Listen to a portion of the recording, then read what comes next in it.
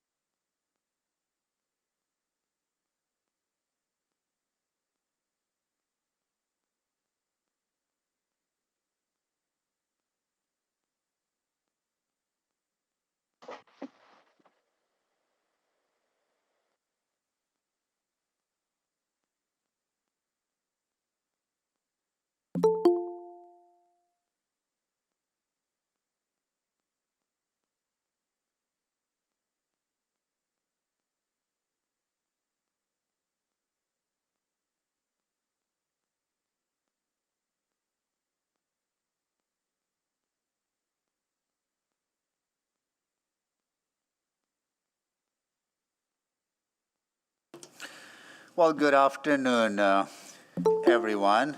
I would like to call this meeting to order. And at this time, I would like to acknowledge that we meet on the traditional land of Treaty 6 territory and acknowledge the diverse indigenous peoples whose ancestors' footsteps have marked this territory for centuries, such as Cree, Dene, Saulteaux, Blackfoot, Nakota Sioux, as well as the Métis and Inuit, and now settlers from around the world. I will do a roll call. Councillor Wright. Good afternoon. Councillor Knack. Good afternoon. Councillor Principe. Hi there. Councillor Stevenson. Good afternoon. Councillor Paquette. Good afternoon, Mr. Mayor. Councillor Tang. Good afternoon. Councillor Hamilton. Good afternoon. Councillor Rutherford. Hello, everyone. Councillor Salvador. Good afternoon. Councillor Cartmel. Good afternoon. Councillor Rice. Good afternoon. And Councillor Jans. Good morning. All right. Adoption of the agenda. Would that be your pleasure, Councillor Hamilton? Yes, I'll move adoption of the agenda. And let me just pull up changes here. I'll move the adoption of the agenda with the following changes. 3.14 Charter Bylaw 19906 to rezone land in the Tamarack neighborhood attachment 2. Okay. Seconded by? Second. That was Councillor Knack. Please vote on the adoption of the agenda with changes.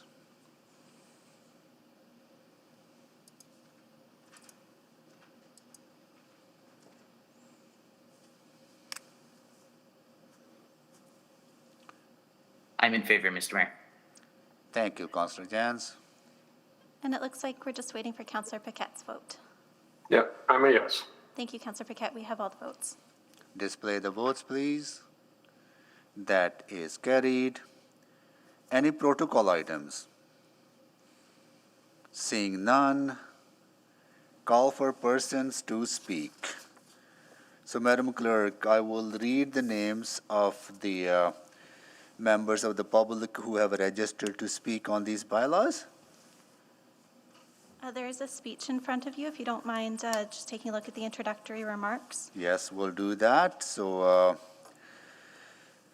I will explain the process. The clerk will call out the bylaws to be dealt with, and I will call out the names of the people registered to speak to each bylaw. Next, council member will select the bylaw that they wish to discuss and vote on any bylaws that have not been selected for discussion.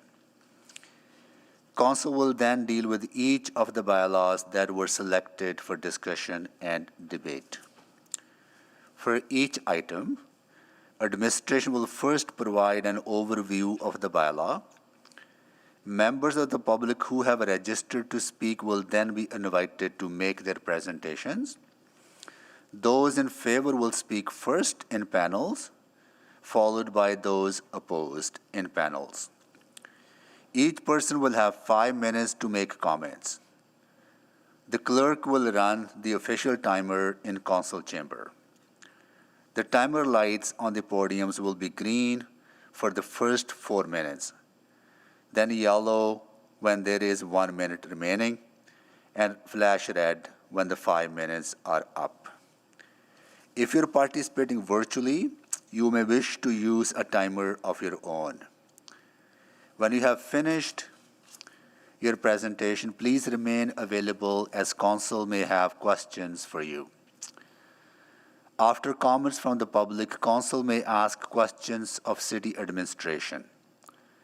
After all questions of administration have concluded, I will ask council if they wish to ask any further questions of those who presented in response to new information that may have arisen during the public hearing. Thereafter, council may close the public hearing and debate the bylaw. If you're participating virtually, please remember to mute your microphone when you are not speaking. If you're experiencing any technical difficulties, please reach out to the office of the city clerk using the contact information provided in your confirmation of registration or at city.clerk@edmonton.ca. If you're here with us in person, when it's your turn to speak, please come down to the podium to present. Please remember that the temporary mandatory face covering bylaw 19408 is in effect. We ask that you keep your mask on at all times, including while making your remarks to City Council. You will notice that members of council and administration may take off their masks while they are behind plexiglass barriers, but will put them on back on when moving about the room and talking with each other during the meeting. We appreciate your understanding and participation in keeping everyone safe. For today's meeting, there's only myself in the chamber hall from council members, and we have a few members of city clerk's office, and rest of our staff is working virtually as well. So, in the event of an emergency, please follow the clerk's direction to evacuate. City staff will direct you to your muster point. Now I will read the names of the public members. Would you like me to call the bylaws? Yes. Thank you. Thank you, Mr. Mayor. Is there anyone to speak to item 3.1, Charter Bylaw 19922, to allow for a range of industrial business uses, Bonaventure Industrial? Yes, we do. In favor, Jacqueline Scaffelton, to answer questions only.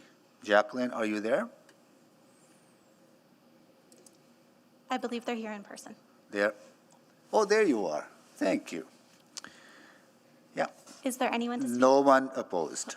Apologies. Is there anyone to speak to item 3.2, Charter Bylaw 19924, to rezone land in the Davies Industrial East neighborhood?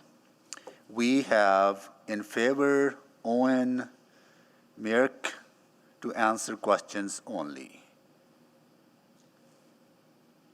Owen, are you online? Yeah, I'm online. Thank you, and no one is opposed.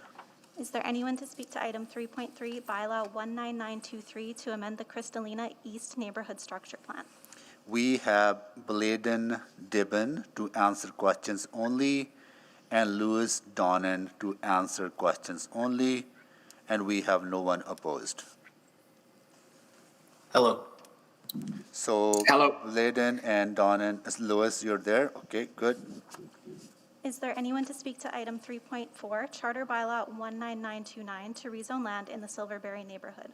We have Aman Hamid on behalf of Pavandeep Malhan to answer questions only. Aman, are you there? Yes, I am, Mr. Mayor.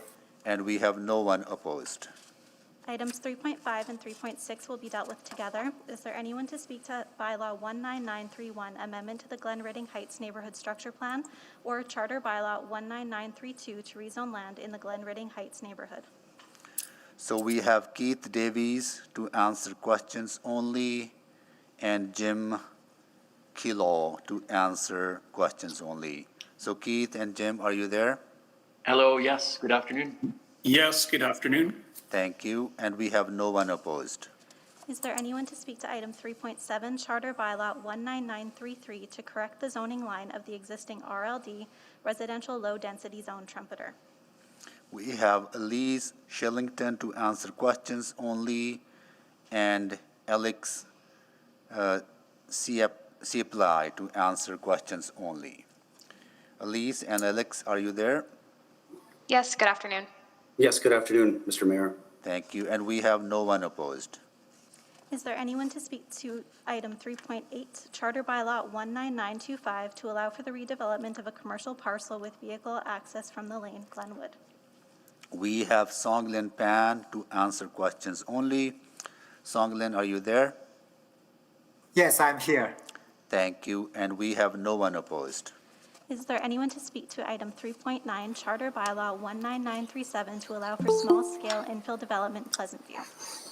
We have Neil Osadiak to answer questions only.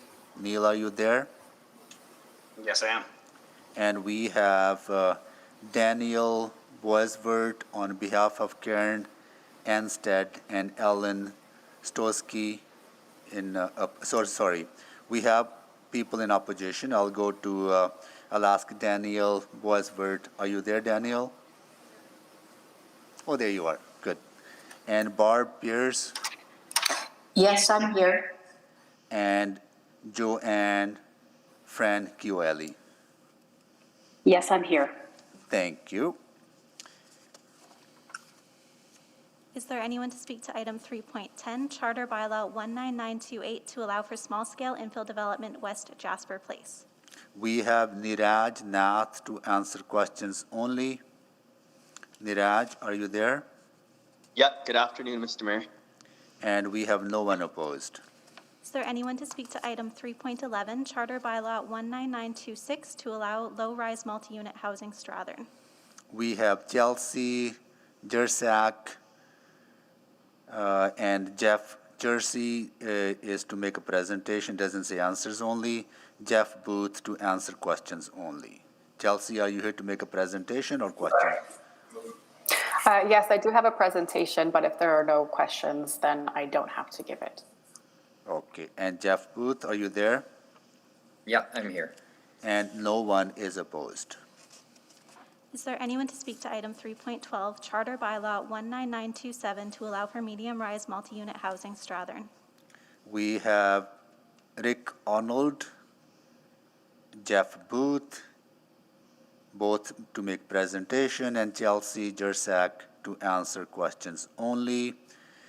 They're in favor, but we do have another person, Kim Gates. I don't know if Kim is in favor or in against. Do you know, Madam Clerk? I believe Kim? she's to present in opposition.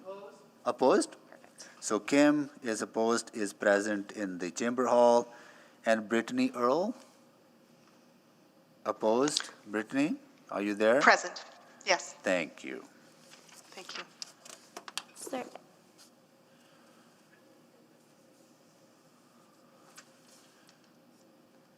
Apologies, can we just check in if Rick Arndt is on the line as well? Rick Arnold, are you online? Rick? I'm here. Sorry, thank you, Yeah. Mr. Mayor. Thank you.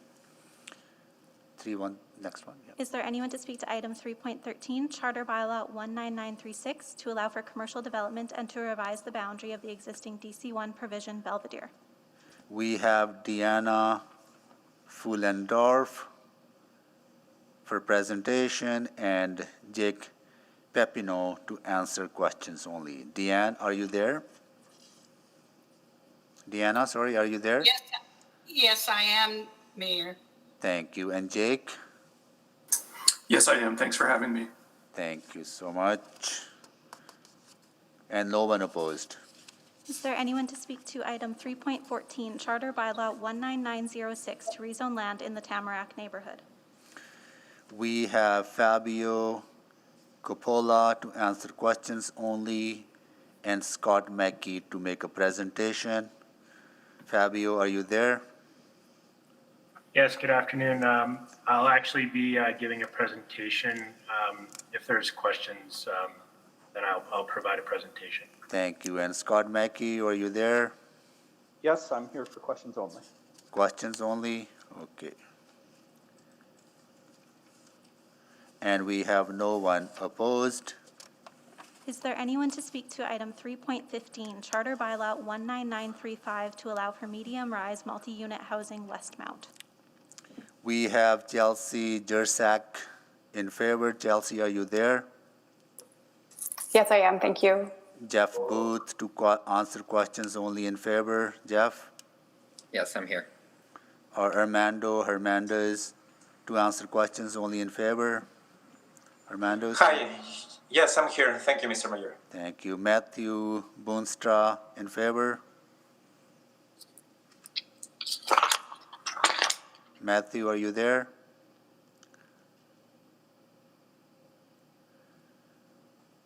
Corey Radikoff in favor. Yes, I'm here. Corey, you're there. And there are a number of people who are in opposition to this item, and I will ask them if they're present. Terry Wickham, Yes, I'm here. Derek Monderman, Yes, I'm here.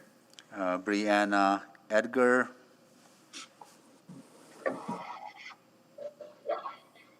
Brianna, are you there? Carrie Woolard. Present. Thank you. Carrie. Chris Stolte. Chris. Susan Kolbowicz. Susan Kolbowicz. Susan, are you there? Roland Lyons? Yes, I am. Roland? Or Susan? You're there. Okay, got it. Yeah. Okay, got it. Thank you, Susan. Roland Lyons? Miranda Heschel? Miranda? Yes, I'm here. Thank you, Miranda. Wayne Travis? Wayne Travis?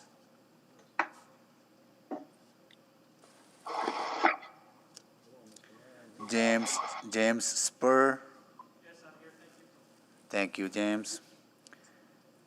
Sarah Shopland? I am here. Thank you. Thank you, Sarah.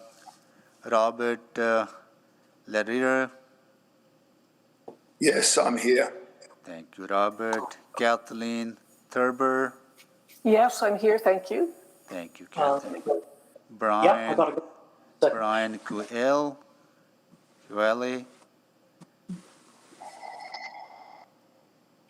Brian Kueli? Carla Calderon? Carla, Carla, are you there? Thank you. Jacqueline Kipsey? Yes, I'm here. Thank you. Douglas Duke? Thank you, Douglas. Paul Morgan? Yes, present. Could I just add, I was just speaking to Brian Qualley. He's having trouble getting on the link. No problem. Can I vouch for him? He should be here shortly. We will ask for their present later on when we come to that item. Okay, fine. Yeah, thank you. Lindsay Monderman? She will be here. Thank you. Peter Markowski? Here. Thank you, Peter. Carl Yukisky? Yes, present. Thank you. So that is the list of the speakers, Madam Clerk. And now we go to bylaws selected for debate. Council members for selection of the bylaws. I'll give a minute for people to sign up to select bylaws.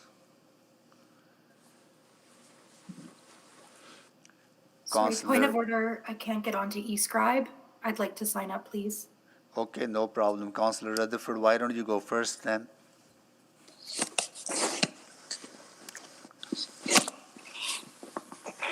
Councilor Peterson. Oh, you're there now, Councillor Rutherford. You're signed up now, so you go Okay, ahead. Go. I would like to select, sorry, just a second. I would like to select item 3.5 and 3.6. 3.5, 3.6, 3.11, okay, 3.14, 3.14, and I'm sure other ones that I have selected will be selected by others, so I'll stop there. Thank you. thank you, Councillor Rutherford. Councillor Stevenson, I just have 3:15 to add to that. Thank you. 3:15. Thank you, Councillor Stevenson. Councillor Principe, Thank you, Mr. Mayor. I would like to select 3.3, please. 3.3. Thank you, Councillor Principe. Anything else, Councillor Principe? No, that's it from me. Thank you. Thank you, Councillor Wright.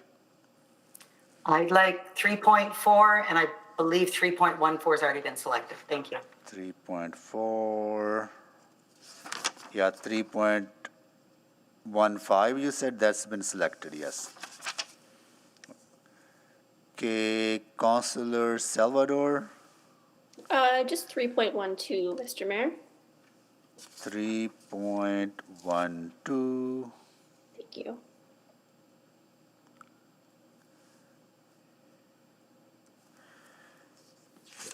Thank you, Councillor Rice.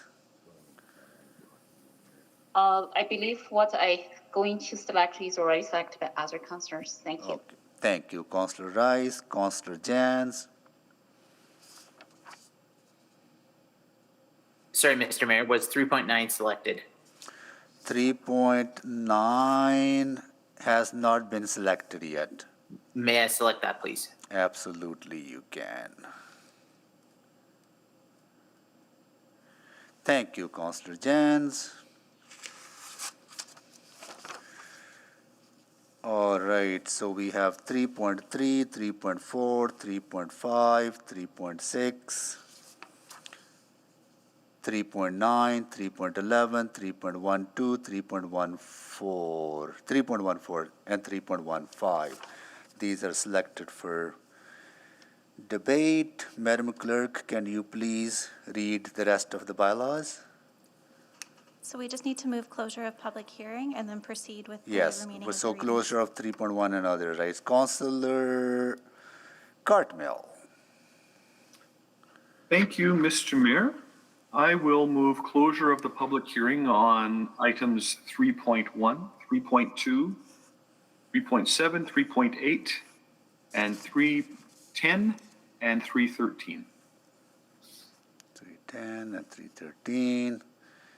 And Second. seconded by, sorry, I missed it. That was Myself, Mr. Mayor. Andrew. Councillor Knack. Please vote on the first reading of these bylaws. That's for closure of the public hearing. Sorry, closure of the public hearing. Here we go. Thank you.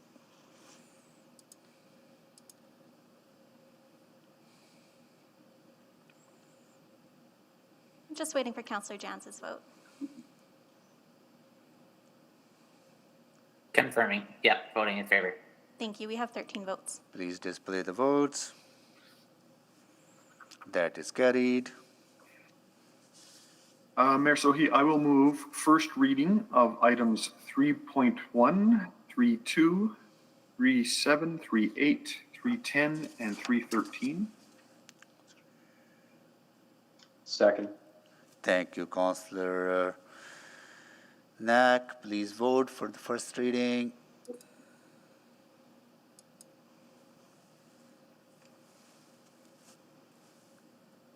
And just waiting for Councillor Jansen's. Oh, there it is. We have 13 votes. Display the votes, please.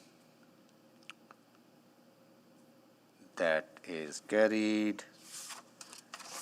Mayor Sohi, I will move second reading of items 3.1, 3.2, 3.7, 3.8, 3.10, and 3.13.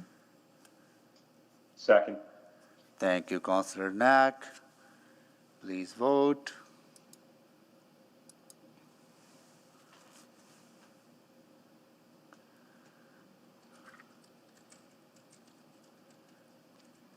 And we have 13 votes. That is, display the votes, please. That is carried.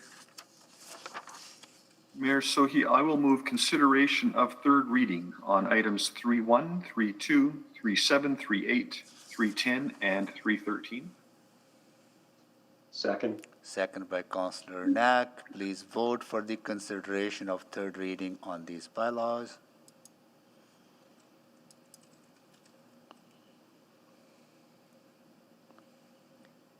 Just waiting for Councillor Hamilton's vote. Sorry, it didn't pop. Yeah, I'm a yes. Thank you, Councillor Hamilton. We have 13 votes. Display the votes, please. Consideration has been granted.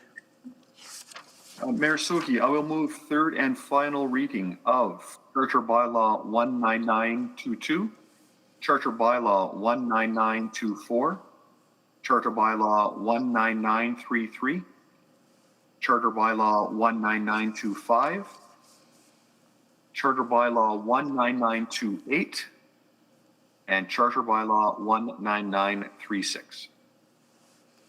Second. Second by Councillor Knack. Please vote.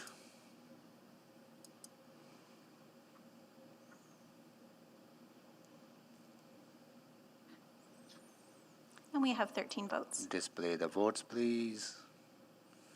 That has carried.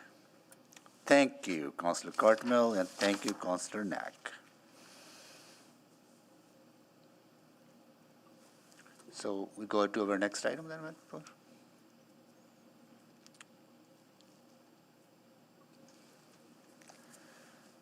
Our Should be item 3.3 yeah, should be up first. 3.3. We're going to go to item 3.3, bylaw 19923, to amend the Crystallina East neighborhood structure plan.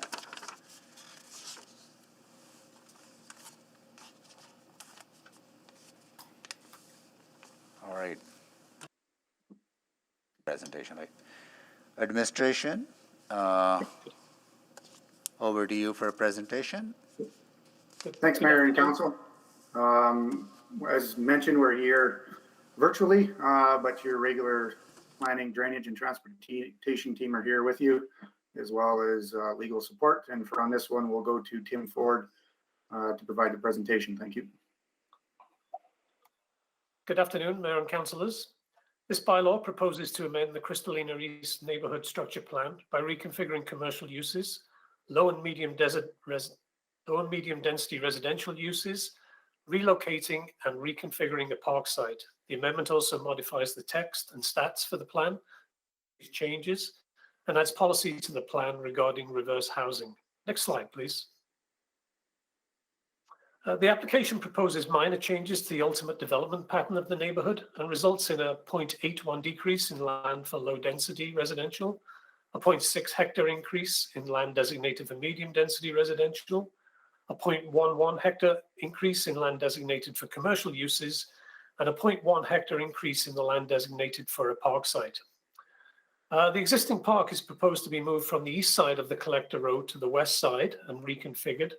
The proposed location and shape provides increased sight lines from 176th Avenue and 169 A Street, and the proposed park shape complements the innovative low-density reverse housing on the south side of the park. Overall, the plan is largely undeveloped right now, and these changes will have minimal impact on the build-out of the neighbourhood and are deemed minor in nature. Next slide, please. So the proposed changes are appropriate and support the continued development of the neighborhood, and administration supports the proposed amendment. Thank you. Thank you for the presentation, and the members who are here to speak on it in favor are to answer questions only. And I'll ask them again. Drayton, Dibben, are you here? Yes, I am. And Louis Donnan, are you here? Yes, sir. Thank you. And this was selected by Councillor Principe. Councillor? Thank you, Mr. Mayor. My question is for Mr. Donnan. Just by looking at the design change, it looks like maybe there would be a benefit.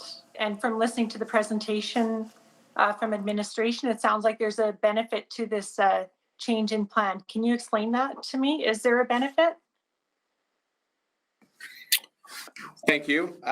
Yes, there is. The plan was created several years ago, and when we looked at changing the plan, we increased certain efficiencies, connectivities throughout the neighborhood, as well as really wanted a park site that was centrally located in the balance of the lands in the area.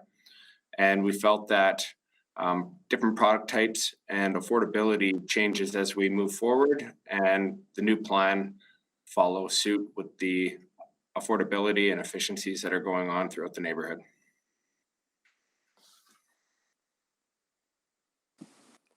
Okay, yeah, that's great. That was actually only my only question I had. Thank you very much for that. Thank you. Thank you, Councillor Principe. We'll go to admin now. You have any questions to administration, Councillor? Councillor Principe, and then we have Councillor Rice on board as well. No, I don't have any questions for admin. I see that it is, approved by administration, and I agree with the administration and the change in the amendment. Yeah, you can speak to that later on. You can speak to that later on if you wish to, Councillor Principe. Councillor Rice? Thank you, Ms. Mayor. My question is about, because this is neighborhood structure plan change, and we seems like we take that park lines away, park side. And so is there any specific impact for the entire neighborhood if we take the park side away? And so why is this change, and from like big picture perspective and for the entire neighborhood structure plan? Councillor Rice, we're not taking the park side away. We're just essentially moving it to the west side of the collector and reconfiguring it. So ultimately, there's no change, and in fact, it's deemed a better shape to benefit more of the residents. It's still visible from both sides of the collector, more central actually in the neighborhood, and will probably be of an overall benefit. There's actually a slight increase as well in the amount of park site. So that's why administrating is supporting this. We see it as a good fit. The neighborhood's being developed as we speak. There are no residents really there at this point. So that's it's good timing to do this very early on in the neighborhood, where there'll be little or no impact to any future residents. Okay, that's good. That is actually clarifies the relocated the park site. That is what I signed in the report. Thank you. Thank you. Thank you, Councillor Rice. I have no more questions from council members to administration. I'll go to members of the public to respond to any new information. Apologies, Mr. Mayor. The new process is for councillors to ask clarifying questions of administration or the public. Okay. Council members, any clarifying questions to administration or to public on new information, right? Yeah. I see none. Councillor Principe, would you like to move the closure of the bylaw? Yes, please. I would like to move the closure of bylaw 19923 to amend the Crystallina East neighborhood structure plan. Confirming we are closing the public hearing on the bylaw. Yeah, closing the public hearing on bylaw 3.3. seconded by Second. Councillor Rice. Please vote on the closing of Bylaw 3.3. Public hearing, closing the public hearing.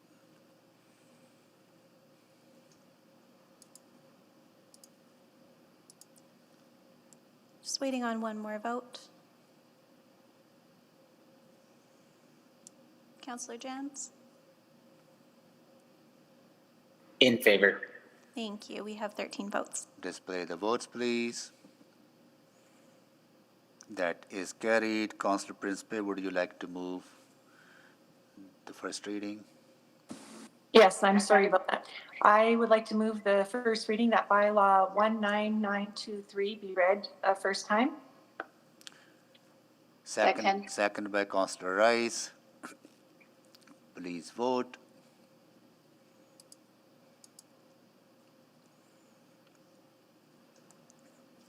We have 13 votes. Display the votes, please. That is carried.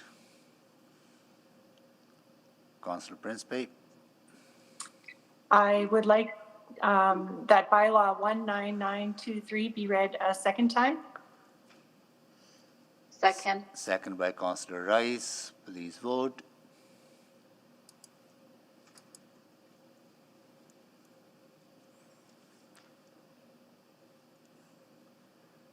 Just waiting on Councillor Paquette's vote. We have 13 votes. Display the votes, please. That is carried. Councillor Principe for consideration for third reading. That bylaw 19923 be considered for third time. Second. Second by Councillor Rice. Please vote for consideration for third reading. And we have 13 votes. Display the votes, please. That is carried. Councillor Principe. That bylaw 19923 be read. It says a third time again. Yeah, third and final reading for Third and final reading, correct. Thank you. Thank you. Second by Councillor Rice. Please vote for the final reading of the bylaw.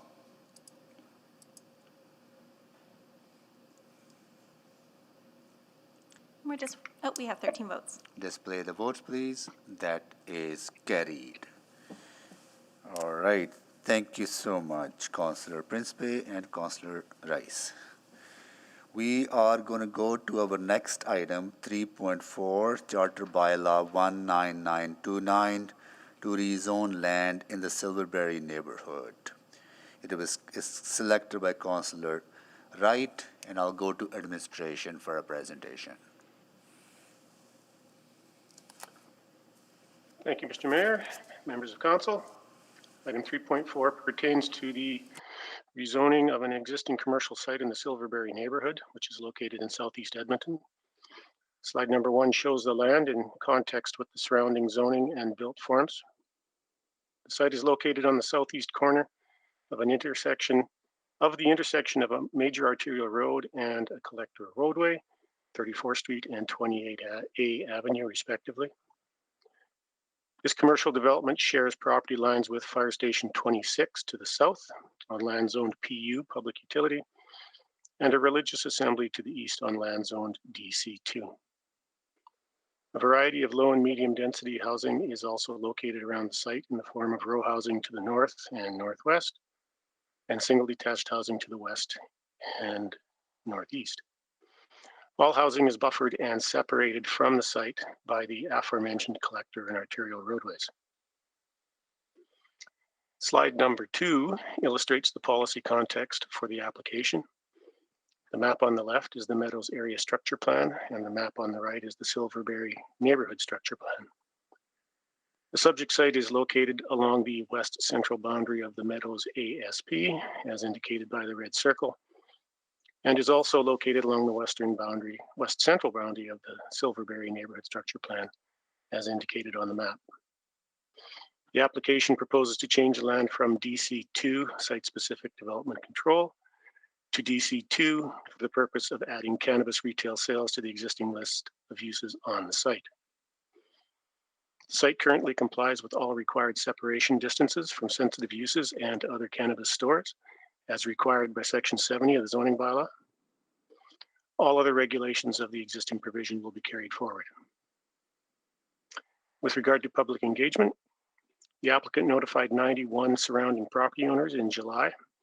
3 responses were received opposing the change. The expressed concerns related to other cannabis stores in the area, proximity to daycare, proximity to a liquor store, undesirable traffic, and perceived reduction in property values. Administration then notified 219 surrounding property owners in September of last year, and an open house was not held. 1 response was received opposing the change. He expressed concerns related to people using cannabis and exposure to young people and schools. In response to these concerns, administration can report that the site is adequately separated from other cannabis sales outlets and sensitive land uses as per the requirements of the zoning bylaw, and the site is appropriately located for the proposed land uses. Next slide, please. Administration supports this application and recommends that this charter bylaw be approved. This concludes my presentation. Thank you for that presentation. And we have members of the public, Aman Hamid, on behalf of Pavandeep Malhan, to answer questions only. And the questions to the public.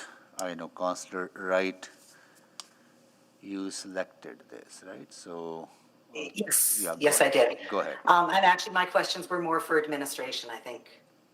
Okay, no problem. Any other questions to the public? Seeing none, I'll go to administration for questions. And Councillor Wright, go ahead. Thank you. I just wanted some clarification on the responses received. Was there anything from either of the Ridgewood or Meadows Community League or the Millwoods President's Council, or was it just the property owners? No, I believe that the only responses we received were from surrounding property owners. Okay, thank you very much. And I've been in touch with constituents sort of on both sides of the discussion. And some of the concerns were the amount of other cannabis stores within driving distance. But the store does comply with the zoning bylaw, but there's no other cannabis stores within the 200 meters, right? So within walking distance, I guess? Correct. We do have some backup slides that may illustrate this more clearly. If I can ask the clerk to show slide number 4 from the presentation deck. There are 3 stores that show up in the,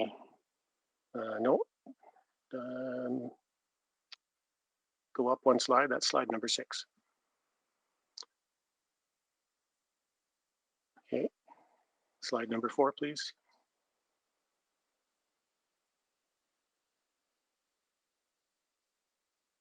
Yeah, so the red marks on the map indicate existing cannabis stores that are located around. Slide number 5 then overlays the separation buffers from all sensitive uses, and you can see from this slide that the subject parcel lies outside all of those separation distances. Okay, and there does seem to be that overlap in other areas where it's closer than 200 meters? Sometimes you will get overlap between the location of an existing store, and if there is a park site located nearby that store, you will get some overlap in these separation distances, yes. Okay, but so sometimes the overlap is allowed, but in this case, there isn't any. Okay, that's good.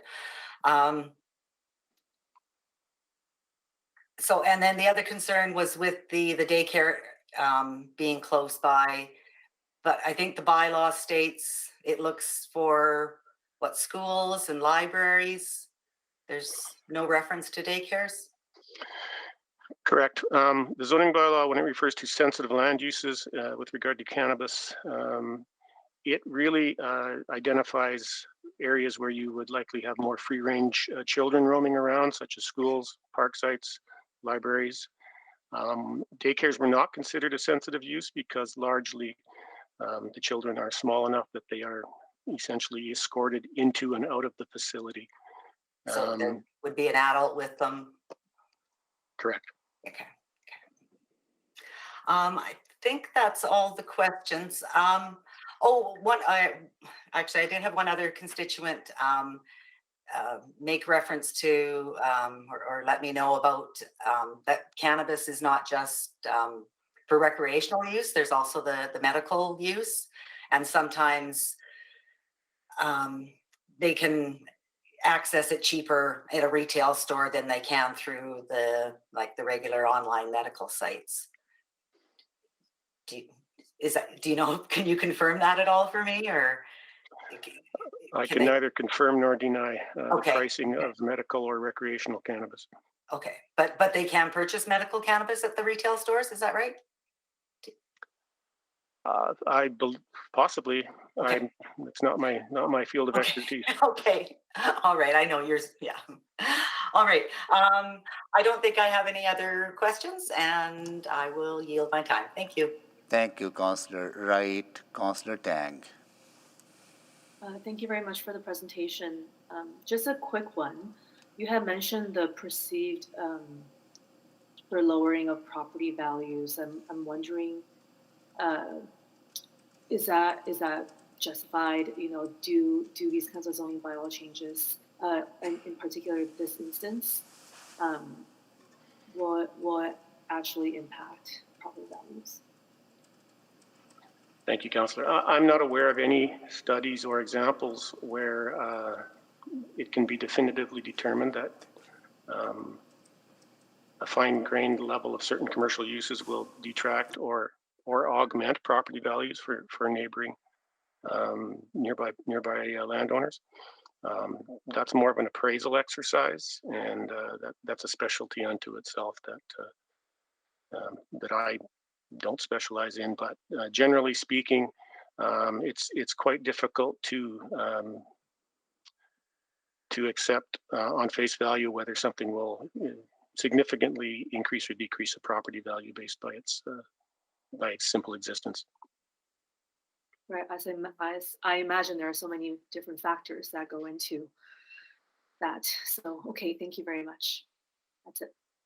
Thank you, Councillor Tang. Councillor Rice. Thank you, Ms. Mayor. I have question to administration. I don't know if it's the right time to ask. Yeah, go ahead. We're asking to administration. Yeah. Okay.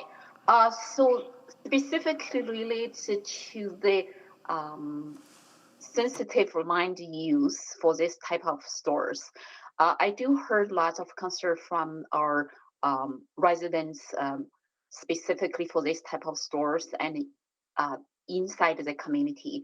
And so when I heard Councillor Wright ask that the daycare is not included in that criteria, so I just wondering what is the process, and then is there any process available and for us to revisit what type of sensitive use, land use, and to include some concern, to address some concern, to reflect the concern from our residential community. So that is my question. Thank you, Councillor. Yes, there would be a process. It would just simply involve council directing administration to go and revisit or examine that particular aspect.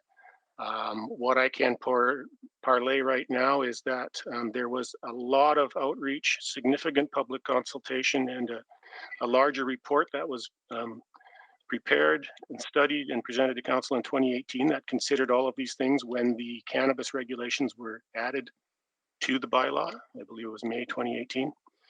And so that particular aspect has been thoroughly investigated and thought out and dealt with when these regulations were initially added to the bylaw.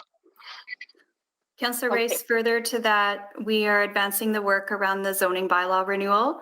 in which council will have the opportunity to review the uses associated with zones and any regulations related to those uses. So that work is coming forward. Okay, thank you. Thank you, Councillor Rice. And now we'll ask Council if they wish to ask any further questions to those who presented in response to new information that may have arisen during the public hearing. Council members, any questions to public on new information? I see none. Okay, all right. So we are now at the stage where bylaw 3.4 can be closed for public hearing. Who would like to move that? Mayor Soy, I would like to move closure of public hearing number 3.4. Thank Second. you. Thank you, Councillor Wright, and second by Councillor Rutherford. Please vote for the closure of the public hearing on this bylaw.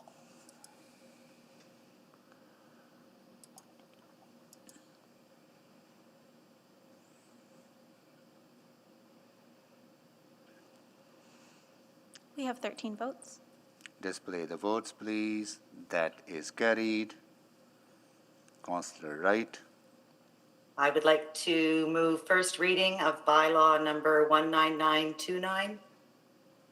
Second. Second by Councillor Rutherford. Please vote for the first reading.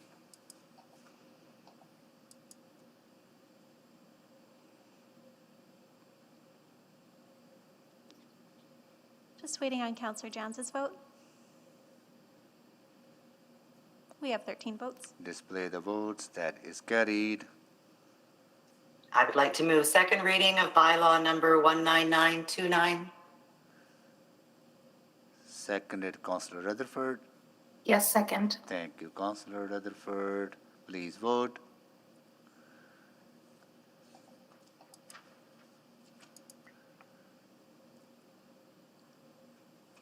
And we have 13 votes.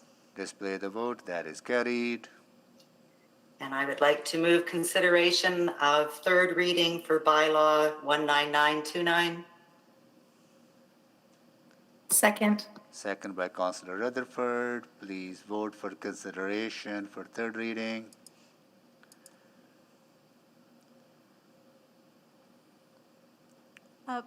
Apologies. Consideration needs to have a unanimous vote. Just looking to Councillor Rice on if we are reconsidering this motion. Okay, so Councillor Rice, are you voting to deny the third reading, or is it by mistake? I'm voting to deny the third voting. The reason for that, I do read the report. I don't think you can, Councillor Rice, you cannot speak at this point. You could have spoken earlier on after the bylaw was closed. Now the third reading is this is just a process issue to have unanimous approval for third reading. So you are denying the third reading, right?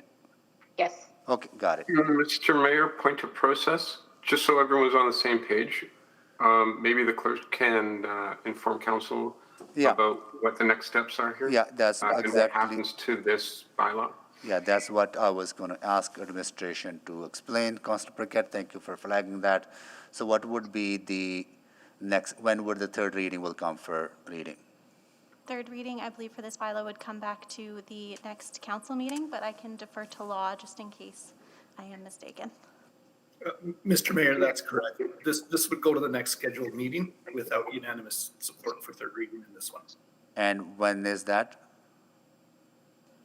February 7th, 2022 is the next regular city council meeting. So February 7th, okay. All right, thank you. Okay, thank you.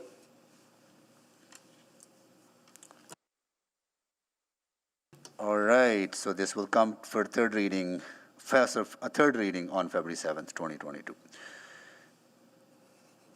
Okay, now we go to our next item, Bylaw 19931, amendments to Glenridding Heights Neighborhood Structure Plan. And this was exempted by Councillor Rutherford, and I'll go to administration for our presentation. And this and 3.6 will be dealt together. Thank you again, Mr. Mayor and members of council.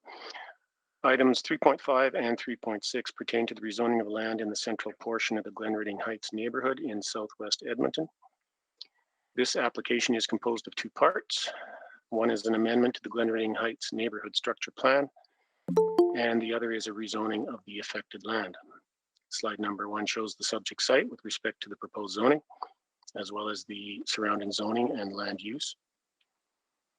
The northerly adjacent lands are occupied by low-density housing and a developing stormwater management facility. The lands to the west are undeveloped but planned and zoned for medium and low-density housing. The lands to the east are developing and zoned to accommodate a variety of housing forms and commercial land uses.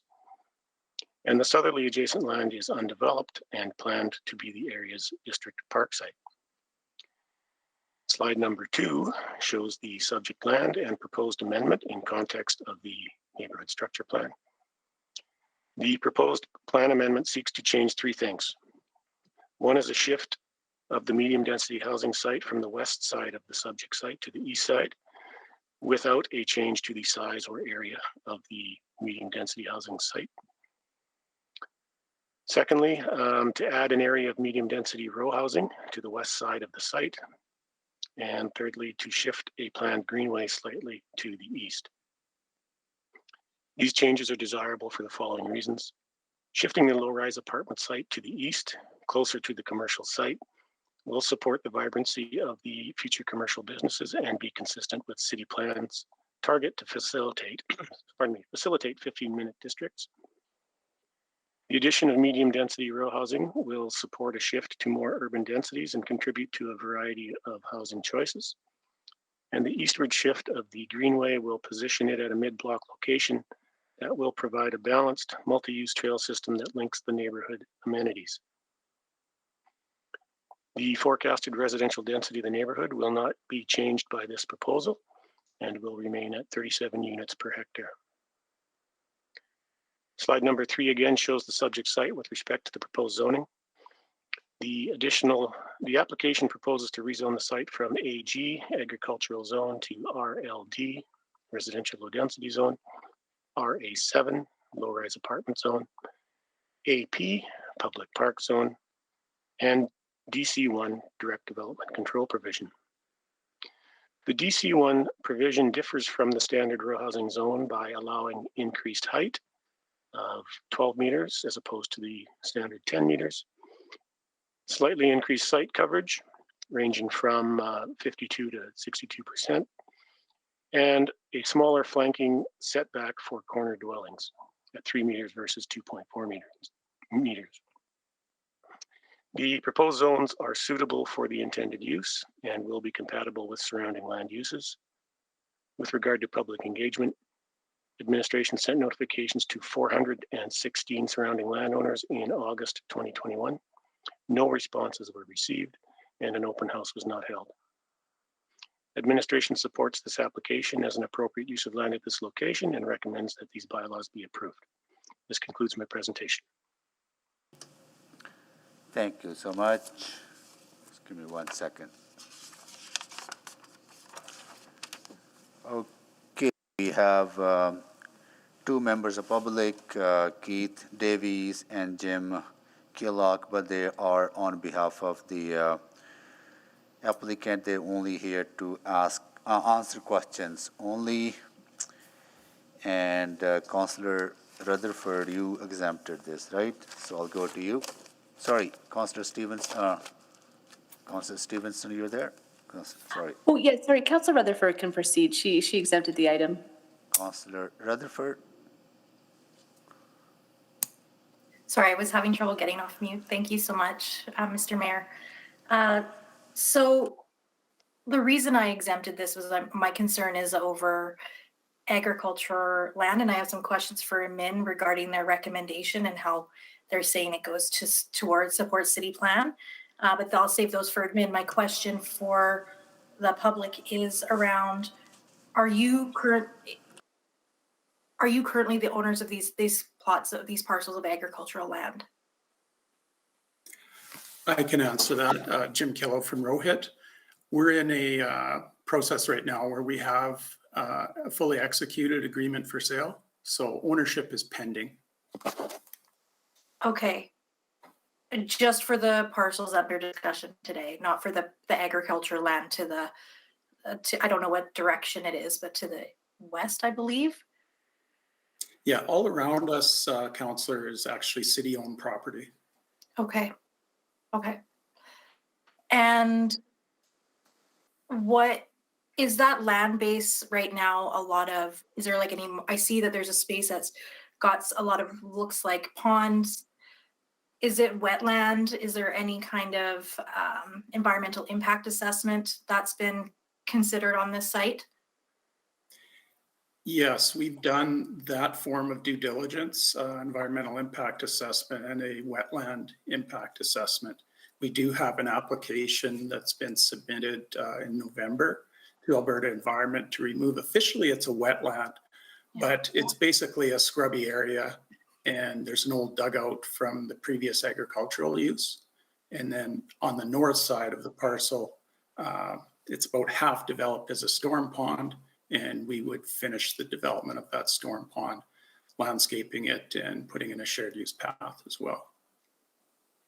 So what's the process if it's officially listed as a wetland?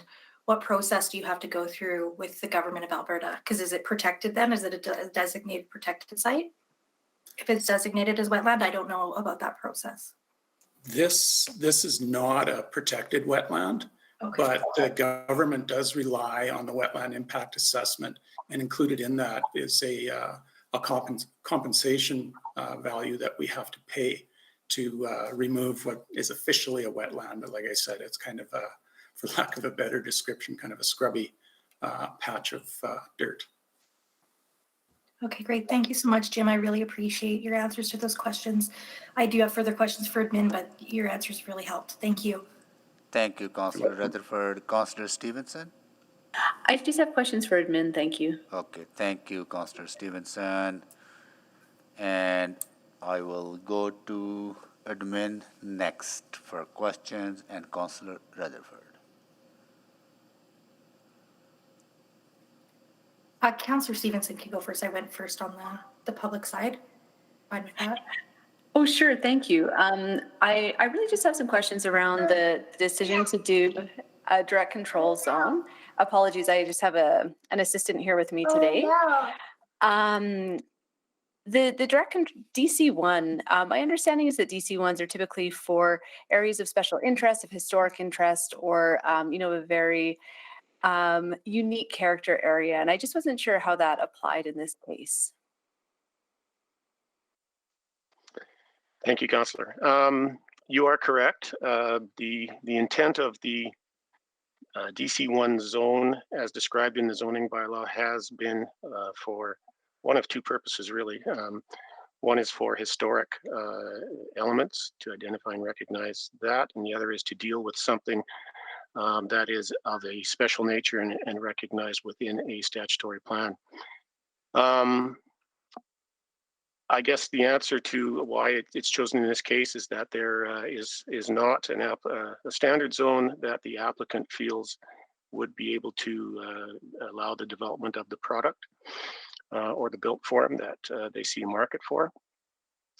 And for that reason, it's being proposed to be done under DC1 with additional height and slightly increased site coverage. Okay, yeah. The plan does recognize innovative housing and promotes the development of, at the time any plan's approved. It's unforeseen what sort of innovative housing may result, but historically the DC1 has become a vehicle to try and fulfill that objective of this plan and some others in the city.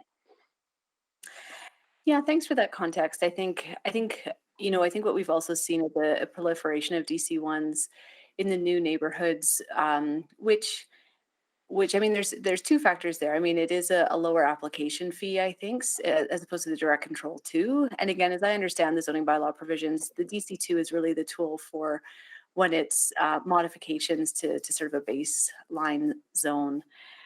So I'm planning to make a referral motion back, I guess. Just I can wait until the end, I think, as a subsequent motion. But just for a bit of context, I just think it's important as we're seeking to consolidate, simplify, and modernize our zoning bylaw that we avoid the proliferation of other tools that don't necessarily work towards that end. But thank you. Thanks very much for the responses. Councillor, if I might add, so the DC1 tool, as Mr. Hendricks alluded to, has been a common practice for the last 10 or 15 years to allow that innovation in housing product that is a little bit different than the standard zone, so that the developers and proponents can try out certain types of housing and not go through a very extensive process which involves amending a standard zone, which would apply to multiple areas. So the DC1 allows that to happen, and what usually happens through the administration process is that as these come in, we evaluate them, and when we start to see a pattern, then we look to do that amendment to the standard zone if the housing has driven that kind of direction. Right now, we're not undertaking that, as the feedback is being provided to the zoning bylaw renewal project, which is looking to create those standard zones that are widely used and modernized. And the difference between, I guess, the DC1 and the DC2 in this respect, yes, although the fees are a little bit different, our view is that the DC2 is a site-specific zone meant for a single parcel that's addressing a very unique and challenging circumstance. In this respect, the DC1 is applied over multiple parcels to create that higher housing product in height as well as in additional site coverage. So just wanted to provide that additional context. Yeah, I think that's helpful, and certainly looking for ways to promote housing innovation and new designs. It just seems that there's an opportunity within the existing framework in terms of UCRH, or again, if it needs just a bit more flexibility, going to an RA7 zone there, so that innovation can happen under the standard zones, which just in the long run as well, I mean, for homeowners that may purchase these properties in the future, having a direct control zone just creates a number of challenges and barriers down the line, whereas a standard zone is just sort of kept evergreen through ongoing zoning bylaw amendments that I think is a better product for the eventual residents.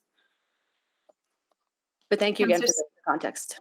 Councillor Stevenson, I would just add further to the zoning bylaw renewal work, we are looking at developing a strategy of what to do with our direct controls subsequent to the zoning bylaw renewal coming forward. Great, thank you. Sorry, thank you, Councillor Stevenson. I turned my mic off by mistake. I'll go to Councillor Rutherford next. Thank you so much, Mr. Mayor. So as I mentioned, I think I'm just really acutely aware of now the unsustainability of continuing to grow out, especially with some of the issues we're facing in other service delivery areas. And so when I see this application, and I also know from a food security, many people are concerned about some of the most rich agricultural land being turned into houses. So I have to ask, because I saw in the presentation, you mentioned that this does align with the city plan. So could you elaborate on that for me, please? And how this aligns with the city plan? Certainly, Councillor. With regard to the existing agricultural zoning that is applied to much of the land, that is kind of a legacy or a remnant zoning that is left in place for land up until the point that it actually gets rezoned and developed. It doesn't mean that the land is officially designated for agricultural use in Plan Edmonton or in a statutory neighborhood plan. So that's just a zoning process and a bit of a technicality. The city plan does speak to larger areas around the periphery of the city, and essentially by oversimplifying, saying that yes, Those lands that are unplanned right now, not included in any neighborhood plans, are to be remain in agricultural use for as long as possible until they are needed for urban development. And so the city plan does recognize that and as a sustainability process for development in the plan. As referred to earlier, the Glenridding plan, the Glenridding neighborhood has been approved and it has been endorsed and acknowledged that it will be developed for urban purposes ultimately, and that's notwithstanding or to be confused with the existing agricultural zoning on the land right now. Councillor Rutherford, just one additional comment. Our city plan identifies these lands as developing communities in the map. So outside of the additional points that Mr. Hendricks had made, greenfield development is part of city plan. Yes, absolutely. I get that. I just wonder, what is the actual hard boundaries right now of our city then? When are we going to stop growing out? Can I get a map? Is there any way to get a map outside of this public hearing that highlights what our boundaries are, where the greenfield is, and where is our actual stopgap of growing out? Because I'm acutely aware right now, as I mentioned, of the unsustainability of continuing to grow out. And so, and thank you for clarifying that for me, Mr. Hendricks, on the use of the term agricultural zone. So I appreciate that clarity and I have no further questions at this time. Councillor Rutherford, we will follow up with a memo that directs in the city plan the maps within the city plan. Thank you, I appreciate that. Thank you, Councillor Rutherford. And I see no more questions from council members, and I'll ask once again from council members if they wish to ask any further questions to those who presented in the response to new information that may have arisen during the public hearing. Any questions on the new information from council members? Councillor Cartmel? Thank you, Mayor Sohi. I guess to Mr. Kilo, is he still with us? I don't see his video. Yes, I'm still here, Councillor Cartmel. Okay. So I guess my question for you, sir, is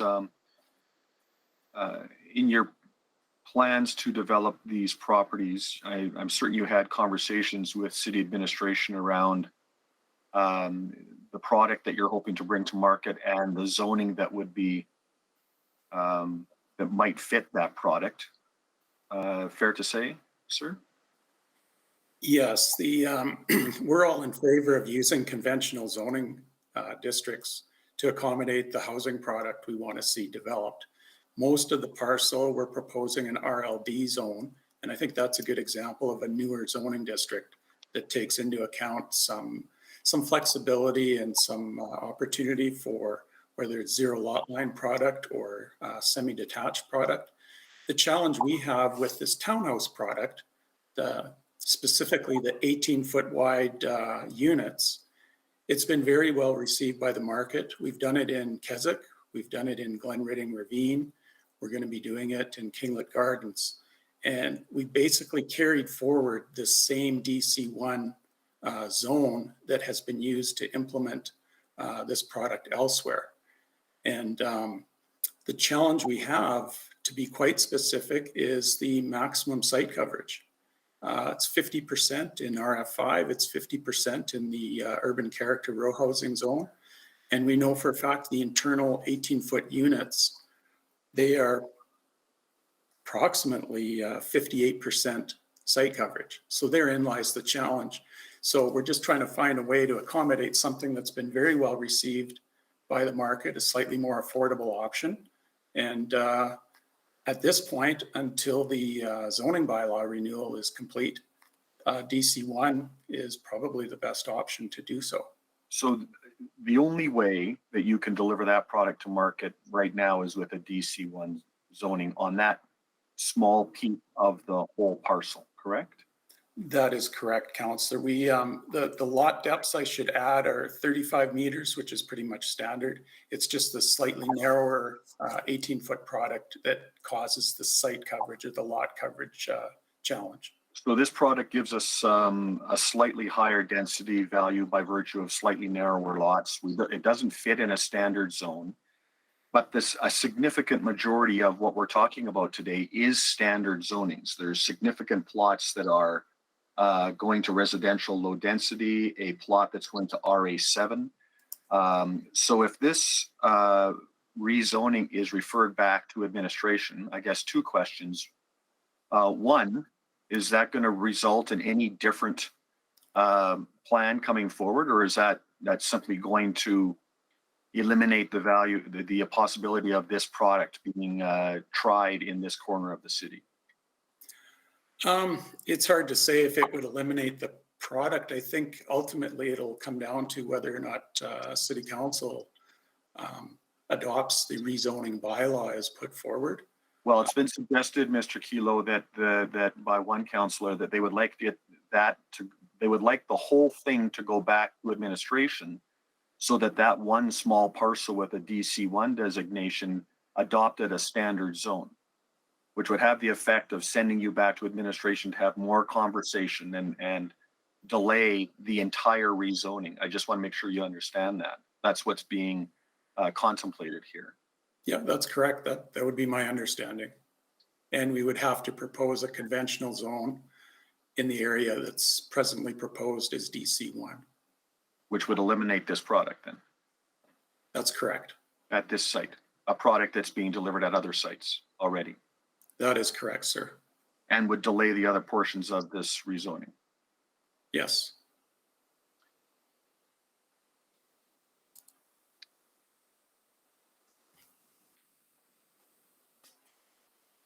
Councillor. Okay, I was just, thank you, thank you, Mayor Sohi. I was just trying to see if I had any other questions. Okay. Thank you, Mr. Kelo, for your answers. That's it for me. Thank you. Thank you, Councillor Cartmel. Councillor Stevenson? Yeah, thank you. And thank you to Councillor Cartmel for those clarifying questions. Just so I understand, Mr. Kelo, did you look at the potential of building this product under RA7, for example? No, we did not. We just proposed flipping the RA7 site from the southwest corner of the parcel to the southeast corner, generally speaking. And we didn't consider the RA7 as a viable or suitable option to do townhousing on this particular block, like I said, as we have done it elsewhere in 3 other neighborhoods. Okay, yeah, and I guess for me, that's just the opportunity that is potentially missed, that if this product could fit under the RA7, again, it just comes with all the benefits of a standard zone, you know, for the long term for the residents that may live there. So just wondering if that's something that you would consider in terms of looking at the RA7 zone.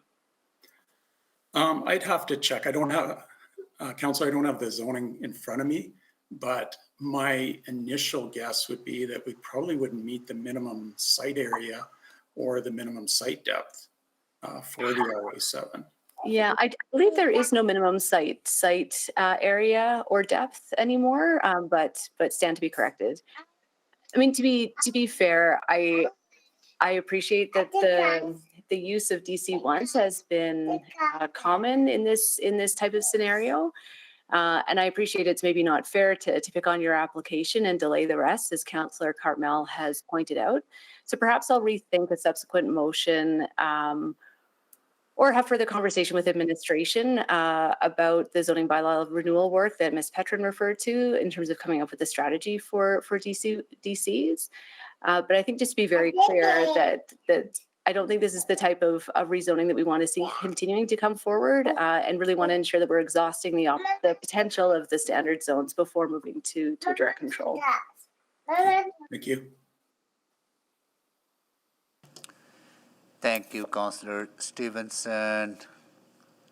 And I see no more questions from council members on new information.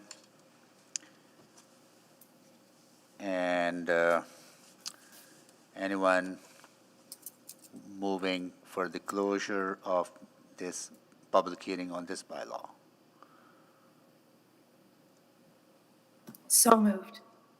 Councillor Rutherford moved the closing of bylaw, seconded by Second. Councillor Tang. Holy, honestly. Oh, somebody's Councillor Carmel wants to somebody's second. mic is on.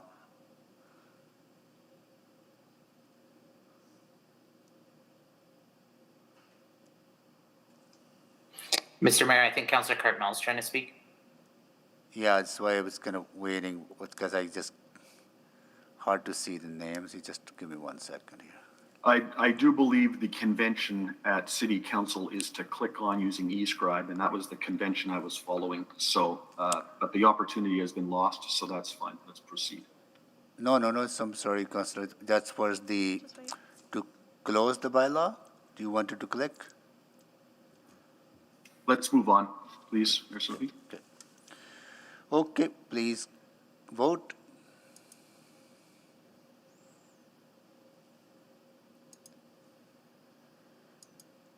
We have 13 votes. Display the votes, please. That is carried. So for moving of the first, before I do that, I just really want to understand so when people, Madam Clerk, when council members want to close the bylaw, do they need to click on to say they want to close the bylaw? Apologies, I'm not sure if I'm understanding. For the closure of the bylaw. So you can close the public hearing, and then usually before first reading, councilors have an opportunity to speak to the item before proceeding. Okay, now at this time, Councillor Cartmell can speak, right? Because now public hearing is closed. Councillor Cartmell. Thank you, Mayor Sophie. I'll cede my time. No further comments. Okay. Thank you, Councillor Cartmell. Please, who's moving the first reading of the bylaw? So moved. Councillor Rutherford, seconded by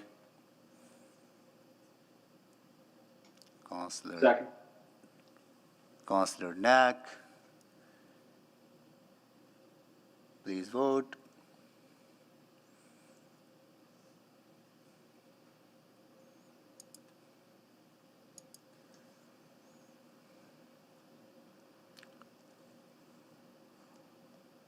We have 13 votes. Display the vote, please. That is carried. Second reading.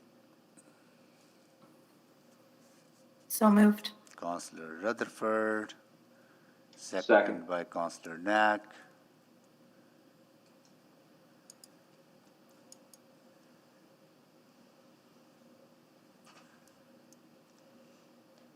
Just waiting for Councillor Janz's vote. We have 13 votes. Display the votes, please. That is carried. Consideration for third. I move consideration for third reading. Councillor Rutherford. Second. Councillor Knack seconded it. Please vote for consideration of third reading. We have 13 votes. Display the votes, please. That is carried. And final reading. That bylaw 19931 and charter bylaw 19932 be read for a third time. Thank you, Councillor Rutherford. Second. Councillor Knack seconded. Please vote.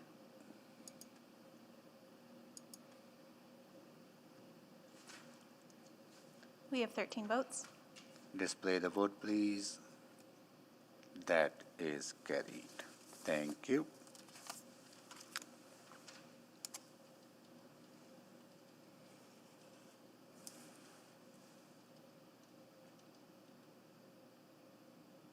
So that was, okay, got it.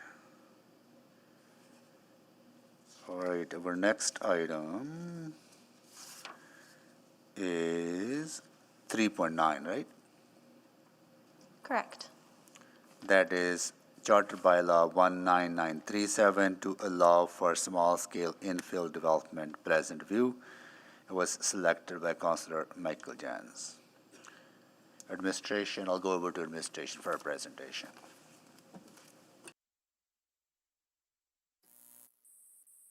Good afternoon. This application proposes to rezone 2 lots in the Pleasantview neighborhood from the RF1 single detached residential zone to RF2 low density infill zone. The proposed RF2 zone would result in the same uses as the RF1 zone, but would allow for the subdivision of 6 additional single detached lots for a total of 8. The existing RF1 zone allows for subdivision of only 1 additional lot, which would create 4 total. An associated subdivision application has been conditionally approved. Next slide, please. The site is well situated for an increase in density. It comprises 2 large vacant lots in the northwest corner of the neighborhood, directly beside an open space that is soon to be converted to an off-leash dog park.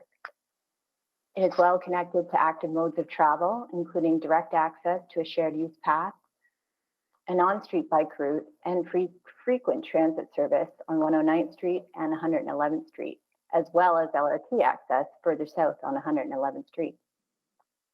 It also has excellent access to local shopping node with London Place across the street. Next slide, please.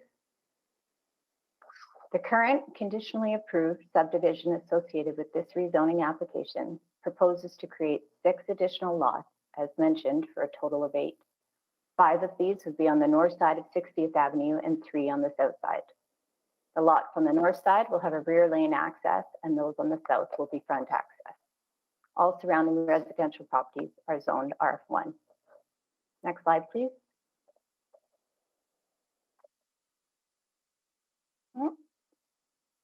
We're into the policy context. The proposed rezoning aligns with the goals and policies of the city plan, which encourages increased density at a variety of scales, densities, and designs. This application helps to achieve the goal of 50% new units added through infill citywide. The site is within the 61st Avenue and 111th Street secondary corridors. In the city plan, secondary corridors are intended to be 1 to 3 blocks wide and generally more residential focused than primary corridors. The site is considered suitable for increased density. Next slide, please.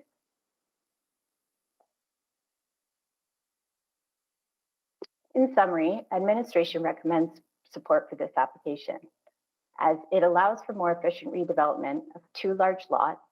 It is compatible with the existing surrounding uses, and it provides the opportunity for increased density. That concludes my presentation. Thank you. Thank you. And we have Neil Osadiak to answer questions only in favor of the application. Any questions to Mr. Osadiak? Seeing none, we will go to the members of the public who are opposed to this application, and I'll ask again if they're present. Daniel Wesworth, are you there, Daniel? Daniel's there. Barb Pierce. Barb? Yes, I'm here.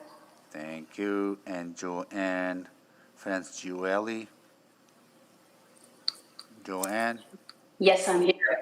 Okay, thank you. And we will be paneling the public members. That means that each of you will have 5 minutes to speak. And once all of you are done, then council members may have questions to you.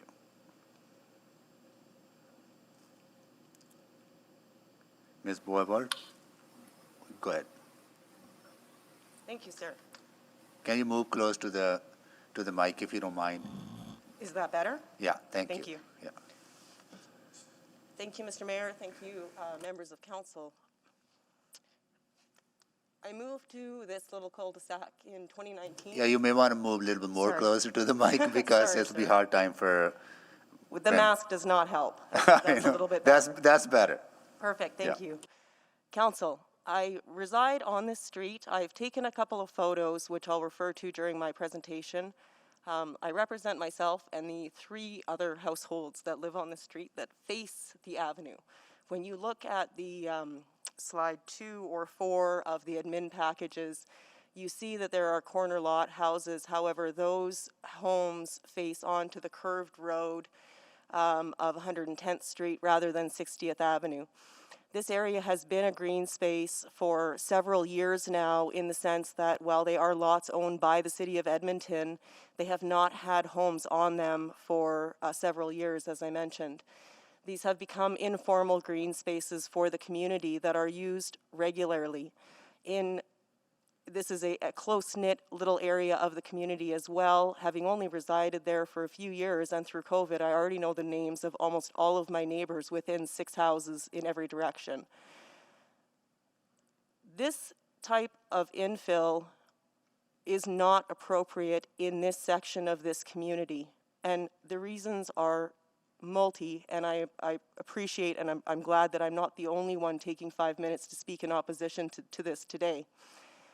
My husband and I took some chalk paint. It's not permanent paint. It's not bad for the environment. And we went out and measured out recently what this looks like. And you see here the larger lot on the east side of the avenue and painted out. It's not a great photo, but it gives you an idea of just how narrow 8 meters is. On slide 4, I believe, of the admin package, if Madam Clerk could bring that up, you see, if you look closely, where you have the drawing overlaid onto it. Perhaps it was the, sorry, wrong slide, the one with all of each lot. Thank you. You see in front of the first lot, in sort of the bottom left corner, a car. That vehicle is a normal-sized car. It takes up the entire front width of the proposed lot. These are the lots that would require front driveways, which would remove all of the parking on that side of the street, leaving no parking in front of those houses at all. On the other side of the street, parking would also be significantly affected, not just by the increased density, but also by the impact of the dog park that will be constructed just north of these lots next summer. The community renewal program, in their public consultation meetings, were very candid that they had not turned their minds in the least bit to where people bringing their dogs to this off-leash park would park and where they would go. There is no other parking near there. This is the absolute closest space. And interestingly, the entrance, one of the main entrances to that dog park, will be right at the corner of that trapezoid-shaped lot where you see all that green space. I won't go over again the points that Ms. Francioli, I apologize if I mispronounced that, has made in terms of the importance of that green space and the trees thereon. But the number of older, mature trees just on those 2 lots amount to, by my tally in consultation with Mr. Marco Beraldo, about $250,000 worth of assets for the city that would come tumbling down. All of that green nature would come tumbling down. When you look at the most right-hand upper right lot, the longest, skinniest one, that entire lot is composed of mature trees that are well over 100 years old. Every single one of those trees would have to come down. The difficulty here, and I'm looking at my time, is that the proposal being put to you by admin is one or the other. And I ask you to vote no, or to at least come and look at this area before you vote, because by not voting to RF2 and leaving it as RF1, you allow for so many more options for persons buying those lots. If it's RF2, that owner of that lot has no option but a very, very skinny lot. By increasing the size of the width is in keeping with all of the other infill within 4 blocks in Pleasantview. Have a look around. You see that there's lots of infill. All of it is at least 10 to 13 meters wide, not 8. Thank you very much. Thank you so much for your presentation, and I'll go to Barb Pierce next, Pleasantview Community League. Hello, my name's Barb Pierce, and I'm the secretary for the Pleasantview Community League. I'm joined by Joan Francioli, who's the Civics and Transportation Director. Joan and I are here to tell you about our neighborhood and the rezoning site, present our community concerns regarding the proposed zoning change, and present 3 alternative options for the land use. Pleasantview is a neighborhood that prides itself on its central location and proximity to amenities, a strong sense of community, and its mature trees. While the community supports infill and is excited about the rejuvenation it will bring to the neighborhood, we're also concerned about the cumulative impacts to our community's climate resilience arising from the loss of green infrastructure as infill redevelopment occurs over time. The area on the corner of 110th Street and 60th Avenue borders a large green space with abundant foliage. The area also provides an important, well-used pedestrian and cycling access to the community from the northwest, and in essence, serves as a natural gateway to Pleasantview. Unique neighborhood characteristics such as this need to be taken into account and protected when denser development is considered for an area. If not, there's a risk of achieving one short-term goal of increased density, but only at the irreparable long-term costs of other goals, such as environmental and social impacts. As it is currently presented, the Community League does not support this rezoning. The Pleasantview Community League does not typically take a position on or oppose small-scale infill projects like this one. However, in this case, our concern about the loss of green space is paramount. These comments are based on board feedback as well as community feedback gathered during the advance notice process of June 2021. We realize our concerns may have better addressed earlier in the process if the league involvement had been sooner. However, we hope there's still an opportunity today to collaborate with the city regarding alternative options for the site. These suggestions may even lead to a larger overall positive impact for the city and the community as compared to the original development proposal. The green space serves as a visual and noise buffer between the community and 2 busy intersecting arterial roads, 111th Street and 61st Avenue.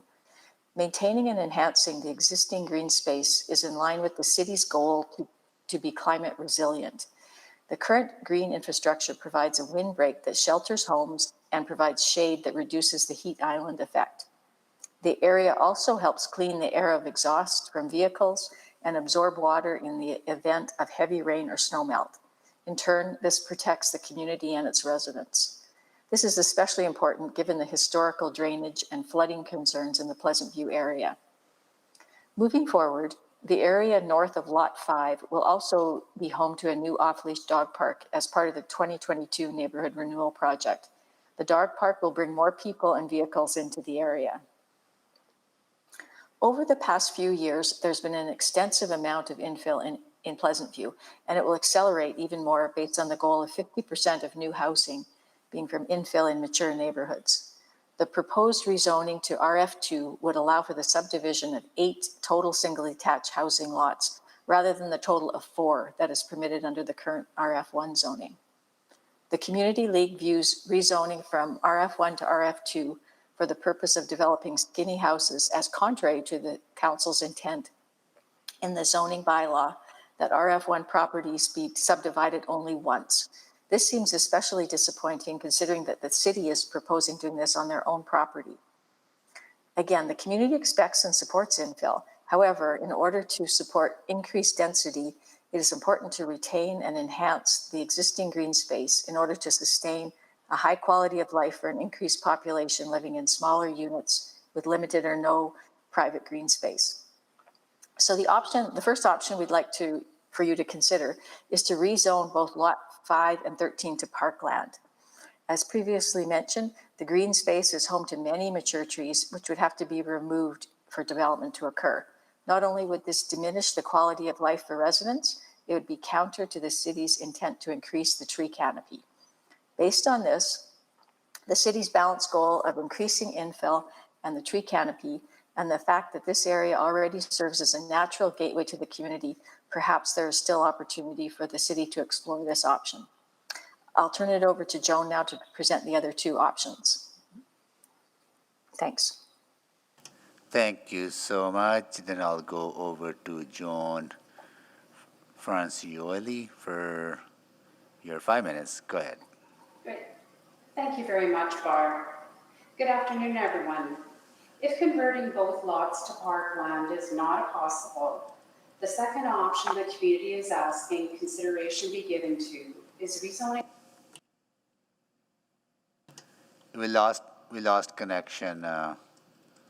Can't hear you anymore. Maybe. My apologies. Go ahead. If converting both lots to parkland is not possible, the second option the community is asking consideration be given to is rezoning lot 13, which already abuts green space, to parkland and leaving lot 5 as RF1. This would allow lot 5 to be subdivided once with semi-detached units with basement suites providing 8 units. Alley access would also allow the addition of garden suites for a total of up to 12 units versus single detached that would allow up to 15 dwelling units on lot 5. This option would provide a more balanced approach to community development by providing increased density and more affordable housing, while at the same time ensuring some green space and mature tree canopy are maintained. Finally, if rezoning lot 13 to parkland is not an option, the community is again asking that it remain as RF1, allowing for 2 semi-detached homes with basement suites for a total of up to 8 units, versus rezoning RF2 with 3 skinny houses for a potential of up to 6 units. Overall, the semi-detached option would provide up to 20 units combined between lot 5 and 13, compared to 21 for the skinny house option. Visually, semi-detached would fit better into the community versus a pocket of skinny detached homes. Semi-detached would optimize land use and improve the structural integrity of the units, as there would be fewer side setbacks. Since there is no rear alley access for lot 13, front garages would be needed. Semi-detached would increase community safety, as there would be space for a front window in each dwelling, allowing residents to view the front street. In contrast, on skinny homes, the front garage takes up the full width of the house, except for the front door. With regard to parking, traffic, and pathway concerns, the proposed new development will essentially be in a cul-de-sac. Lot 5 will have access to an alley, however, lot 13, should development move ahead, will not. This means front driveways and front garages with limited or no street parking. While the community is concerned about parking impacts due to increased density, we also realize this could be partly mitigated by access to bus services on 111th Street and 109th Street. Additional parking demands will soon be placed on the area as a result of people from within Pleasantview and surrounding communities accessing the proposed off-leash park, which does not include parking as per the final design. Development of lot 5, 5 and 13, especially as per the current proposal, will also discourage pedestrian and cycling use of the established pathway to the community. This in turn will interrupt the flow between communities, which is another goal of the city plan. Again, overall, Pleasantview is supportive of infill. Short-term economic and social benefits of developing the proposed site includes increased density and associated tax base, which will benefit developers and the city. Additional housing will also provide Edmontonians with more options regarding where to live, and in turn will help revitalize our neighborhood. As outlined prior, however, the community concerns lie with both the short-term and potential cumulative long-term environmental and social impacts of the current proposed rezoning change. Rezoning one or both lots to parkland would contribute to climate resilience, which is an important goal of the city. The city also has an incredible opportunity here to showcase the vision and benefits of the city plan. The 111th Street and 61st Ave corridor is incredibly busy. Change can be scary. However, if Edmontonians actually see and experience how the city is taking a balanced approach to infill in mature neighborhoods, We believe it will help build community excitement and buy-in to the city plan moving forward. Since the city owns this land, we are asking that council take another look at the plan to see if rezoning to parkland would lead to an overall more positive impact for the city and community. As density increases in Pleasantview and across the city, community members are more likely to be supportive of infill if they see the city provides increased park space. The city and community would benefit from more engagement on this topic. And with this in mind, we are asking the city to delay a final decision on rezoning until they are able to consider the options presented above. Thank you for taking the time to hear concerns, and we look forward to your questions. And that concludes our presentation. Thank you so much for your presentation, and we'll go to council members for questions to members of the public. Councillor Jans. Thank you, and thank you to the speakers today. Just to confirm, Mr. Mayor, do I have to address the questions directly to one of the speakers, or can I ask them as a panel? They are in panel, so you can ask any one of them any questions. Sure. So I just wanted to drill in a bit. Personally, I'm really excited about the dog park. I'm really excited about the neighborhood renewal that's happening in Pleasantview, but many of the streets now will be, for lack of a better term, tightened. That some of them are triple wide and are moving from that 1950s suburbia model to a more concise street model. I'm interested in just drilling into for a second the parking implications, especially around the dog park, because though it is not a cul-de-sac, it's basically a cul-de-sac. It's basically a dead-end street, and if we're adding a number of units, let's say potentially 24 units and potentially one car for each adult, potentially, even conservatively, another 30 cars to this area. Plus, we're also going to have the traffic coming to the dog park from a number of areas around. What does the community anticipate in terms of congestion? Like, where are they supposed to park on the north side of the alley, and what do the leaders think that will happen? Our understanding is that there will be no parking allowed in the alley. The fence will go too close to the alley for the dog park to allow for parking along there. They did indicate they might readjust their design to look into that. I also suggested the little, there's like a utility shed on the corner of 109th Street and 61st Avenue, and there's about 10, maybe you could fit 10 parking spots in there if you're lucky. I'd suggest they look at that for a parking area for the off-leash park, because that's other end is where the other entrance to the dog park will be. So they indicated they're looking into that, but right now it will be an absolute free-for-all. And when administration says that it's close to LRT, in your opinion, which station are they talking about? Because it's still quite a walk to Southgate from there, I would speculate. My husband and son use the LRT all the time. It's equidistant from South Campus to Southgate. LRT station's almost exactly from that corner. And that corner, I just want to add, and I failed to mention, that corner, the bike path that goes through there, during the summer, there's upwards of 100 pedestrians and cyclists that go through there every single day. Most of them walk right down the middle of the street. And would you say it's easier right now in Pleasantview to identify the houses that are infills or are not infills based on the density that Pleasantview's taken over the last number of years? You can identify them only because of their design. But the one wonderful thing about Pleasantview as a mature community in Edmonton is that it's a myriad of different eras of homes. There's been different homes taken down and rebuilt over the decades. I love that area. I've lived in Edmonton for more than 4 decades. I purposefully bought in that area for that reason.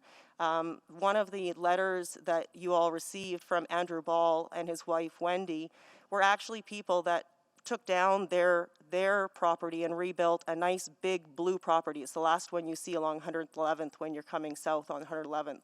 They are against this. They infilled their own home and built a big home with a basement suite. That's what we should be doing. That's what the neighborhood wants. That's what people buying in the neighborhood want. And finally, maybe, I don't know if it's a fair question or not, but if, say, the city wanted to move towards like a higher density zoning around Southgate Mall, like on 51st Avenue or 52nd Avenue, like, do you think the neighborhood would be opposed to that kind of density, or is it in this spot at this time, because of the green space, because of the dead end road, that we're getting the animated concern. Is that fair to speculate? I would say so, because that particular area of Pleasantview Can you turn your mic on, please? I would agree, because that particular corner of Pleasantview is not close, other than Lendrum across 111th Avenue. It's not close to any of the businesses in the neighborhood or Southgate Mall. So for that particular corner of Pleasantview, it just does not fit. There may be other areas where it does. Okay, thank you very much. Thank you, Councillor Jans. Councillor Salvador? Thank you, Mr. Mayor, and thank you so much to all of our speakers for being here today and for your excellent presentation. So I think my first question is to Ms. Francioli. I believe you mentioned that there might be an openness to leave lot 13 as park space and then develop the other parcel. And I guess I'm wondering, because it's all about trade-offs, and if there was an opportunity to go that route, would you be open to seeing potentially, instead of RF2, bumped up to RF3 or RF5 to kind of balance that out on that one parcel while maintaining park space on the other side? That would be a hard one to speak to right now. Again, I think it boils a lot down to the loss of green space. And just the fact that in this area of the neighborhood, there aren't really a lot of options for people to access that. I mean, it's great if you have a dog, and that dog space or the dog park will be a great amenity. However, there's also a lot of people that don't have dogs and still want to access green space, right? So even having a little park-like setting there. So in our proposal, when we went over sort of balancing everything out, when we went over the possible options, that's why we thought, well, maybe something like leaving it as RF1 and then having semi-detached, so you still have the green space across from it, but we're also not creating other challenges like parking issues or anything like that. Okay, well, I appreciate that answer, and I'll jump on the parking issues piece as well. I definitely can hear those concerns around increased congestion and use of on-street parking. Do you think something like parking management strategies, whether that's time-limited parking, so there's more turnover, permits, other types of strategies like that, so that that sort of city asset of on-street parking is maintained in a usable fashion that works for everybody? Like, would those types of conversations, do you think, be helpful in that regard? I think anything like that. I mean, hey, we all know that neighborhoods are changing, and certainly entertaining solutions and being able to have that discussion, I think is definitely a good idea. I certainly couldn't speak one way or another to it at this point. Right now, it's the biggest concern is the loss of that green space for sure. Okay, great. Well, I'll ask some follow-up questions of administration on those 2 points, but I really appreciate your answers. Thanks so much. Thank you so much, Councillor Salvador. I'll go to Councillor Tang next. Thank you, Mr. Mayor, and thank you everyone for sharing your perspective today. I particularly appreciated that you brought several alternatives to the table, and I was wondering about the process. This question is for the Community League.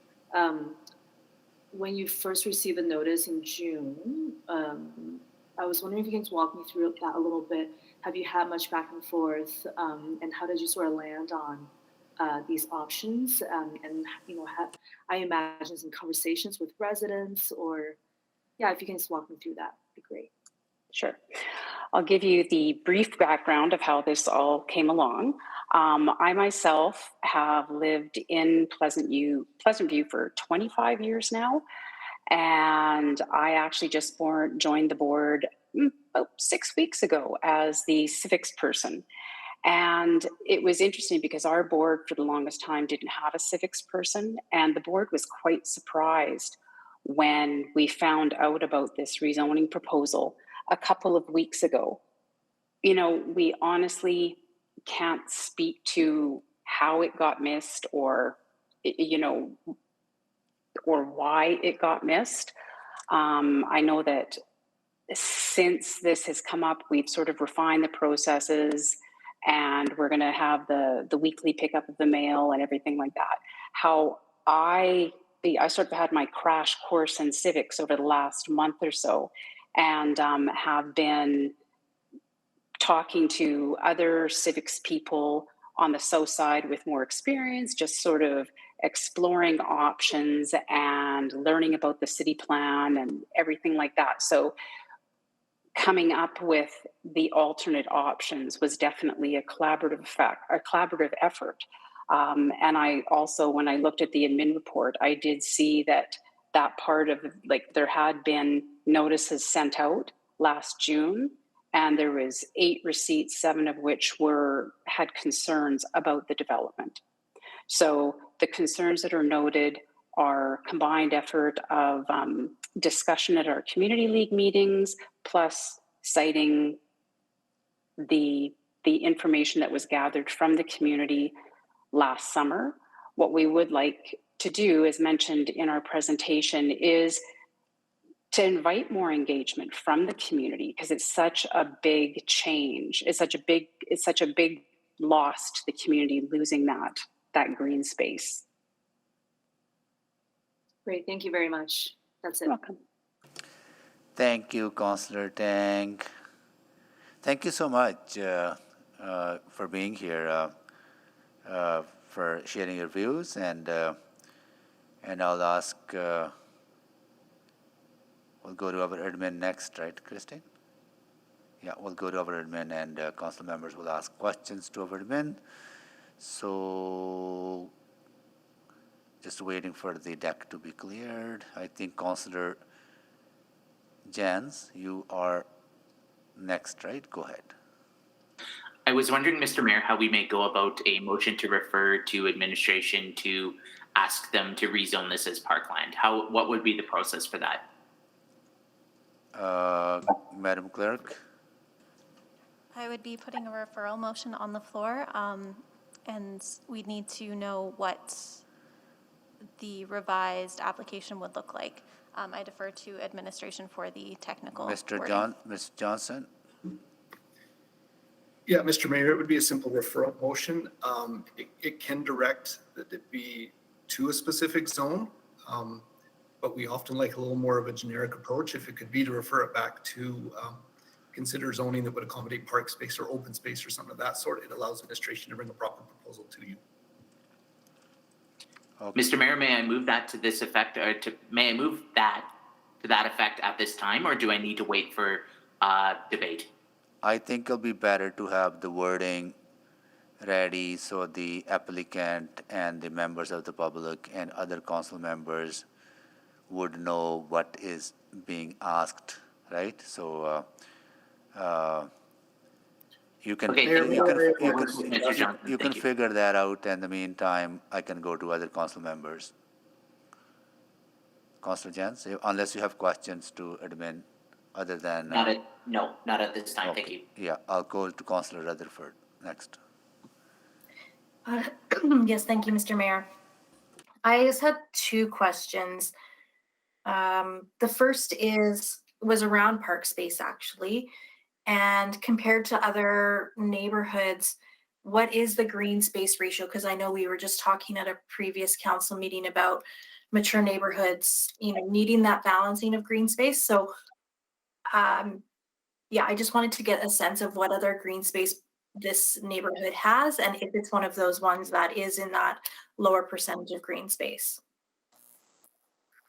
Thanks, Councillor. Pleasantview has approximately 4 hectares of open space per 1,000 residents. And this is twice the standard that we use for developing neighborhoods. So that is 2 hectares per 1,000 residents. So when we're evaluating the provision of open space, we look to breathe, and we look at a few different things: the supply, the distribution, the diversity, and the quality. So here we can see we have Pleasantview has the supply, certainly. If we dig in a little bit, The neighborhood does have a variety of park amenities. There's about 4 pocket parks, Angus Murray Park. There's a larger park called Mount Pleasant. And then we have the conversion of the northern linear open space that's running parallel with 61st Avenue into an off-leash dog park. And also the community, as mentioned, is going to have neighborhood renewal this spring in 2022. And these spaces have already been considered at length and will be upgraded with additional green space into 1 pocket park, additional tree plantings and shrub plantings and seeding. Okay, because my next question was around that sort of that breathe report and, you know, the conversation and dialogue around the tree canopy and the loss of that. And so I'm understanding that that's been taken into consideration by administration. And if so, could you speak to that a bit more? So I understand the thought process behind that. Yeah. Through circulation, Parks reviews the application. And when they reviewed this application, they supported the rezoning.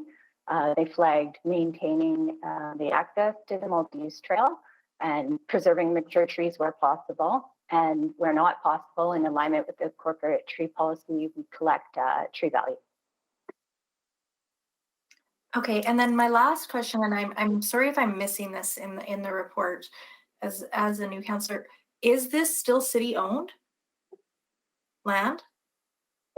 It is. The applicant is real estate, the city of Edmonton. The applicant is the city of Edmonton. Councillor Rutherford, yes. Yep. The city owns the land. The applicant is the real estate group over in financial services and development services, reviews the application and then brings it forward to public hearing, and council with your quasi-judicial hat makes the decision about the rezoning. Okay, so what was the impetus for the city of Edmonton to do this rezoning? Is it with the intention of selling off this land?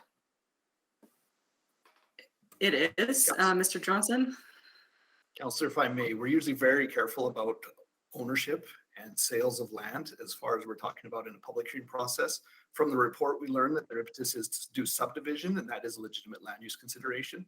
And so they've been open up front and providing their desire to do subdivided viable residential lots. Because if they stay RF1, they're essentially too skinny to be viable. I don't know if they're viable or not, but that's the question before you today. Is it RF1 or RF2? And if it's RF2, they've stated to you an intention, even though they're not bound by that, to do subdivided narrower lots. Yes. Okay, that's all my questions for right now. If I may add, the RF1 just restricts the amount of lots that could be created through the subdivision. Hence the RF2, so you can essentially maximize the available land to parcel off. And how long has this been zoned RF1? Since the neighborhood was lotted out in 1960. Okay, thank you so much. That's the end of my questions. Thank you, Councillor Rutherford. We are going to recess now. We'll be back at 3:48. Thank you.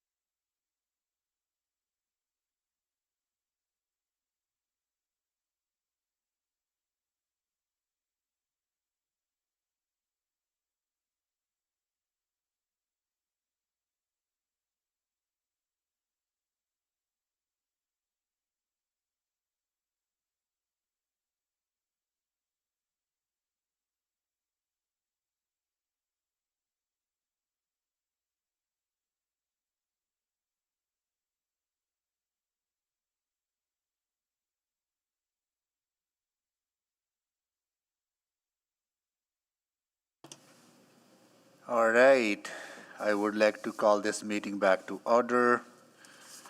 And I'll do a quick roll call. Councillor Wright. Here. Councillor Knack. Good afternoon. Councillor Principe. Good afternoon. Councillor Stevenson. Good afternoon. Councillor Paquette. Good afternoon. Councillor Tang. Hi, everyone. Councillor Hamilton. Good afternoon. Councillor Rutherford. Hello. Councillor Salvador. Good afternoon. Councillor Cartmel. Good afternoon. Councillor Rice. Good afternoon. And Councillor Jans. Councillor Jans. Good afternoon. Sorry. Thank you. So where were we on the list? Here you go. Councillor Salvador, you're next. Thank you, Mr. Mayor. Yeah, so just a few follow-up questions. I did ask the speakers that joined us today about sort of that trade-off of green space versus still trying to densify our mature neighborhoods. And I guess was there any conversation or contemplation around leaving half of that parcel, lot 13 in particular, as green space, and then potentially having, R3, R5 on the other side? So, Councillor Salvador,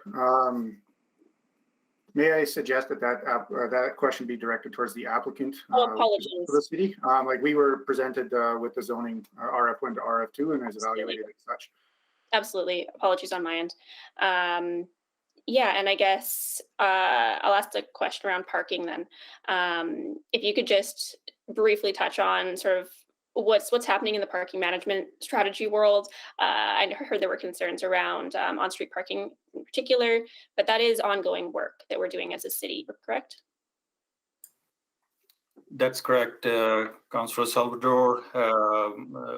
Administration is currently working on a public parking action plan, which is primarily looking at how we can better manage the on-street parking and also looking at parking-related considerations holistically. That work is underway, and I believe that's coming to one of the committee meetings in the third quarter of this year. Okay, sounds good.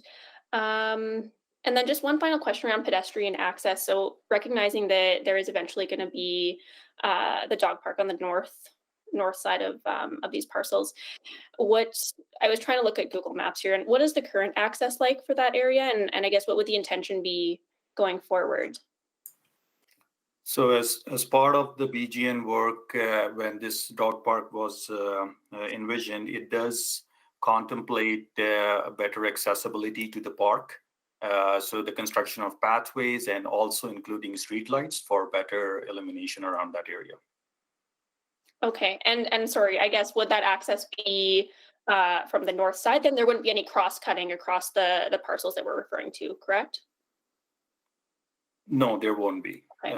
It's primarily using the alley that is currently running south of the park, and that connects to the north-south shared use path along 111th Street, and that also connects to 62 Avenue. Okay, great. Thank you for that clarification. And yeah, I'll save some questions for the applicant. Thank you, Councillor Salvador. Councillor Wright. Hi, I was just wondering how long have those parcels been vacant?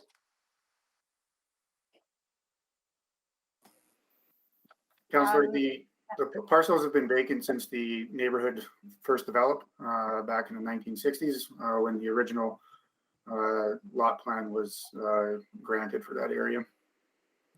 Oh, so there's never been any development on there at all? As far as we can tell, not. Oh, okay. And has it ever been actively marketed as, like, for sale as RF1?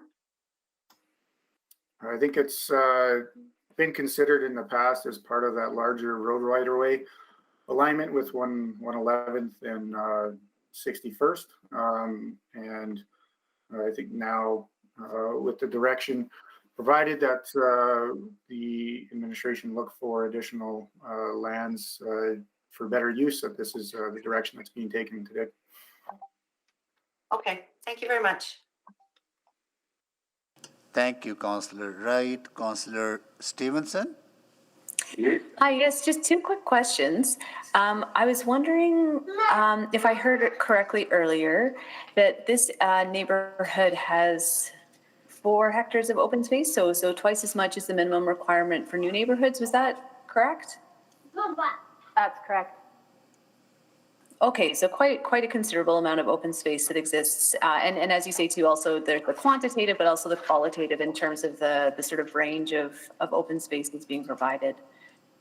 Then I guess just from administration's perspective, when you were reviewing this submission to RF2, yeah, just wondering if there was any consideration about, again, even a higher intensity zone, recognizing that this is right on a secondary corridor, if RF3 or RF5 were considered as sort of those ground-oriented options as well. Yeah, good. Councillor Stevenson, the application in front of us today is for RF2. I think we would have to defer to the applicant to see if they had considered any other option. Sure. I guess just from your perspective, if we were looking at alignment with city plan, some of those, an RF3 or RF5, so even a sort of a higher intensity of use would have still been consistent with what's expected along the secondary corridor? Yes, a secondary corridor, the intention there is a higher density to be achieved through low and medium rise build form. Yeah, it would have been consistent. Okay, great. Thanks. That helps clarify for me. No further questions. Thank you. Thank you, Councillor Stevenson. Councillor Hamilton? I think this question is really for Mr. Johnson because I'm looking for some clarification. And this is kind of supplemental to the discussion of the application, but there has been some discussion around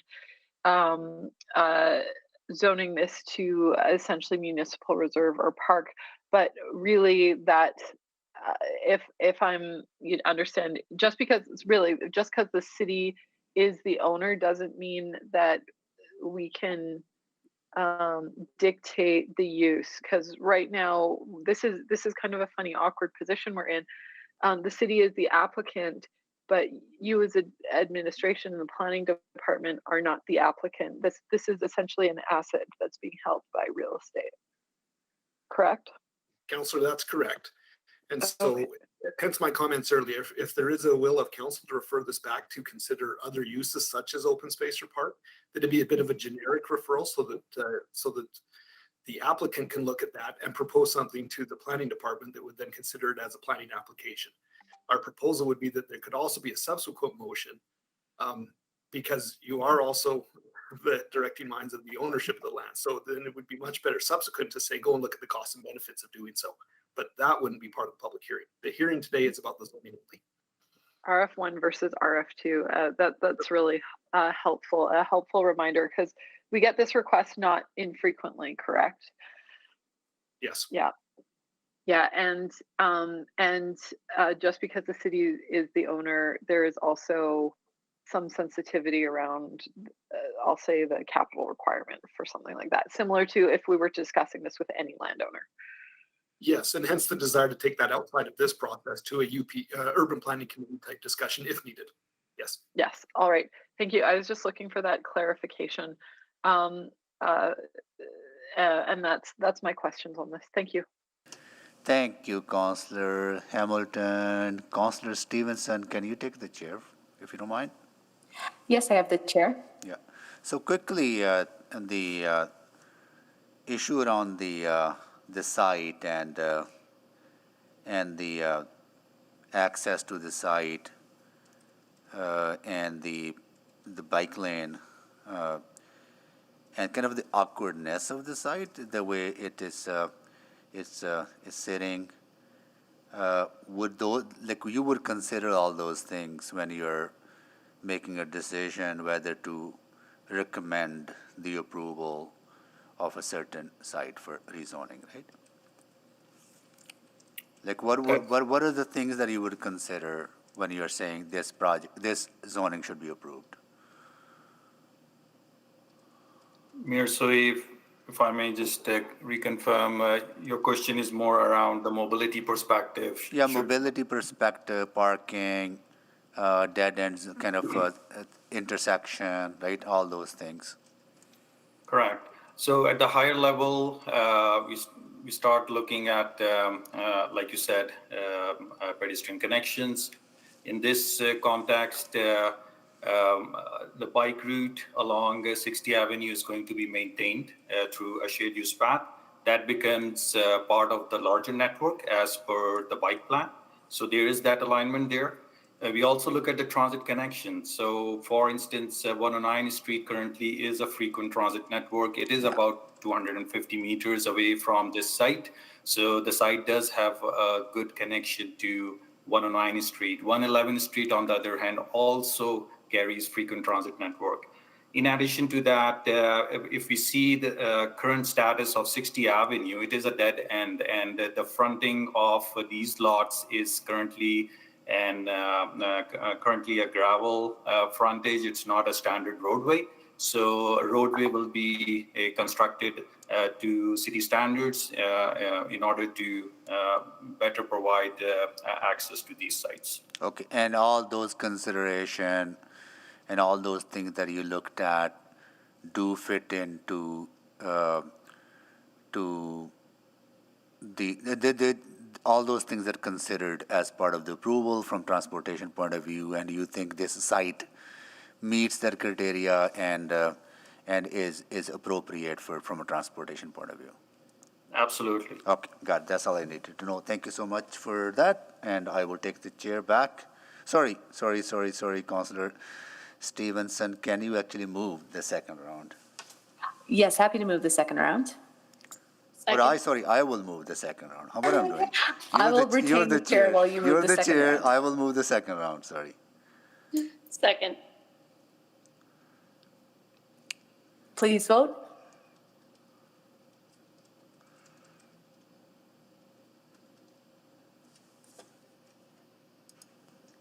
The vote's just on its way.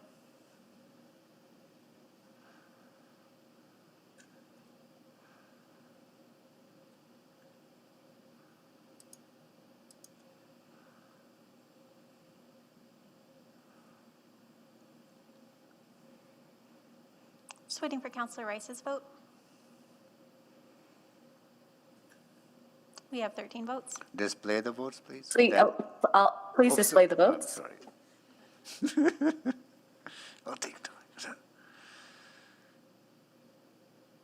And that motion is carried. Mr. Mayor, would you like the chair back? Yes, I will take the chair back. Thank you, Councillor Stevenson. I'm so eager to get it back. All right, now we go to Councillor Jans.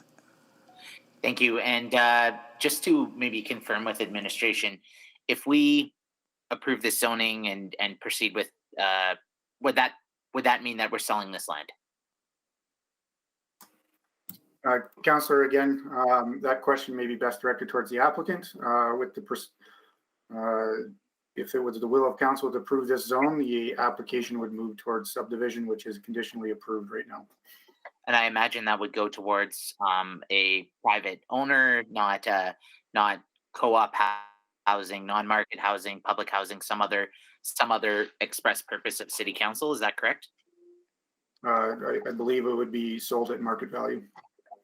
Yeah, and I suppose that also means that it would be, if it was built on in the next foreseeable future, it would be under current building code conditions. It wouldn't be under future building code conditions around, say, passive housing or net zero housing or something like that? Correct, just like any new house today. And Councillor Jans, I think your line of questioning is better directed towards our policies related with land enterprise development, and perhaps not at a public hearing process, but Mr. Johnson can help with that. I think all the questions you're asking are policy questions about how does the city use their land, and perhaps not for this single application. Right. Maybe then to the administration, or there's nothing precluding us from sitting on this parcel for these parcels for a longer duration of time, and then continuing with them as green space. And and considering some future best use once we're finished the district planning process, right? Once again, Councillor Jans, I think There'll it goes be a back to question policy to questions the, related to our land development, our land enterprise portfolio, and perhaps not questions for a public hearing. Mr. Johnson, are you able to? Yeah, Ms. McKay, just to confirm. So the question before you, Councillor, is RF1 to RF2. If you feel that it is premature to rezone it, then you could defeat it or refer it back for some other consideration. But that's the question before you now, not whether it's going to be used at a net zero or any of the other aspects of that regard. What we could say in that land use context is that it will comply with the building codes, of course. That's fair game. But yeah, the policy side of this would we have to be careful that we're not acting as owners of the land in this meeting. Essentially, we're acting as the governors of the zoning. Right. So I'm allowed to ask about, is there anything about best use of the land, right? Absolutely. You can talk and ask questions about what is the best use of this land, what is the most appropriate use, how it interplays within the other surrounding zones, anything of the sort. Yes. And I could ask if disposal of the land at this time is the best use of land. I can ask about timing, right? But we don't talk about disposal. We don't talk about ownership. You can talk about timing of development, and if it isn't the right time to develop this land, then absolutely. Okay. And right. Okay. And it's so nuanced here because we're undergoing district planning, which is timing, and we have to have these conversations with the community. And Councillor, if you feel that the rezoning is better suited post district planning, then that is your choice as well, because that is the interplay between different planning functions.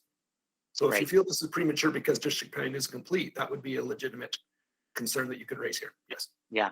And finally, just about the green space available in Pleasantview, there's a massive cemetery in Pleasantview. I hope that's not considered as public green space. No, that wasn't listed. I didn't list the cemetery as open space, park space. Right. Okay. Yeah. Okay. Well, I think I have my motion subsequent, and I will consider that one appropriate. Thank you. thank you, Councillor Jans. No more questions to the administration. Now I will ask that if council members wish to ask any further questions to those who presented in the response to new information that may have arisen during the public hearing. Council members, any questions to the public members on any new information?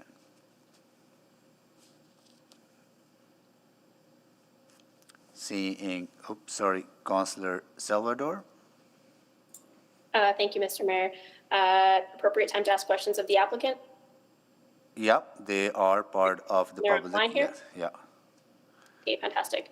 Yeah, I guess just looping back to the question that I was asking around, I guess contemplation of potentially, RF3, RF5, I guess the rationale behind RF2. Thanks, Councillor. Yeah, we did look at doing RF3 or RF5, higher density uses, but ultimately we felt like having something that was lower density, so an RF2, and subdividing the lots to create narrow lots, allows us to achieve that higher density without creating something that's too out of character with the neighborhood. So that was the logic behind going with the RF2. Okay. Well, I appreciate that answer. And yeah, I think just going around in my head that it is really close to a corridor that's sort of designated for higher density in our city plan.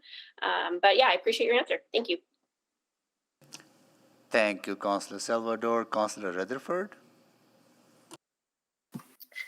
Yes, my questions to the members of the public on your thoughts related to what Councillor Salvador brought up around maybe parcel 13 being park space, but then the higher density on that other lot, I think it's lot 5. And what would your thoughts be around some sort of exploratory action around that?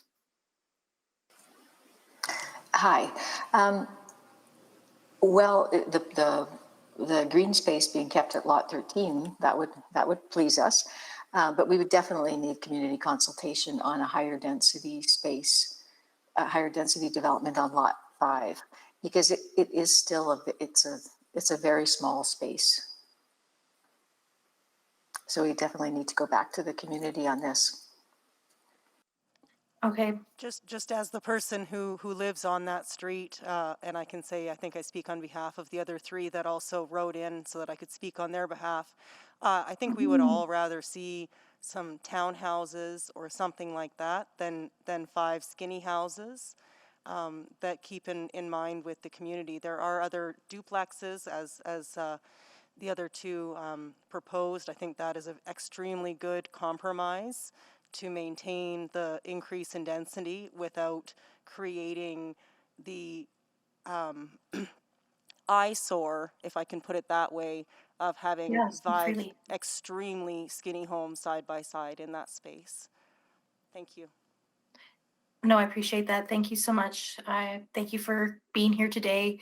I really appreciate every community member that takes the time to come and be available and speak at these public hearings. So thank you so much for being here and for sharing your perspectives. Thank you, Councillor Rutherford. Councillor Salvador, you have additional questions? Just a really brief one, Mr. Then Mayor. Councillor Rutherford, can you move the second round, please? So moved. Second. Second by Councillor Stevenson. Please vote for the second round.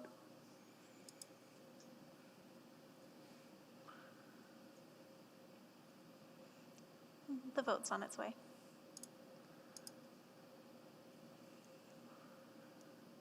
And we have all the vote. Display the votes, please. That is carried. Now, Councillor Salvador. Thank you, Mr. Mayor. So just to the members of the community who are here with us today, I'm wondering if you can just speak to, I guess, have you heard anything in the community around a desire for sort of accessible, age-friendly housing? I know oftentimes when we're talking about skinny homes or narrow lot homes, there is that consideration of, well, it's not overly friendly to folks who maybe want to have a fully accessible home. And the reason I'm asking these questions about R3, R5 is I know that it allows for a bit more flexibility and creativity in those housing types. So is that something that you hear in the community? Is that a conversation around aging in place?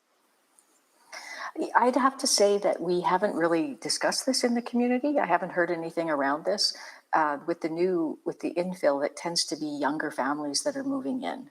The older people, the original owners, are moving out, and the new infill coming in with younger families. But there may still be an interest in it. Okay, great. Thank you. That's all my questions. Thank you, Councillor Salvador. That concludes the question from council members to on new informations to public. We are ready to move the closure of this bylaw, Madam Clerk. We can move the closure of the public hearing unless there are any other motions on that this bylaw. need to go on the floor at the moment. Anyone moving the closure of this bylaw?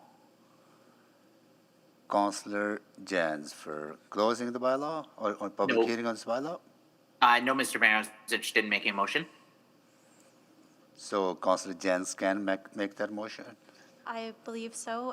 If it's a referral motion, now would be the time before the public hearing is closed. Councillor Jens?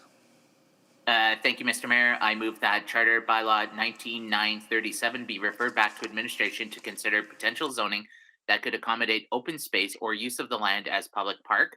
And secondly, that administration provide a report to Urban Planning Committee outlining the options and impacts of developing the site as open space or park space, including any budget implications and other open space priorities in the area. Is that in order at this time?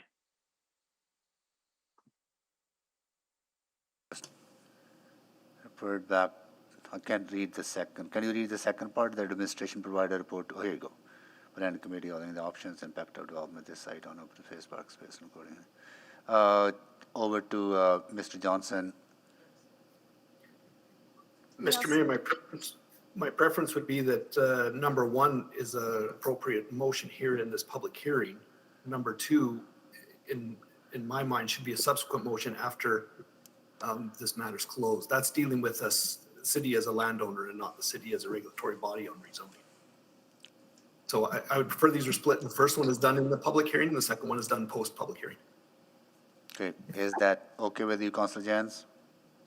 I suppose if we debated number one and just left number two off, when this item returns, I imagine administration may choose to bring it of their own volition to Urban Planning Committee, no? Like number two may end up being redundant, is that true? You can't have the number two in this part of the council by a public hearing process. That's what I understand from Councillor Johnson. But once the bylaw has been dealt with, then you can bring as a subsequent. Right. Okay. Well, then I'll move I'll just move number one at this time. So you're striking down number two at this time. Okay. May we have a seconder? Anyone seconding this, please? I'll second. Councillor Principe seconded it. Okay. Thank you, Councillor Jans. Are you done? Yes. Thank you, Councillor Cartmel. Thank you. To the mover, I guess I'm curious about the narrowing of this motion to only consider open spaces or parkland, just in general terms. There was some discussion during this public hearing about potential other options. So I'm just wondering how you feel about considering some of those other options, and perhaps Councillor Salvador will be speaking to that same notion here in a moment. So that's my question. That's my only question. Yeah, great question. At this time, I'd be concerned about it. I think that, and I'm really sorry. I feel like I'm playing a new game for the first time. So I hope I'm not out of order in saying this, but I'm interested in the moving through the district planning process and moving through all of these other conversations. I know that we have much bigger, broader conversations to do about city plan going forward. And it just seems premature for me at this time when I think about the best use of this land, especially with the neighborhood renewal going in and the dog park going in and major changes happening in this community, to consider anything other than green space and parkland, which we know we have a dire need for in the city. And this dog park is going to be bringing families from all over South Central to attend. It just seems premature. And because the city is the landowner, it makes sense to me that the city can wait a little longer and decide a future best use. Like, who knows, to Councillor Salvador's point, maybe 20 years from now, it's going to be a senior center. Maybe it's going to be a future home for another purpose. We've seen, but right now, just putting in 8 more skinny houses just doesn't seem like a smart long-term decision for the use of our land. So, this seems like the next best option. I don't know if that makes sense. So I understand what you're saying, and I don't disagree that maybe the decision to go to skinny houses might be delayed. But I'm wondering then if you want to, not this necessarily be up to me to give you advice, but if you want to restate the motion to actually link to the things you're talking about, that this be referred back until those things that you've talked about have been considered. And then brought back after that. I think that would be in order, rather than specifically saying refer this back to only consider open space right now. Yeah. I can leave that rhetorically because I think there's others that might have comments. Yeah. Before I go to Councillor Stevenson, Councillor Johnson, just from just listening to Councillor Cartmel's questions, if the city was not the applicant, a private developer or citizen was, would this motion be in order? Well, the current motion wouldn't, because we wouldn't send a private developer back for open space or public park. But you do have that slightly broader ability here because it is city-owned land. But that's my concern. There would have been because we wouldn't want to sterilize private owners' lands. It would have to include some type of option to purchase it. But this is in order in the sense that this is a viable development option on this parcel of land. Okay. So I just need to know, we're not giving we're not, like, we're giving applicant the equal treatment that we would give to a private developer. Yes, if anything, there's slightly detriment because this is an option that would be on the table for them that wouldn't be in the proper private realm. Okay, Councillor Stevenson? Yes, thank you. To the mover, yeah, I think just following from Councillor Cartmell's line of questioning, just wondering about the singular focus on parks and open space, and just wondering if you're open to maybe exploring a range of other municipal purposes. And I guess that's getting into the second part of it. I think just what I'm struggling with is I'm not seeing a need for public space or for open space in this neighborhood. It's incredibly well provisioned from the statistics that were provided to us. I think that there are a range of other municipal purposes that are really important, including housing, just as is. So if I get a bit more clarification around the focus on park space? Yeah, thank you for that. So by the numbers, it does look like there's a lot of green space in Pleasantview, but it's important to consider where this is. It's really tucked into a northeast corner on a back street that's in a cul-de-sac that's going to be right beside a high intensive, exciting dog park that's going to be, it's in between like an LRT line, and it's relatively actually congested and inaccessible. Even if you're trying to cross the street to go to Sunterra Market, it's gonna be a bit busy. And so I would much rather, like, could it be housing and all those other contemplated uses in future? Absolutely. I would rather go through like designated open space or another purpose now, have admin look at it, go through the district planning process, and if at a future time there is a contemplation to do that, we can come back to that. I wouldn't be making these arguments if it was a private duplex on 51st Avenue adjacent to Southgate Mall parking lot and LRT station. This is a really unique pocket parcel that I think we can sit on and think about and come up with something much better much later. Yeah, and I think my concerns there around designating it park space in the meantime is, we've heard from residents today that this space has been used informally as park space, even though it's not zoned for that, even though it's meant for residential development. And I just think that the heightened perception of a future loss of green space is really considerable. So again, if we do some further analysis, come back, we decide this is a great location for, a walkable seniors complex for maybe some more independent living. If we have recently rezoned that to a park space, I think the heightened perception of us taking away parkland is a really significant risk. Just wondering what your thoughts are on that. I imagine it would be a consideration, but I think the neighbors today have come forward and been eminently reasonable in trying to offer compromise solutions that I frankly think are very generous on their part, but slightly premature. Like I do think we need to delay and have some bigger, broader conversations about best use for this land, and that's why I think just even keeping it as open space or something else would be the better option. Is just leaving it as is, if we just leave it as RF1 for future conversation. Just again, I'm just not sure how I could support something that's focused on converting it to a park designation. I wonder if the Inquisitor had a suggested amendment to the motion, then that would be more palatable. I'm not sure I can answer a question with a question, but as a new counselor, I think you hear my intention about the pause and the wait and what I would like to see here, and the broader conversations and my broader concerns. And I just don't want to rush into something prematurely right before district planning, neighborhood renewal, etc. So sure.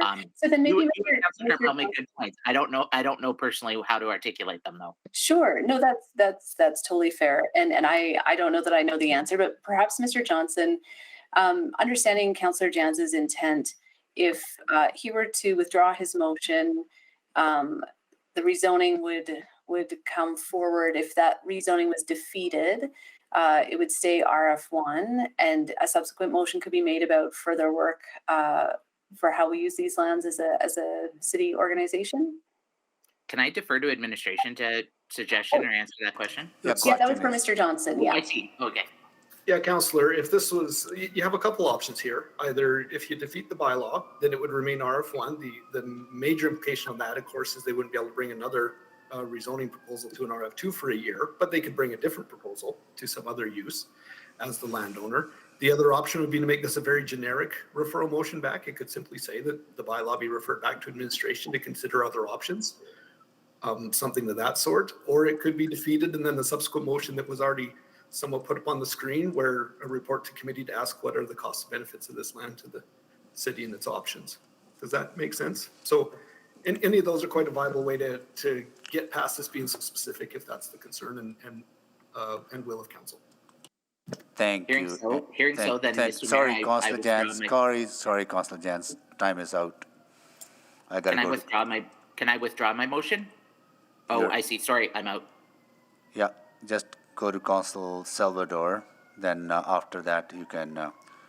And I know if Councillor Jans wants to withdraw, he can withdraw anytime, right, Mr. Johnson? Yes, unless the clerk shoot me down, but I believe that a motion can be withdrawn at any point. That is correct. Okay, so you want to withdraw your motion, Councillor Jans? Then we may make the other questions mute. I will wait to let the other people have these questions. I think it'll help. Councillor Salvador? Thank you, Mr. Mayor. So if it's in order, I would like to amend the motion on the floor to just allow for that more generic, broad discussion. So I think that I'd be looking to include an exploration of a mix of park space and other development, if that is in order. I think if as chair, if I can intervene, I think what Mr. Johnson was suggesting earlier on, that we make a generic motion saying that refer back to administration to consider other options. I think that will be broad enough that will allow administration to look at all these options, right? I think that might be better instead of us being prescriptive on park space or public park or some sort of different type of housing. Would that, you may want to consider that, Councillor Salvador? Sure, yeah. I mean, if that's the, I guess, straightforward, more simple process, sure, I think it gets to the same place. But yeah, I just also, I guess, have some concerns about the limitations that we're going to be placing on this site with the current motion as it stands. And yeah, I also have concerns that if it is, designated as park space, that to Councillor Jans, it could be very challenging to get that back. And is that, to phrase that as a question, do you feel that, would be locking ourselves in essentially if it does go to park space? No, sorry, I just took a bite. I don't believe it would be, no. I think the neighbors have demonstrated eminent reasonability here today, and you hear that. All right, thank you. Councillor Rutherford? Yes, thank you, Mr. Mayor. So I think I'm struggling with this motion because when we talk about, whether it's in order or not and thinking about the ownership, I would feel much more comfortable with a motion based on timing and some of those other factors as opposed to the conditions of the land. I agree with my colleagues in terms of this feels very tight, and I don't know if I cannot support the motion as it stands, but I would support a refer back that, had some of those conditions about the district planning until such time as we have district planning or the neighborhood renewal or some of those other things that have been brought up. Because I think if those are the factors we need to consider, and that also gives us more time to be clear about some of the policy issues that we've also discussed here today in the appropriate forum, I would be more comfortable with that. So I guess the question is and I don't know now, this is where I would need guidance from City Clerk, is it, because both the amendment and the original motion are still sort of related to the use of that space. Do I talk to the amender or do I talk to the mover? So I just want to be clear what is exactly on the floor.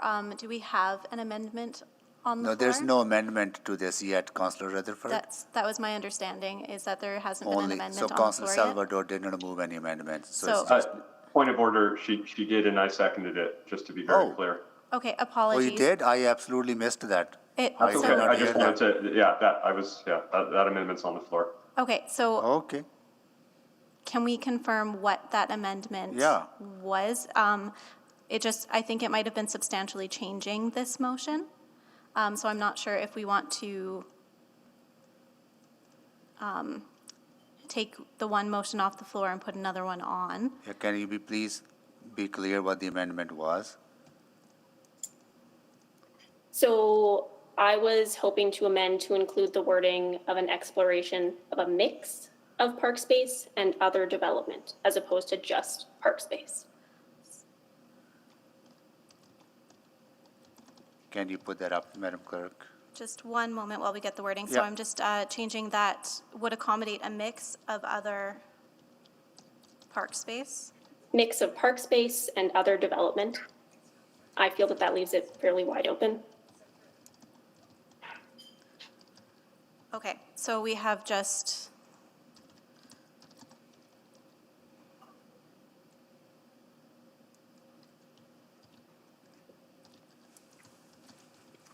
Sorry, can I continue? So Yeah. again, who am I asking, to the mover or to the original mover, or I'm asking to the amender? it would just be the amendment now on the floor. Yeah.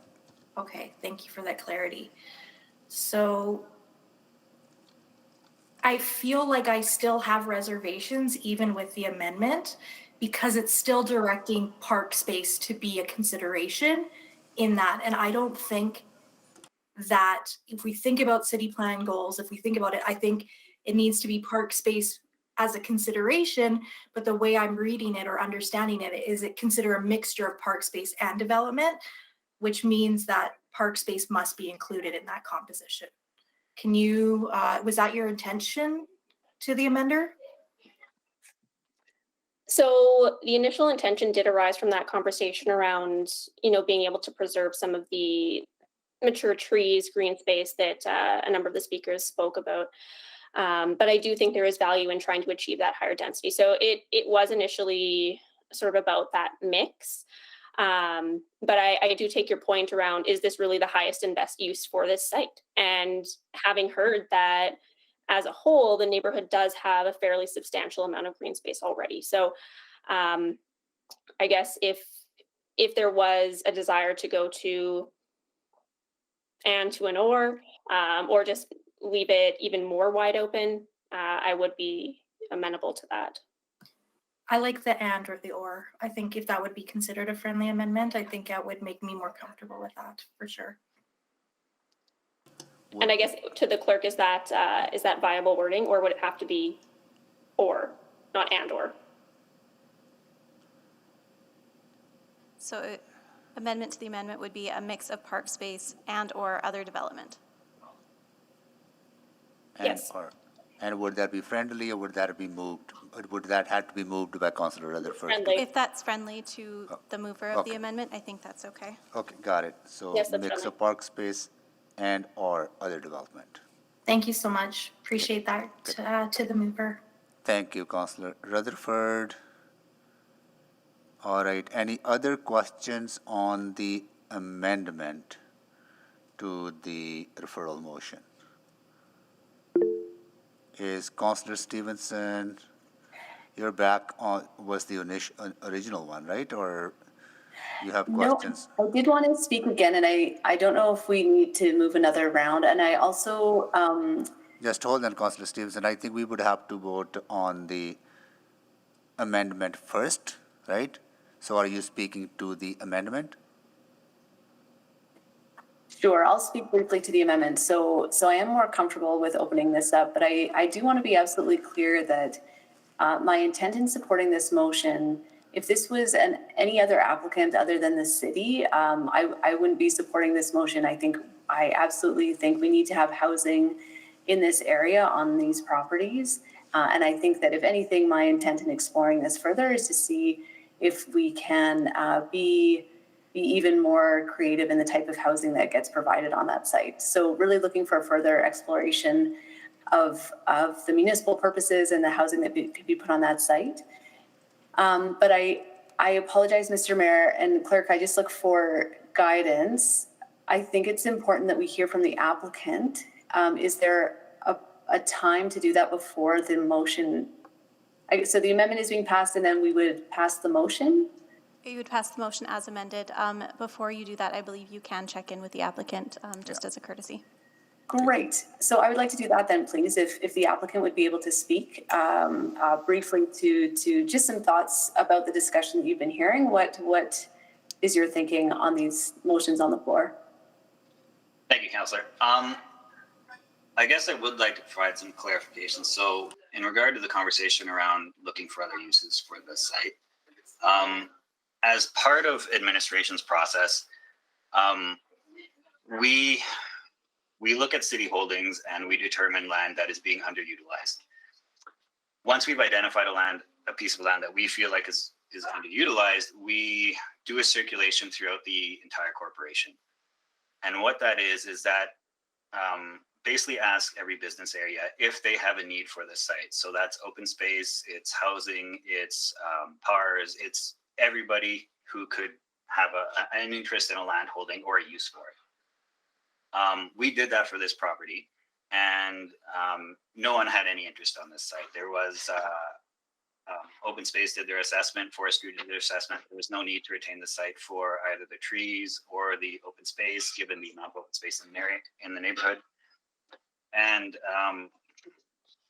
housing had a look at this site, and they didn't feel like it was a good site for them. There's other areas that provided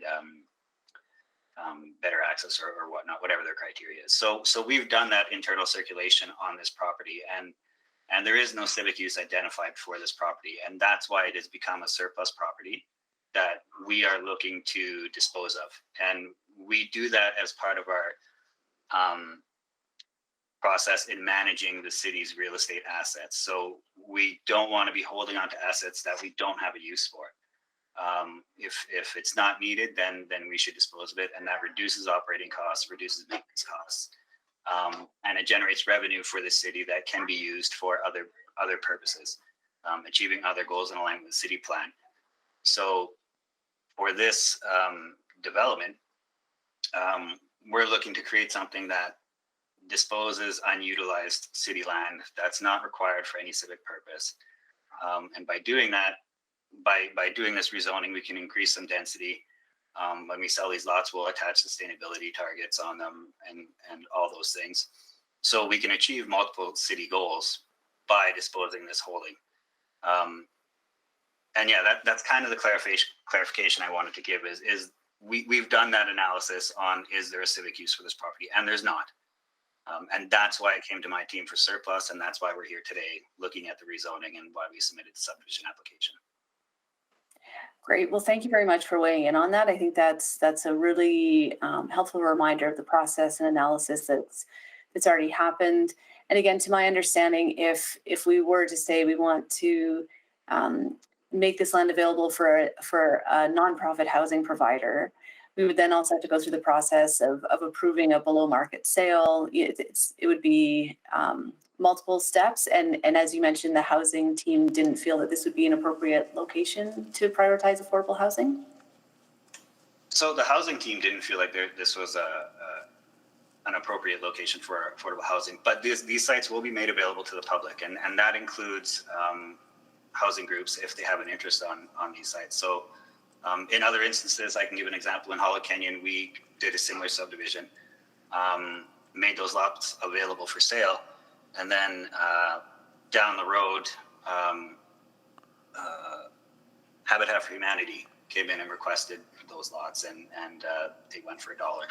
So there is precedent in doing that, but we would make these lots available for sale publicly, and then we look at the offers that come in, and we go from there. So right now we're just looking at the rezoning.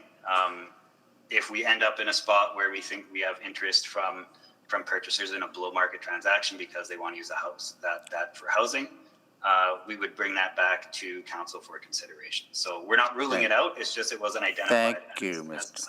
Odesiak. Thank you for that. And thank you, Councillor Stevenson. Councillor Paquette. Yeah, thank you, Mr. Mayor. Just a quick question for administration. As we proceed forward with the city plan, there are going to be some growing pains like this.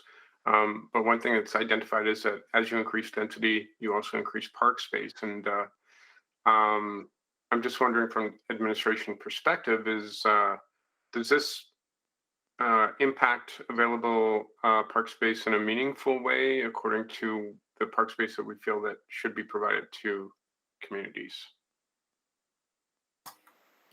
Councillor, as mentioned before. Green space, we can call it green space because otherwise we're going to get stuck in some definition problems. Go ahead. Well, for sure. As mentioned before, this neighborhood right now is over and above the breathe requirements at 4 hectares per 1,000 people. And when you add in the neighborhood renewal with the inclusion of the dog park and other informal green spaces, it is the opinion of the open space team that this isn't needed for parkland or open space in the neighborhood. Yeah, so I've got this open on Google Maps, and it's an incredibly small part of the community. I'm just trying to figure out how this could be a substantial impact to the green space in the community, but I think that answers it. Not that it doesn't, but also because of other city efforts, we're actually increasing park space. Do I have that right? I just want to make sure I've got that right. Correct. Yeah. Okay. Well, I'm looking at it.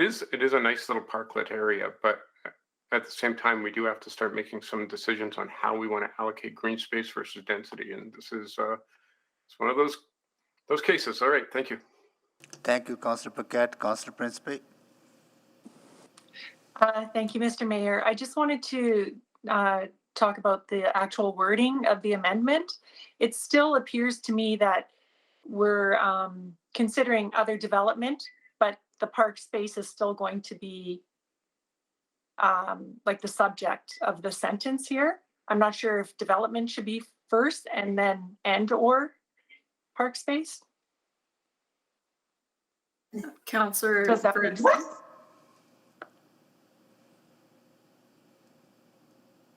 My apologies for working from home. Councillor, the motion is clear to administration that we will look at both. A mix of park space and other development opportunities. It doesn't need to be reworded for us. Okay, I just thought that it might appear to the public that it will be park space and then maybe some development as well. But okay, as long as it's clear, yeah, to administration and the public. Thank you. Thank you, Councillor Principe. Any more questions from council members on the amendment to the referral motion? Oh, sorry, Councillor Rutherford, can you sign up, please? Can you click? I did click. I'm on. Councillor Jans and Councillor Rutherford are on the list. Okay, here you go. Now they show up. All right. Here we go. Councillor Rutherford, go ahead.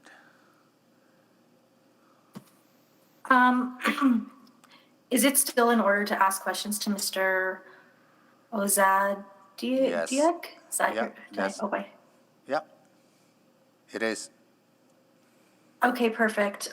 So with the motion that's on the floor right now, how does that impact the timelines on this service? What has been deemed surplus land? Thanks, Councillor. And it's Ozadiak, by the way, just in case you're wondering. Yeah. So this motion. Thank you for clarifying. We are we're trying to align this work with when neighborhood renewal comes in here. So we thought we would do that so that we could kind of reduce the impact to the community rather than having one construction project after another. We're working with them to try and align our work so that it kind of flows better. So if we're directed to come back with another motion or consider a different rezoning application, there's a pretty good chance we're going to miss that window. It's something we can do, but it would result if we came back to, if this passed and we had to look at a different rezoning application, we'd have to go through the whole process again. subdivision, it would take months, and then get into the design, and then that would be followed by construction. So it would be BGN probably going in there doing their work, and then us following it behind, potentially ripping up stuff that they just put down, and we would probably not want to do that. So I'm not exactly sure, but I have a feeling it would make us miss our opportunity to get in there and align this work with them. Okay.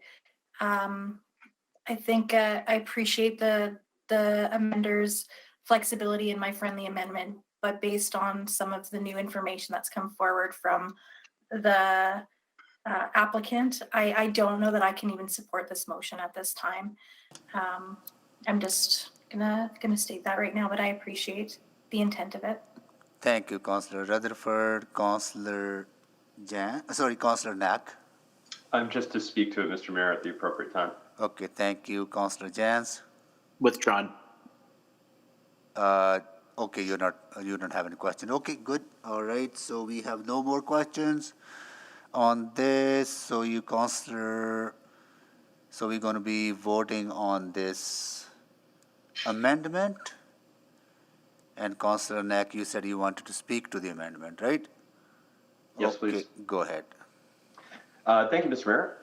So I'm going to support the amendments, and I'll explain a little bit why. There is, so this is interesting because in a way, this motion is, even if it gets amended, or even if it does, well, especially if it gets amended, it's a little bit of be careful what you wish for. And what I mean by that is the city plan would identify this location supporting up to a medium-rise apartment building. It's at the intersection of two secondary corridors. So RA8 would not be an unreasonable zone to consider for this council in the future if we're following through on the city plan that has been approved.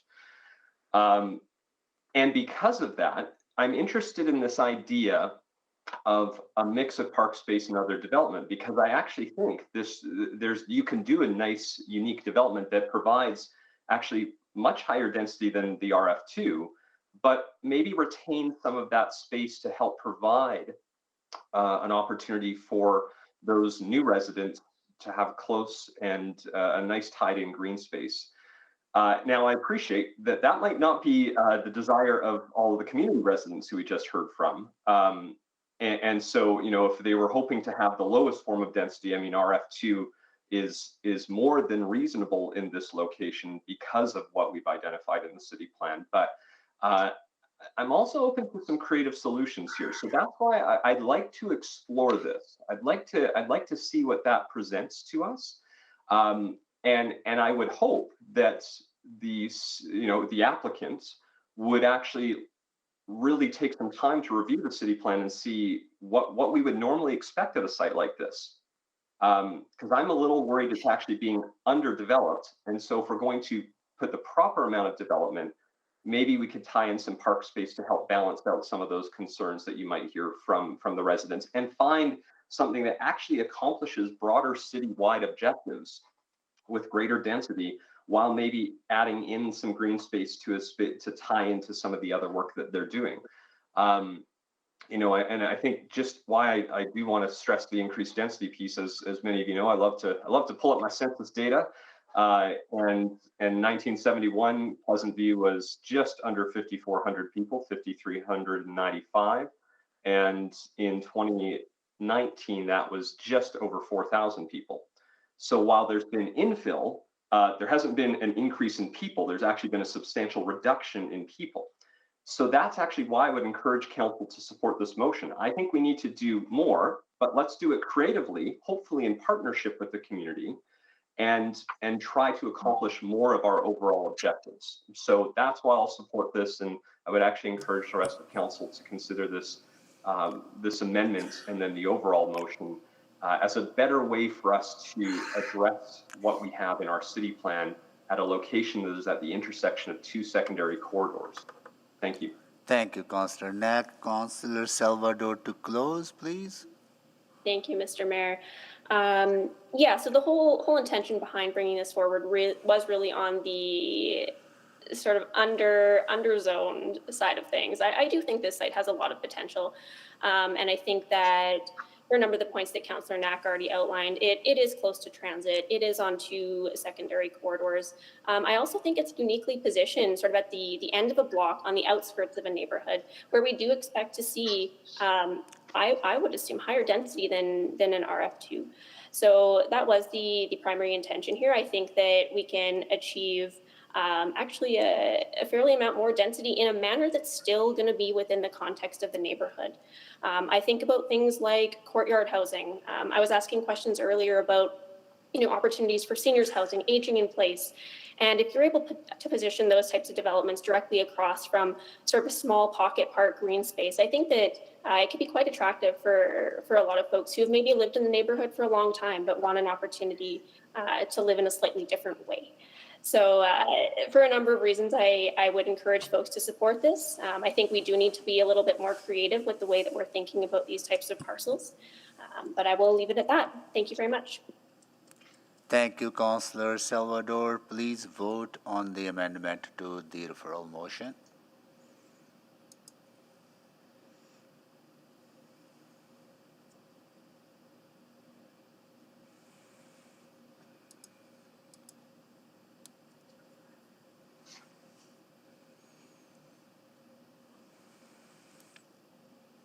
We have all the votes. Display the votes, please. That is carried. Now we are back to the referral motion, right? The motion as amended, yes. Motion as amended, referral motion as amended.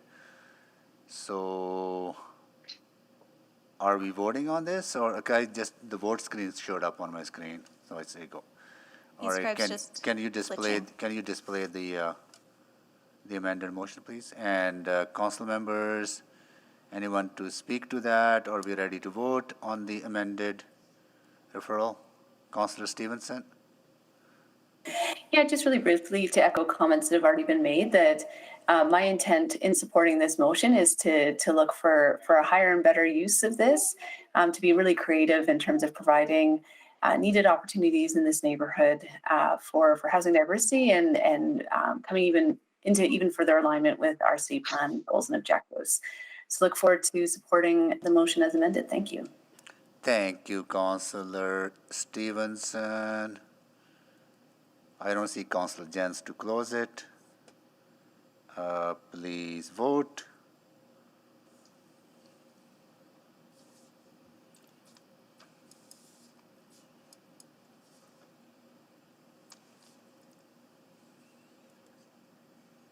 We have 13 votes. Display the votes, please.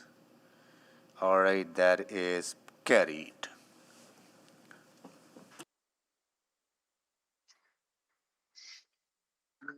Going into 310, and a process question, Madam Clerk. If we don't finish our agenda today, which is highly unlikely, right? And just want to know, it's been a while from public hearings. When do we carry on? So technically, if we don't specify a time, it would be tomorrow at 9:30 a.m. However, you have a council meeting scheduled tomorrow. So we could continue on, find a continuation time that works for council, or if you'd like, you could postpone a few items to future city council public hearings. It would be at council's discretion.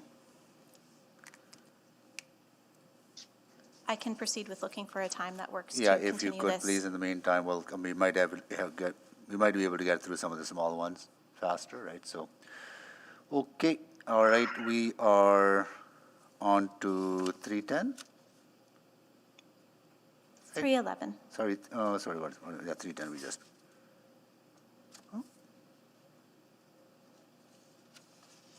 Oh yeah, 310 was passed. 311. Okay, 311 Charter Bylaw 19926 to allow low-rise multi-unit housing Strathern, and it was exempted by Councillor Rutherford. Administration. Report, please. Or presentation, sorry. Yeah, hi. Good afternoon. This application is to rezone a site in the Strathern from RF1 single detached residential zone to the RA7 low-rise apartment zone. The proposed RA7 zone would allow for a 16-meter high, approximately 4-story residential building with limited commercial opportunities at ground level. Next slide, please. This corner site is well suited for additional density. It is located along 95th Avenue Northwest, the route of the Valley Line LRT. Both the Strathern and Holyrood LRT stops are both within 300 meters of the site. Next slide, please. The site currently contains a single detached house, which is also the predominant housing type in the immediate area, except for the Strathern United Church across the avenue to the north. Next slide, please. The scale of the proposed RA7 zone is compatible with lower intensity residential forms, such as single detached houses, and it is common for these two forms to exist adjacent to each other in Edmonton, particularly along important corridors. Recent amendments to setback requirements for the RA7 zone approved in December of last year further improved this compatibility. Next slide, please. Within the transit-oriented development guidelines, the Strathern LRT stop is considered a neighborhood station. For this site, within 400 meters of the station, the guidelines suggest a density of between 45 and 125 dwellings per hectare, which equates to a maximum built form of a low-rise apartment building and which aligns with what is proposed in the RA7 zone. Within the city plan, 95th Avenue at this location is identified as a secondary corridor. A secondary corridor is intended to be a vibrant residential and commercial street that serves as a local destination for surrounding communities. The desired overall density is a minimum of 75 people and/or jobs per hectare, with a typical massing or form of low-rise and mid-rise buildings. Given the site size as a single lot, and it being one of the first such increases in density in the immediate area, the low-rise built form for the RA7 zone is considered appropriate at this time relative to the direction of city plan. In conclusion, administration is in support of this application as it is a corner lot near 2 LRT stations, which makes it an ideal place for an appropriate increase in residential density. The regulations ensure compatibility with the surrounding area, and it complies with the direction for future development along a secondary corridor near neighborhood LRT stations as directed by both the city plan and the transit-oriented development guidelines. It is administration's opinion that the site is suitable for the proposed zone and recommend that council consider approving this rezoning. That concludes my presentation. Thank you. Thank you so much. We have Chelsea Jersak to make a presentation. Chelsea, or just questions only? I'll make a presentation if it's council's will. All right, and Jeff Booth is for questions only? Okay. That's correct. All right, we have no one opposed, so we'll go to you, Chelsea, for a presentation. Thank you. Well, good afternoon. Hello, Mr. Mayor and members of council. My name is Chelsea Jersak from Situate, and I'm speaking this afternoon about Homes by Metro's application to rezone their property in Strathern from the RF1 zone to the RA7 zone. Next slide, please. So the site in question consists of 2 consolidated lots forming a site with an area of about 810 meters squared. The site is located at the southeast corner of 95th Avenue and 86th Street, which is designated as a secondary corridor in city plan as noted by administration. There's currently 1 house on the lot, which would be demolished and replaced by the new building if the rezoning is approved. Next slide, please. So land development is a multi-step process that gets increasingly detailed at each consecutive step. So because this application is to rezone to a standard zone, the future building hasn't yet been designed. So what this slide shows is the maximum building footprint under the RA7 zone. The RA7 zone requires significant setbacks from each property line, including front yard, rear yard, and side yards. The recent change to the regulations of the RA7 zone, as approved by council last year on December 7th, require that the internal side setback be 3 meters rather than the 1.2 meters, which is what it was before. This change was made to ensure a more sensitive transition to smaller scale housing. Next slide, please. So in this case, the neighboring house to the east is owned by the City of Edmonton, and the lots further to the east have been used as a laydown yard for LRT construction, which you can see on the map up on the slide. Also nearby to the site are a number of services and amenities, including a church, a school, and a neighborhood strip mall. There are bus stops about a block away on both 95th Avenue and 85th Street, and most importantly, the Strathern LRT stop is a block and a half to the west. Next slide, please. So as I mentioned previously, the site is located within one of the secondary corridors identified in City Plan, which is 95th Avenue. City Plan encourages development in secondary corridors in the form of low to mid-rise buildings, which includes buildings of up to 8 stories. The proposed RA7 zone would allow for a 4-story building, which is at the smaller end of what City Plan calls for along this corridor. This proposed rezoning before you today is intended to contribute to the gradual, mindful transition over time that City Plan envisions. Next slide, please. So on this next slide, you can see the population in the neighborhood since 1971 to 2019. The chart shows that the population dropped in the early 80s and has never recovered. So the proposed RA7 rezoning will help to provide a slight boost in the population and support our existing infrastructure, which includes LRT. Next slide, please. So unfortunately, the owner of the site wasn't able to attend the public hearing today, but I'll give you just a quick snapshot of who Homes by Metro is.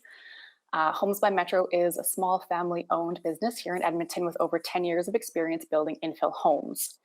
With the goal of supporting our city's stated infill objectives, in the last 2 years, Homes by Metro has started focusing on missing middle projects in order to make a bigger contribution to the sustainability of our city. So on this slide, you can see some of Metro's past projects that they built in Edmonton's mature neighborhoods.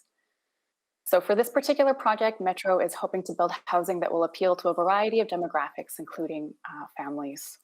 Next slide, please.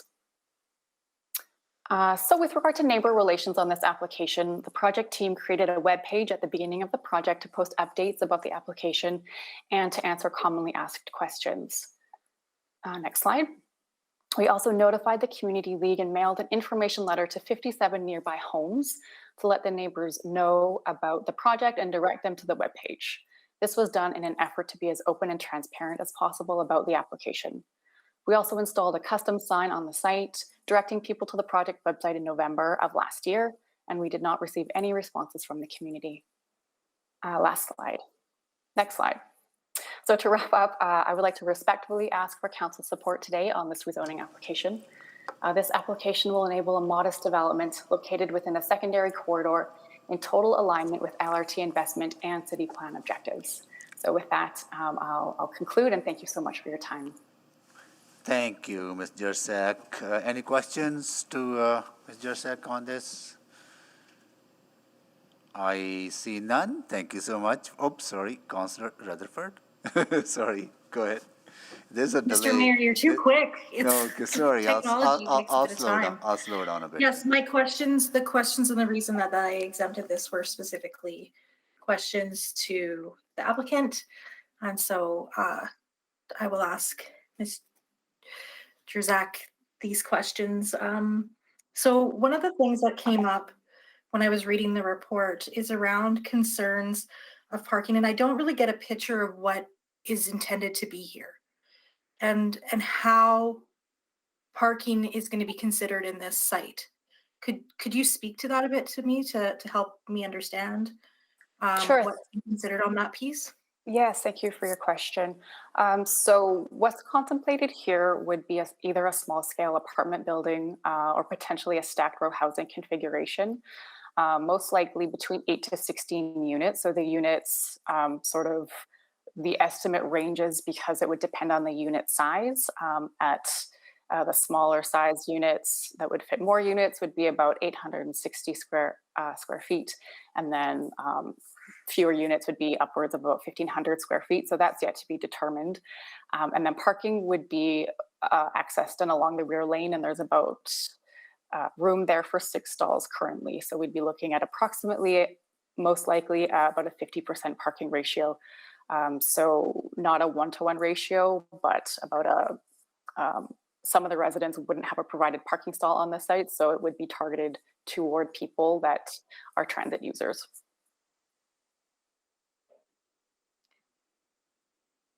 It would be targeted towards the other transit users, but whomever is there, you can't control if they have 1 car, 2 car, or 5 cars. correct? Even though if you're targeting it towards transit users, you can't guarantee what kind of ownership they have over those vehicles there. That's correct. Typically, the demographics that are attracted to live in multifamily housing configurations don't own a lot of cars. Typically, the ratio is at about 1. That's actually, we looked at a study from Harvard that indicates that. That study is from 2007. So just to give some context, typically apartment dwellers aren't attracted to that lifestyle because they own a lot of cars. Yeah, for sure. But even if it's a 1 to household, and if you do that 16 build, where are those 10 cars going? Because I'm imagining that's, I mean, I used to live in Bonnie Doon just across Connors Road, so I'm very familiar with this area. And I'm trying to imagine the LRT there, what all other residential is currently in that space, and where those 10, like, and so I'm just trying to anticipate for the, that scenario, because even if that's not a likely scenario, it's a probable scenario. And even if it's not 16, it could still be 8, it could still be 12, and that's still 4 cars that are then going to be on the street, let alone if there's any surplus of that. You're correct, Councillor. So I believe that the city's approach to managing parking is moving towards a parking management strategy. So I believe that there's a report coming in the Public Parking Action Plan to committee later in 2022 that would be dealing with how, if parking were to become an issue in the area, how parking would be dealt with. So this wouldn't be an appropriate site for someone that owns a lot of vehicles, wouldn't be the target market for this kind of housing configuration.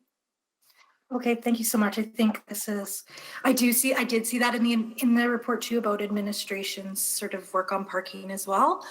But I think maybe based on this conversation, I'll need to dig into that a bit more. Thank you so much. Thank you. Thank you, Councillor Rutherford. Councillor Stevenson. Yeah, just a really quick question. If there was ever, thank you for the presentation. Quick question, if there's ever consideration of consolidating with the city-owned lot to the east. Was that a discussion or something that the applicant, the landowner, wished to pursue? That conversation did not take place, is my understanding. I'm not aware of it. Okay, thank you. Those are all my questions. Thanks very much for the presentation. Thank you, Councillor Stevenson. And no more questions in this round. I will ask if council members, if they wish to ask any further questions to those who presented in response to a new information that may have arisen during the public hearing. I see 1, 2, 3, none. Anyone move the closing of the bylaw on this item? Councillor Rutherford, are you to speak or to close the bylaw? No, I had questions of administration. I'm sorry. Okay, no, okay, no. I don't know what the lag is. There's no worries. I apologize. Okay, all right, Councillor Rutherford to admin. Go ahead. Yeah, so I want to first of all say that overall, I think this is a great application. It fits very well to all of the things. But I do worry about the practicality of what I mentioned before around the parking piece. And I know that we changed policy to, kind of open that parking space of not having that minimum parking space requirement that used to be in place. I think our former council colleague might have had something to do with that one. But I am still concerned with the LRT and with that space. So could administration just ease some of my concerns and maybe talk a little bit more about some of those, the work that administration is doing around parking in that neighborhood? Thank you for the question, Councillor Rutherford. I do think it's really important to highlight what you brought up about the open option parking having been adopted in 2020, which really is about a move away towards regulating parking and removing that from the conversation from each individual application. The other things that I would just posit before passing it on to a colleague is that this is the height of where we would like to see minimal parking. So it is 300 meters, it's steps away from 2 different transit stations, it's on a secondary corridor. And so really, if we're thinking about this in a holistic city building perspective, it really does check all the boxes in terms of being the reason we want to have less parking and allow people to make those decisions on their own. So I think that what I would say about the parking concerns is that we're unlikely to have people who desire to have 3 cars locate in such a position. They're more likely to locate somewhere where they could have that kind of parking, and it forms part of the decision for their purchase. I don't know if there's someone else who'd like to add to that.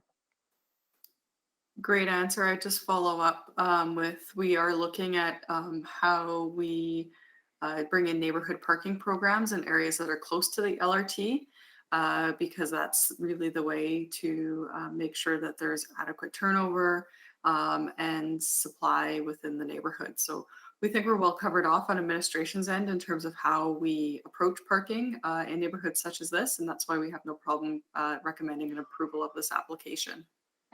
Okay, because I'm just imagining because again, I live near this area and I'm thinking about Folk Fest and all the parking headaches that happened in Bonnie Doon and Strathern around the Folk Fest. And now I'm imagining commuters, if we're activating the space, we're increasing higher density, all those great things. I just want us to be considerate of that. So you have eased my concerns. So thank you very much for those great answers. I appreciate them. Thank you, Councillor Rutherford. Councillor Salvador? Just happy to move closure, Mr. Mayor. Thank you. I'll second that. So, closure of the public hearing moved by Councillor Rutherford and seconded by Councillor Stevenson. Have I heard? Or is good? Okay, got it. Councillor Salvatore. Councillor Salvador and Councillor Stevenson. Okay, got it. Okay. I don't see anyone lined up to speak, so please vote. Sorry, Mr. Mayor, just quickly, did you do a final call for questions of the original? We did. Yes, we did after. Did I miss that? Sorry, I didn't realize we made a final call after questions have been my fault. Thank you. We did, right? Yeah, we did. Okay, now thank you for reminding, Councillor Neck. Absolutely. We don't want to make. Didn't pay attention. No. We want to make sure we follow the process, and I appreciate that. Thank you. Okay, please vote.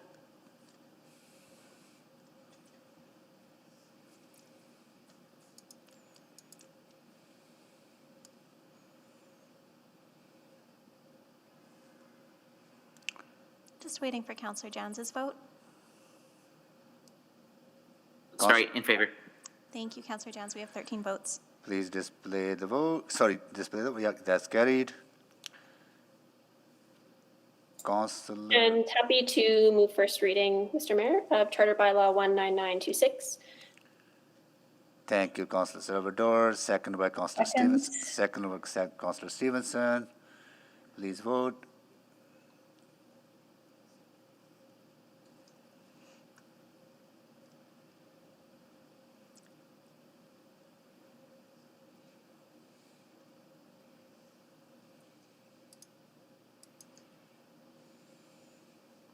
We have 13 votes. Display the votes, please. That is carried. And I'll move second reading of Charter Bylaw 19926. Second. Moved by Councillor Salvador, seconded by Councillor Stevenson. Please vote for the second reading.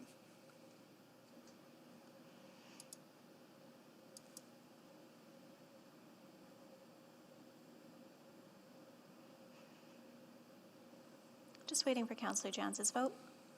Oh, we have 13 votes. Thank you. Display the votes, please. That is carried. And I'll move consideration of third reading for Charter Bylaw 19926. Second. Seconded by Councillor Stevenson. Please vote for the consideration of third reading.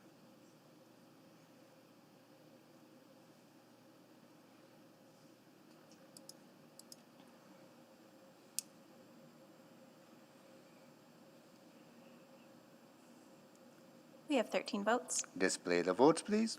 That is carried. And I'll move third and final reading of Charter Bylaw 19926 to allow low-rise multi-unit housing in Strathern. Second. Seconded by Councillor Stevenson. Please vote for the third reading.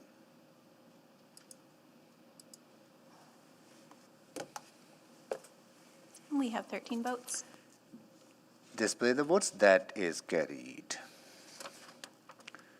Okay, we are heading into item 312, Charter Bylaw 19927 to allow for medium-rise multi-unit housing, Strathern. That was exempted by Councillor Salvador. Administration, please, presentation. Good evening. Have we reached the evening? This application is to rezone a site in Strathern from a DC2 site-specific development provision to the RE8 medium-rise apartment zone. The proposed RE8 zone would allow for an approximately 6-story high residential building with limited commercial opportunities at ground level. Next slide, please. The site is well situated for an increase in development intensity. It is located at the corner of 95th Avenue and 96th Street, steps away from the future Strathern LRT stop, open space, and a school. While it shares the block with single detached houses, you can see from the slide, the majority of the north side of 95th Avenue is developed as small-scale commercial, religious, community, or low-rise apartment buildings. Next slide, please. The site currently contains 2 single detached houses and is surrounded by roadways on 3 sides. There is a single detached house to the west and across the lane to the north. Across the street to the east is the Strathern United Church. Next slide, please. The table on the slide compares regulations between the existing DC2 and the proposed RE8. One of the key differences is the increase in height from 4 stories in the DC2 to 6 stories in the RE8. Next slide, please. In response to the advance notification, we heard from community members that the height of 4 stories in the DC2 was too high, but generally acceptable because the design was known. The community is concerned with the proposed increase in height, the unknown design, building massing, shadowing, loss of privacy, lack of landscaping, and that the scale of the building is out of character with the area. Next slide, please. The proposed rezoning aligns with the goals and policies of City Plan, which encourages increased density at a variety of scales and densities and designs. And while the site is located directly on a secondary corridor, 95th Avenue, which is intended to be a vibrant residential commercial street, serving as a local destination for surrounding communities. The intended built form ranges from low to mid-rise development. The site is steps away from the Strathern LRT stop, which is considered a neighborhood station in the transit-oriented development guidelines. This application meets the guidelines' intention for medium density and neighborhood surfing commercial uses while slightly exceeding the target height. The site is considered appropriate for mid-rise development due to its location on the secondary corridor and with close proximity to the LRT. Next slide, please. In conclusion, administration is in support of this application. It is located on a corner site and is steps away from a future LRT stop, open space, and other amenities. The proposed zone includes regulations to balance the impact of medium-scale building on the surrounding properties, and it provides the opportunity for increased density that aligns with the city plan for this location. That concludes my presentation. Thank you so much for the presentation. We have Rick Arnold, Jeff Booth, and Chelsea Jersak in favor of the application. Chelsea is only to answer questions, and Rick and Jeff to make presentation. Then we have, is Rick there? Rick? Jeff Booth? Yeah, I'm here. I'm ready. And Brittany Earl in opposition. Brittany, are you there? Yes, I am. Okay, good. We'll go to So Rick is not here. We'll go to Jeff Booth for No, sorry, Mr. Mayor, I am here. I just you're had my there. Okay. microphone muted. Sorry, No problem. apologies. And you both have presentations to make? Yes, Mr. Mayor, Okay, go Jeff ahead, will go please. first. Okay, Jeff, go ahead. Okay. Good evening, Mr. Mayor and members of council. My name is Jeff Booth from Situate, and I'm speaking about urban infill homes application to rezone their property in Strathern from its current DC2 zoning to the RA8 zone. Next slide, please. So the site in question consists of 2 lots forming a corner site on 95th Ave, just west of 86th Street. The 2 lots form a site with a width of over 26 meters and an area of about 1,150 meters squared. There's currently 1 single detached house on each lot. Next slide, please. So the future building hasn't been designed yet, but what I'm showing here on this slide is what the maximum building footprint would be under the RA8 zone. The zone requires significant setbacks from each property line, and the maximum height is 23 meters or about 6 stories.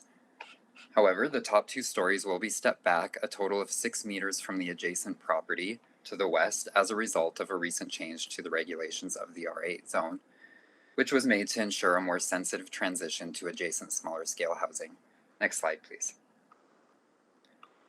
So the site is currently zoned under a direct control provision that was approved in 2018. This was less than 1 year before significant amendments were made to Edmonton's missing middle zones in 2019 to make them work better for more types of development. The DC2 allows a 4-story building with very similar setbacks to what's required under the RA8 zone. The main difference between the proposed and existing zoning are the maximum height and density.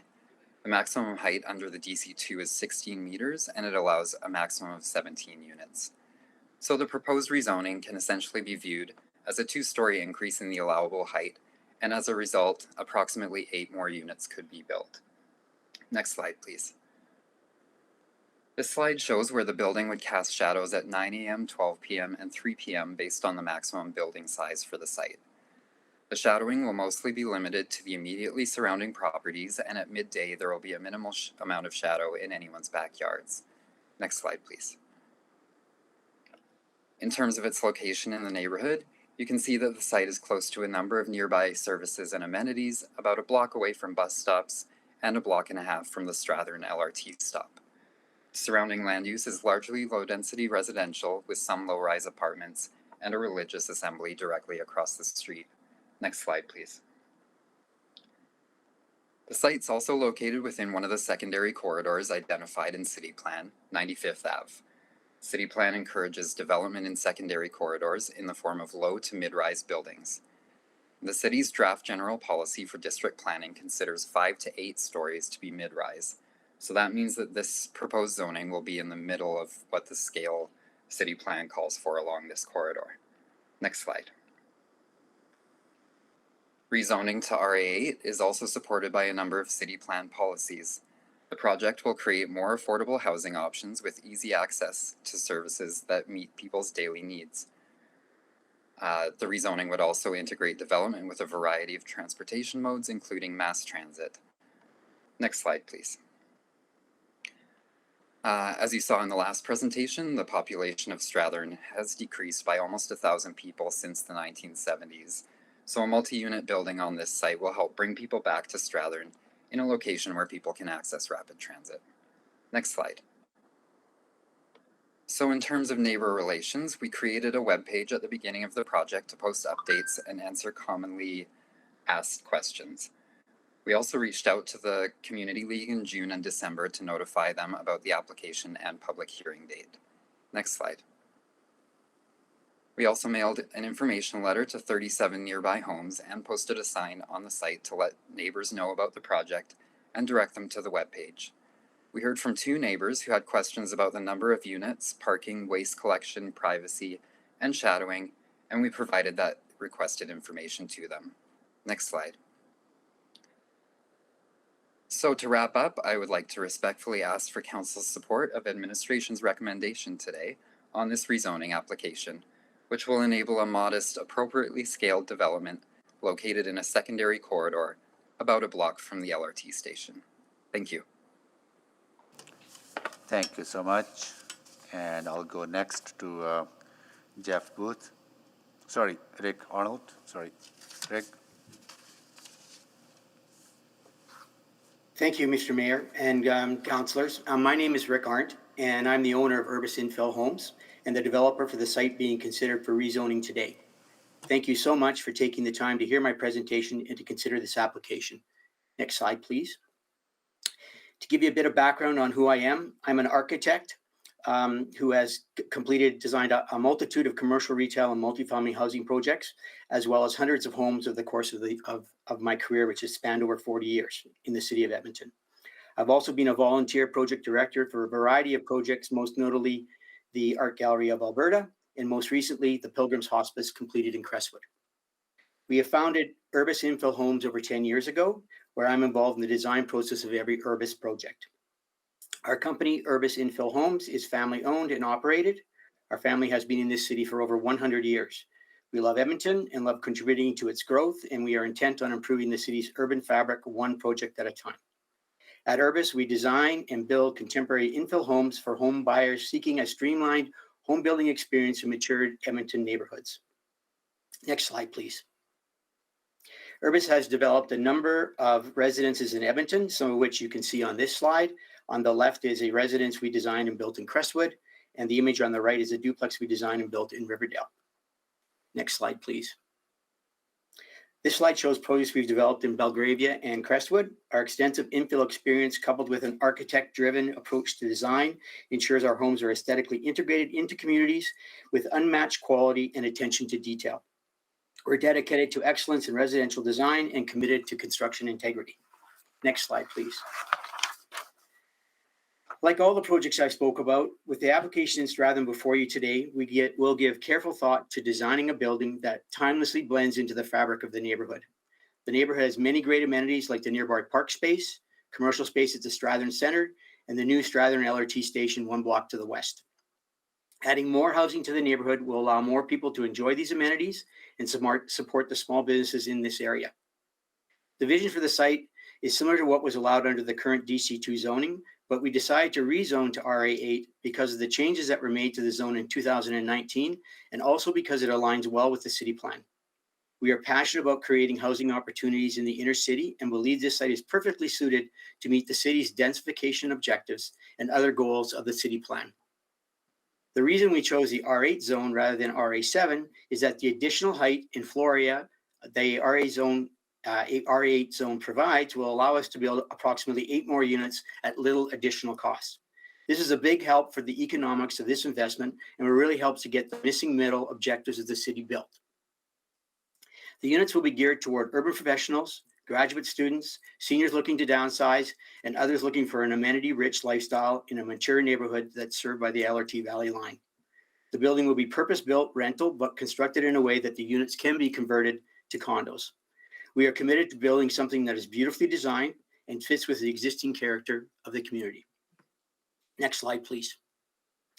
I'm also excited about the city plan and the opportunities that it has created to bring more types of housing to our city neighborhoods, and we want to be a part of making that happen. City plan's direction was a big factor in my decision to rezone this site. I'm excited to have an opportunity to build thoughtfully in the community, providing more new homes for families in a great neighborhood. Next slide, please. To wrap things up, I'd just like to say I'm really happy to be here today, and I'm really hopeful that with your support, we can build something special on this site. Our company wants to support the goals of the city plan by contributing to the vibrancy of the neighborhood and making use of our investments in transit. I won't take up any more of your time, and thank you so much for listening. If you have any questions, I would be happy to answer them. Thank you. Thank you so much for that. We will take a recess in 1 minute. I just want to get a sense from council members looking at the agenda. If I don't want to have a debate on this, right? But if anybody object for us to come back at 6:30, if you object, then we'll come back at 7. If not, then we can move a motion to amend the agenda to come back at 6:30. I just need anybody has questions and issues, then let me know, then we will come back at 7. Yeah, sorry, Mr. Mayor, just are there some nodding heads from the part of administration and chambers with you? Yeah.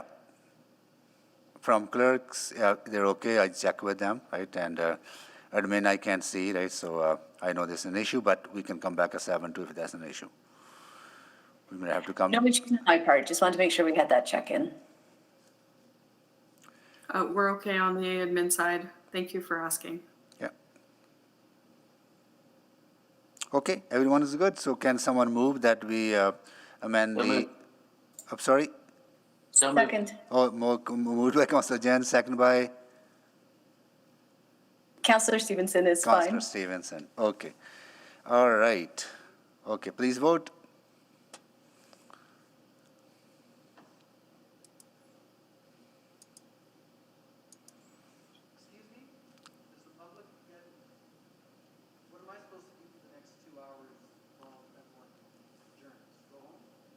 Yeah, we'll be back at 6:30. If this passes, sorry, I have to check the vote first. The motion carried. We just had the wrong screen displaying. It was 13-0. So it's carried 13-0. Okay, we'll be back at 6:30. It's time to eat. Oh, Michael, kids have to eat. Come on. It sure is hard to eat. Okay, we'll be back at 6:30.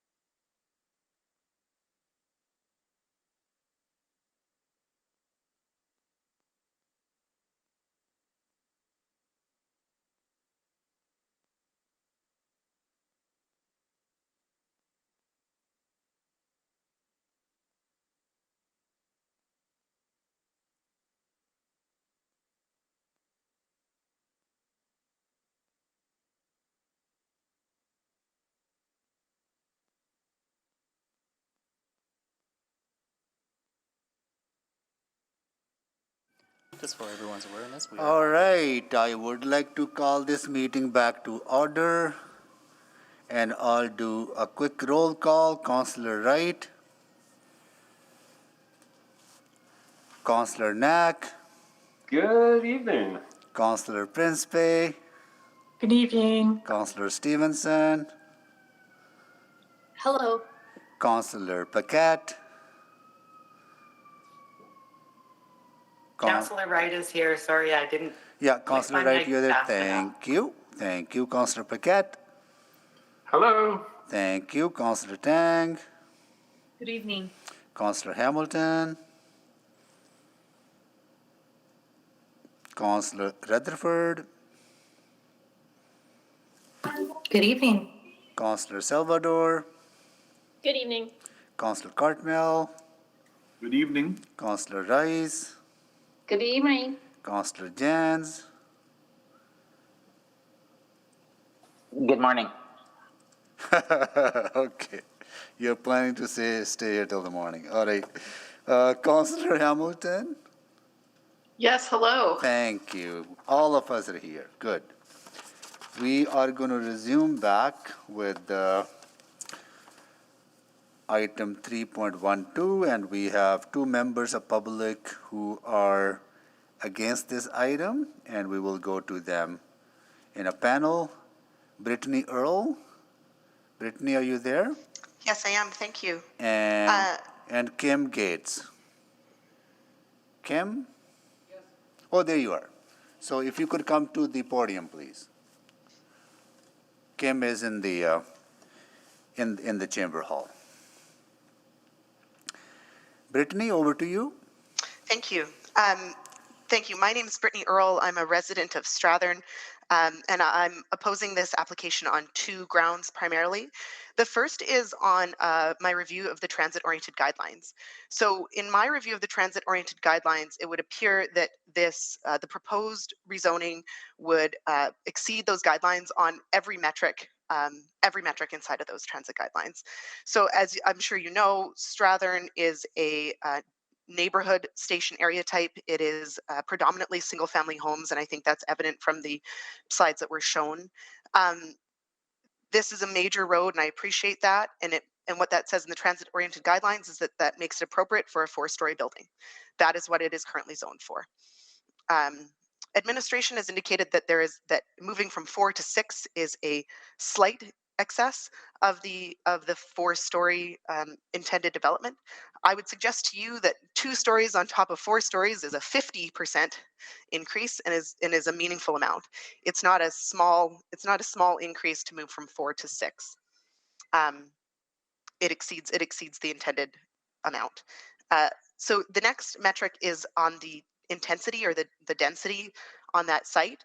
So according to the transit-oriented guidelines, the maximum target is 125 dwellings per hectare. The existing zoning allows it for 148 dwellings per hectare, if I've done the math correctly. And I should say, to be clear, I'm not in any way opposed to a 4-story building going there. It's the move from the 4 to the 6 and the dramatic increase in the massing that causes me concern. So it already meets the intended density. It is more than the transit-oriented guidelines would allow for by 50%.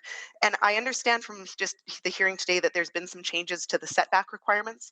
But if you look at the massing or the built form diagram, you'll see that what you've got 3 meters away is a single family home, is a bungalow, and next to that is a 14.5 meter building allowed there. Under the old zoning, it would only be 8.6, I think, is the step up amount, which just seems to be far more in keeping with what's going on in the area. So between the height and the density and the step back, it seems to me that on all counts, this is contrary to the transit-oriented guidelines as they're laid out. In my understanding, there'd have to be something exceptional to go outside of those guidelines on all of these metrics, and it's clear that to me there's been nothing exceptional indicated here. I should be clear that, again, no opposition to a 4-story building, no opposition to commercial on the main floor if there was an application to that extent. And I don't think our neighborhood is opposed to increasing density.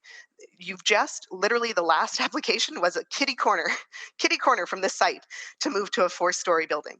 And there was no opposition to it, and there's no opposition when this one went up either. So that's my first item, is just a plain reading of the transit-oriented guidelines.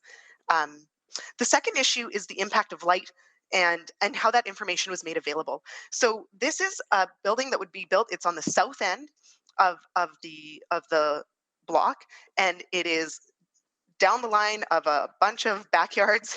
It's down the line of an alleyway. It's literally straight down the line. And so I'm concerned about the impact of light. I made that clear from the beginning. And in order for me to get a copy of the light study that you saw, which, by the way, did not include the December impact, which I think is material in a winter city.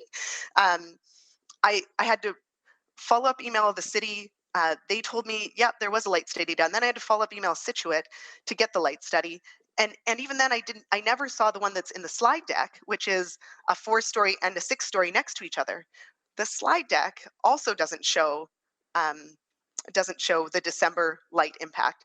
I just think that the information has not been made available, especially to those of my neighbors who are long-term renters who will absolutely be impacted, but they don't get the notices. So their only opportunity to get that information would be to go to the website or seek it out through this multiple step process. And I don't think that that's been proper engagement. So I would ask that this not be approved on the basis of the transit-oriented guidelines concerns, but also if you're not willing to refuse it today, I would suggest that some further engagement would be required. And we need to see that study needs to be full. It needs to include the December impact, which is important, and also needs to be properly provided to the public. Thank you. Thank you so much for your presentation. Now we'll go to Kim Gates. Thank you, Your Honor. Thank you, members of council. I apologize for my earlier speaking out of line, because I didn't realize you guys were cutting your dinner short, and we appreciate that very much. My name is Kim Gates. I'm an age-educated technologist, homeowner, and long-term citizen of the city of Edmonton. And I am the homeowner to the immediate west of the proposed zoning change. I want to start by addressing density and change and NIMBY, not in my backyard. I want to point out that in this very chamber, going back to the original DC2 that was created, I commented that I understand the need for increased density, I understand the need for change in communities and increasing vibrancy and all of these things. I want to point out that in the applicants' comments, they talk about the lack of density or the lack of growth in population in Strathern, but as many of us are already aware, there's going to be a huge increase in population in Strathern as soon as the Strathern Apartments development, which was approved just shortly before the election of this council, as soon as that's built. So I too have argued in this chamber for increased density. So I guess the need for rezoning, or the need for zoning in general, is balancing wants, right? I want council and the city to give me free services in exchange for the uncomfortable nature of this LRT construction, but I'm not going to get that, and I get that. And perhaps our developer doesn't necessarily need to get everything they want. Key change in this rezoning was, perhaps the addition of commercial. To what end? To what benefit? Is Strathern currently underserved for commercial? I don't think that is the case. There are currently unused and underutilized commercial spaces within Strathern. Will future Strathern be underserved? No. Strathern Apartments, when it comes, is coming with huge commercial additions as well. So that isn't going to be an issue. When first the DC2 was proposed, I sat down with Councilman Henderson, and he said, you know what, 2.5 stories is already allowed in your neighborhood, so a jump to 4 stories is not a big deal. But now we're going from 2.5 stories to 4 stories to 6 stories. This DC2, which also I was assured by Councilman Henderson and this council, or I guess previous council, that my homeowner interests were being protected by that DC2, by that direct control. Why is there a change? Why do we need a change? Would this RA8 have been approved had it been proposed originally 3 years ago? I don't think it would have. I think we got a gradual changing, boiling of the frog, so to speak, where, you put a frog in some hot water and or cold water and you turn it up slowly and you change parameters until everything sounds reasonable, as Brittany pointed out. There's a certain amount of bait and switch. There's still issues, of course, with the parking. You've got 17 units already approved with 9 parking stalls. And we've got, perhaps reduced access and egress with 86th Street and the traffic on 95th. But I guess my conclusion, I guess I'll wrap this up. The rezoning application provides no increased density or marginal increased density. If they add commercial underneath it, then you might get 4 additional units by increasing the height of the building to 6 stories. So you've got no increased density or marginal increased density, no essential commercial service because we already have unused commercial property in Strathern, and it creates an unreasonable imposition on the community and surrounding homeowners. Size, light, noise, streetscape, construction, noise, utilities, utility construction, parking. So if there's no or marginal civic benefit, why are my existing wants being ignored in favor of the developer's want for, increased profitability? I invested in this property long before the applicants. Nonetheless, I appreciate your time, Council. Thank you very much, and I guess welcome to a new sitting, and thank you very much for your time. Thank you so much, Mr. Gates, for your time, and also you waiting as well. You've been here since the start of the council meeting, so we appreciate your patience as well. Thank you so much. Questions to members of the public from council members? Give a second here. Councillor Jans? Can I ask the last speaker a question at this time?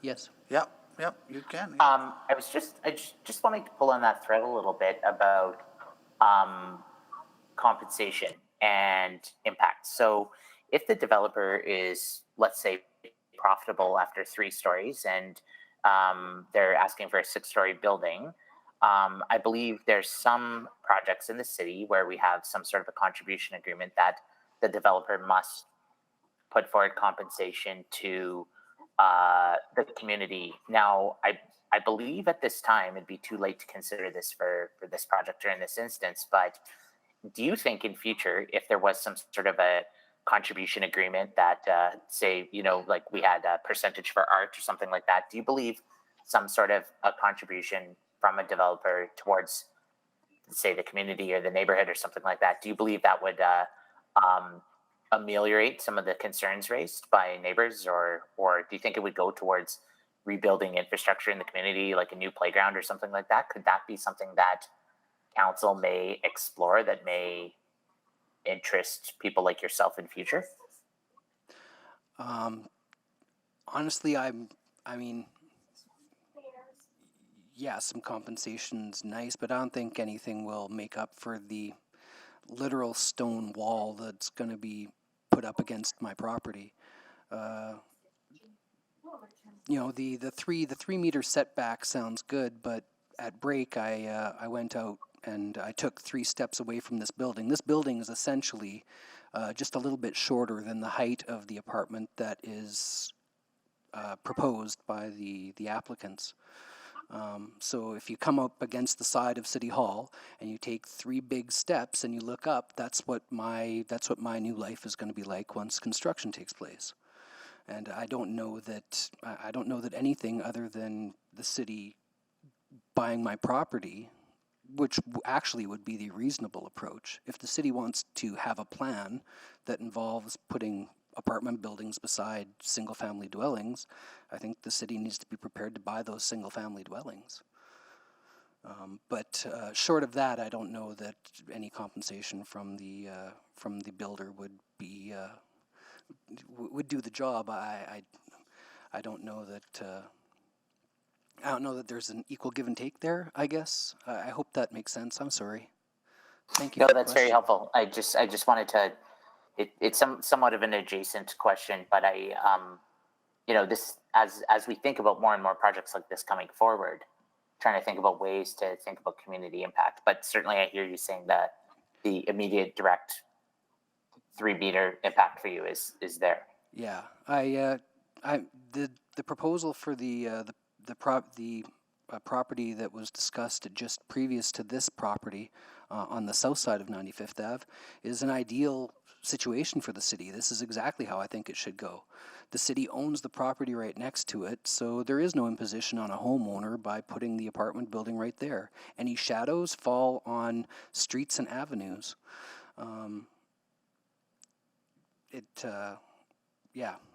That approach seems much more reasonable to me. Okay, thank you. I yield to the chair. Thank you, Councillor Jens. Councillor Salvador? Thank you, Mr. Mayor. And just want to say thank you so much to our guests for sticking it out. I know it's been a really long day, and I thought you both had really comprehensive presentations, so thank you for that. So I actually just have one quick question for Mr. Gates, and it is related to the setbacks. And of course, you mentioned that there's sort of the 3-meter setback from the property line to what could be a new building. And I guess there's also the setback on your side as well. I guess, do you still find sort of adding both of those together that is problematic? As Brittany pointed out, the original DC2 basically calls for a two-story wall beside my house with then a setback to the ultimate height. Instead, the RA8 ends up with a 4-story wall beside my house and then a setback. So it's a significant difference in the setback. And as Ms. Earl pointed out, it's a 6 stories on top of, or 2 stories on top of another 4 stories is a significant increase. Sure. Yeah, I appreciate your comments there and your perspective. And yeah, my next question was going to be around sort of the regulations that have been put in place to sort of mitigate that shadowing effect, to mitigate that feeling of having sort of a big wall next to a property, so it has that gradual step down. I'll ask administration some questions about that as well. Right. But I really appreciate your thoughts on that. No, thank you very much for asking, and it's I appreciate it from that standpoint. I guess I just don't understand why we need to change the DC2 as it was originally proposed. It sort of meets all the requirements, and it meets what was just approved kitty corner to this. Thank you, Mr. Mayor. I'll yield the rest of my time. Thank you, Councillor Salvador, and thank you to members of the public for making a presentation. And I understand that next step would be if any other council members have any further questions of those who presented in response to new information that may have arisen during the public hearing. Councillor Salvador, you have questions to other members of public or to admin? I have questions of admin, but also to the applicant. Okay. All right. Go ahead. Great. And it's in order for me to ask of the applicant at this time? No. It's to any admin and applicant, both Great. at the same time. Perfect. Because we Yeah, decide, so I guess to just hold on. Mr. Arndt. Sorry, apologies. We should just be hold on. asking questions of the public speakers Uh, at this time, and then after that, we would move to So questions this of is the kind administration. of on new information to public, right? We haven't completed the panels of asking the questions of the public speakers. Because we have not asked questions to the members of public who were in favor, right? Correct. So, I see. Okay, because we took the break. Got it. Typically, we would do a panel of those in favor, have them present and ask questions of them, Yeah. and then we'd move to a panel of opposed, have them present, ask questions of them. However, I believe it is okay for us to have all of the speakers at this Yeah. point ask Got it. questions of the speakers, Good. and then after we're finished there, Yeah. move to questions So of administration. to members of public, Council Salvador, we'll come to admin later on. And I'll start your time again. So you can ask questions to members of the public, those in favor as well, right? Because we missed that part. And then we can come back to admin. So I can't ask questions of Mr. Arndt right now? He's on the public speaker. Yeah, list, he's on the so public. yes. You can, Thank you. you can, you can, yeah. Fantastic. So yes, to Mr. Arndt, I'm wondering if you can talk a little bit about sort of the economics of this type of project, because I know for a long time Edmonton has been trying to really get more missing middle style projects in our city, and some positive steps have been made on the regulatory side with missing middle zoning review. But you mentioned by adding those 2 stories, you, and correct me if I'm wrong, essentially get an additional 8 units, was it? Is that correct? Yes, that's correct, Councillor Salvador. Okay, and yeah, if you could speak to, I guess, how that influences the financials of a project like this, and as well as the sort of affordability implications for the end folks who will be living there. Okay, thank you, Councillor Salvador, for those questions, and I'll address them as best I can. First and foremost, there's a reason why we haven't developed this site, in that the problems is the economics.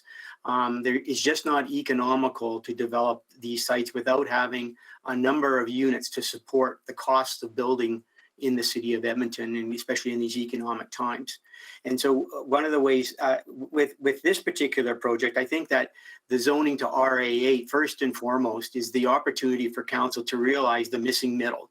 And this project is a great opportunity and an example of how the missing middle can be built in a mid-rise project in a small scale and done appropriately for a neighborhood. And without council supporting the initiatives of the city plan and the LRT and the billions of dollars of investment of the LRT to bring people to ride that LRT, this is an opportunity for that. So that's first. Secondly, to answer your question with regard to economics, without a proper number of units, it's very difficult to develop these projects, to be able to provide for an architectural envelope that is more appropriate for the neighborhood, provides character and scale to the development, to the project that's being envisioned. It's important that we get these numbers of units to be able to support that.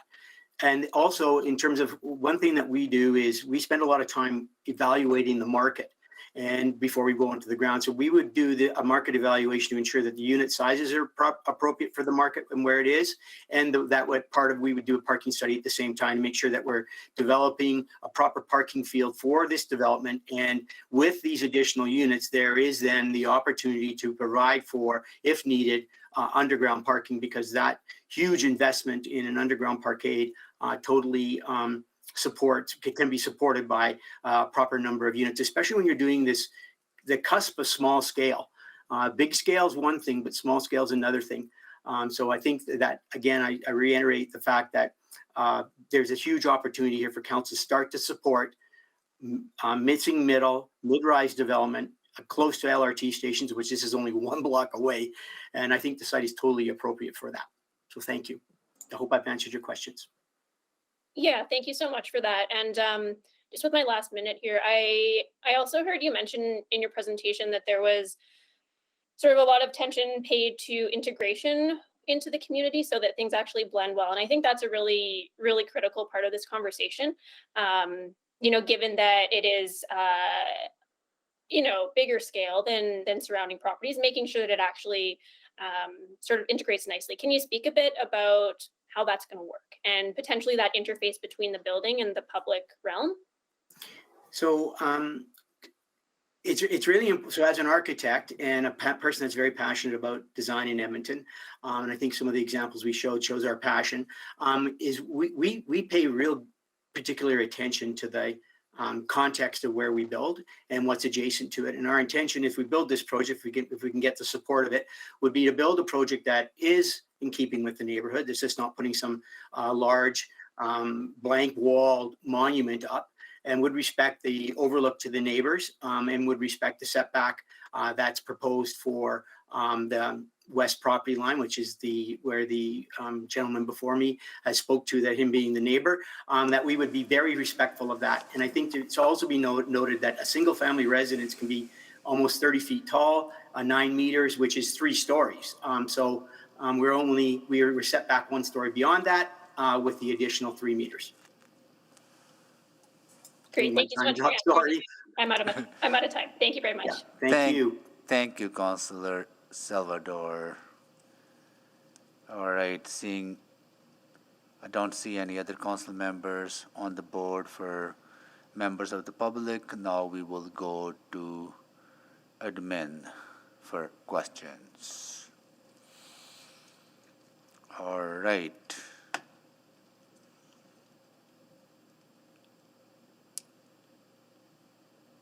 Questions to admin, Councillor Salvador. Thank you, Mr. Mayor. So I just want to loop back to what Ms. Earl was saying, just around the transit-oriented guidelines. I guess, could you speak to the level of precedent that each plan takes, I guess? Because I'm thinking you've got city plan, district planning is coming down the line, and I guess the validity of transit-oriented guidelines in the mix of all of those. Thanks, Councillor Salvador. Sure. So since the time that DC2 is approved, we have adopted city plan, and the city plan goals for 95th Avenue as a secondary corridor is to achieve density in medium scale buildings. So this is a part of our review, right, where we weigh the policies and guidelines that are available to us.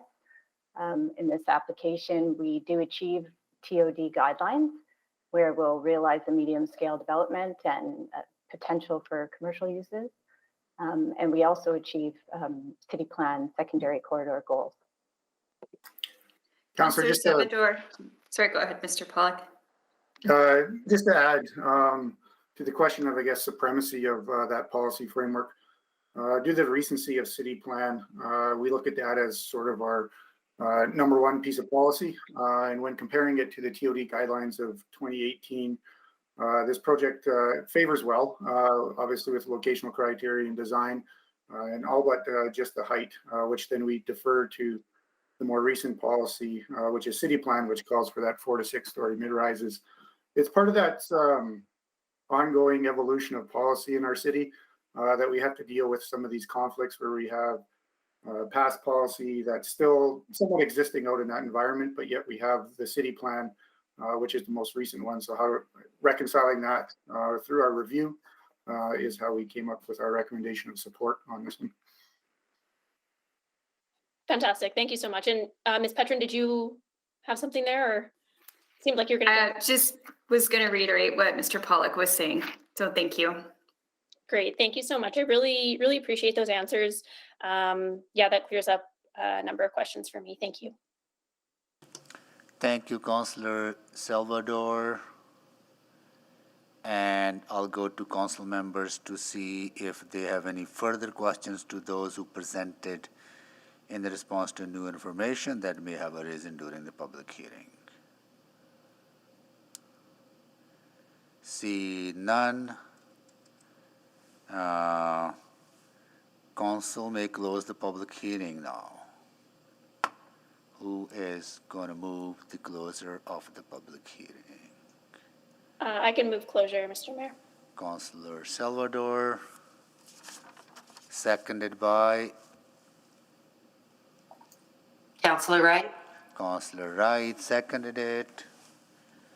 please vote for the public hearing on Charter Bylaw 1927 be closed.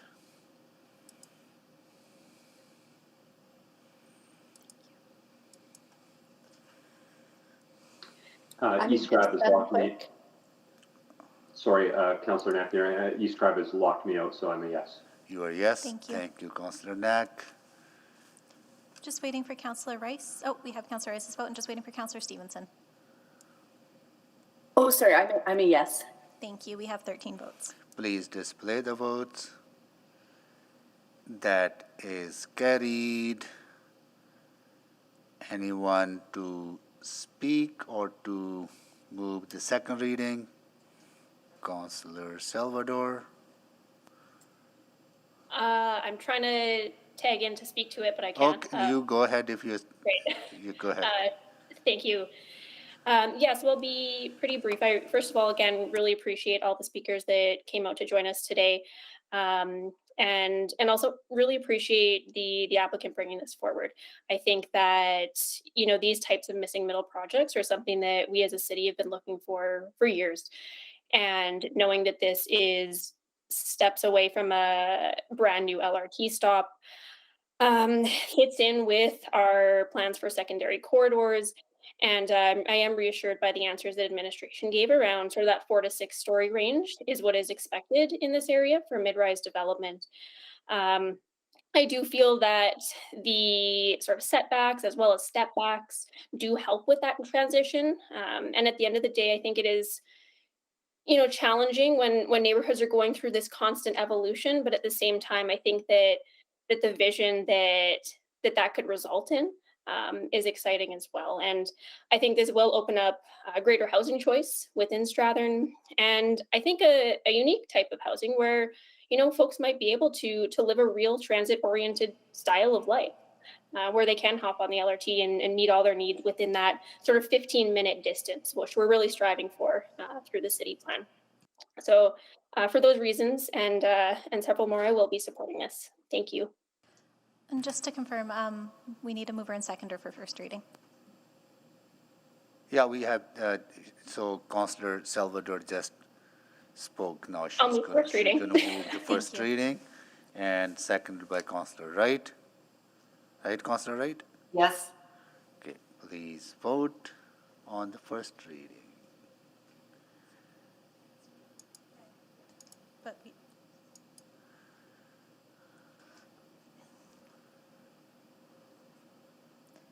just looking for Councillor Rice's vote.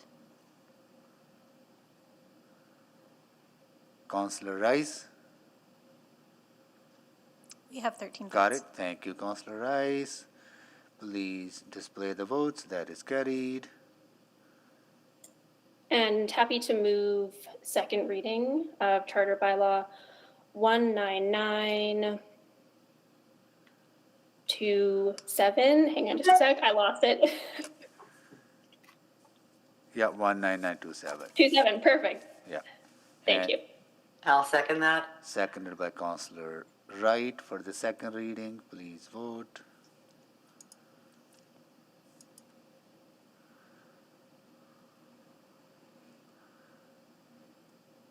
Just waiting for Councillor Steven. Oh, we have all 13 votes. Display the votes, please. That is carried.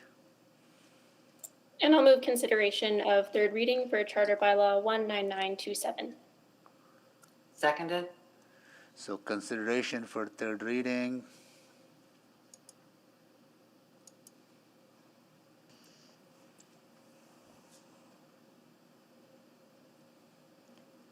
Just waiting for Councillor Jans's vote. Councillor Jans. We have 13 votes. Good. Thank you, Councillor Jans. Please display the votes. That is carried. And I'll move third and final reading of Charter Bylaw 19927 to allow for medium-rise multi-unit housing Strathern. Seconded. Seconded by Councillor Wright. For the final reading, please vote.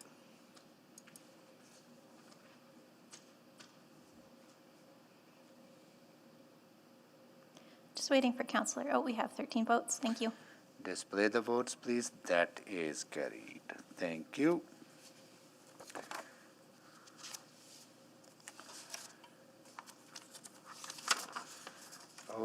Okay, now we go to our second last item. 3.14, Charter Bylaw 19906 to rezone land in the Tamarack neighborhood was selected by Councillor Rutherford. I'll go to administration for a presentation. Hello again. Good evening, Mr. Mayor and members of council. Item 314 pertains to a rezoning application in the Tamarack neighborhood in southeast Edmonton. As illustrated in the first slide, the application involves a relatively large assembly of properties that are zoned DC1, Direct Development Control Provision, for the purpose of facilitating a residential commercial mixed-use hub around an existing transit center. Next slide, please. The site is located at the northernmost part of the Tamarack neighborhood, specifically at the southeast intersection of 17th Street and White Mud Drive. This slide shows the Tamarack neighborhood structure plan on the left.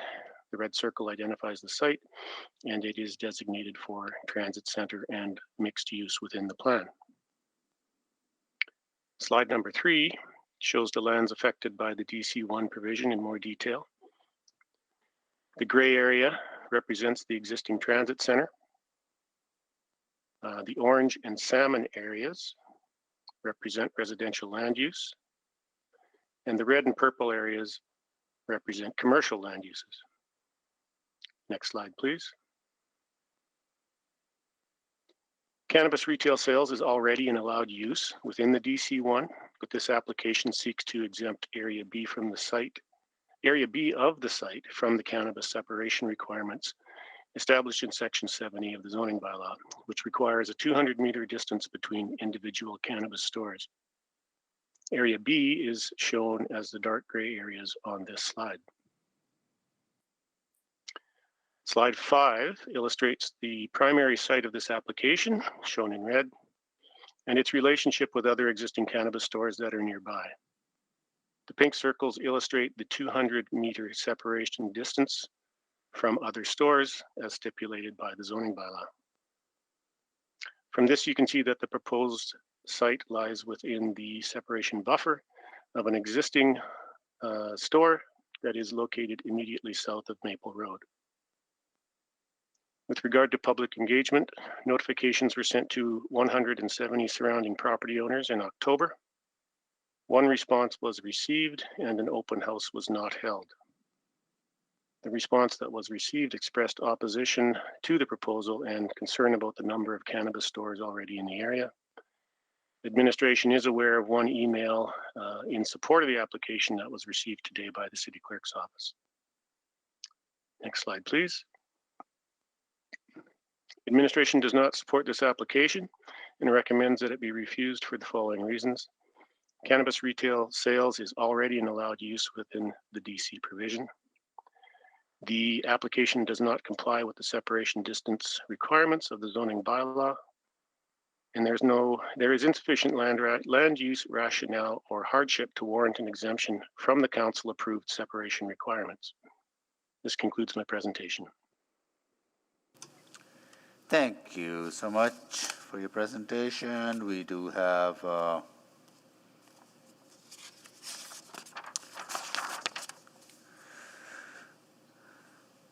Fabio Capola to make a presentation and Scott Mackey for questions only on behalf of the applicant. So I'll go to Fabio Capola first, and they'll be paneled anyway. So. Thank you, Your Worship. Good evening, everyone. My name is Fabio Coppola. I'm a senior planner with Invistec Consulting, here to present on item 3.14, Charter Bylaw 19906 to rezone land in the Tamarack neighborhood. Next slide, please.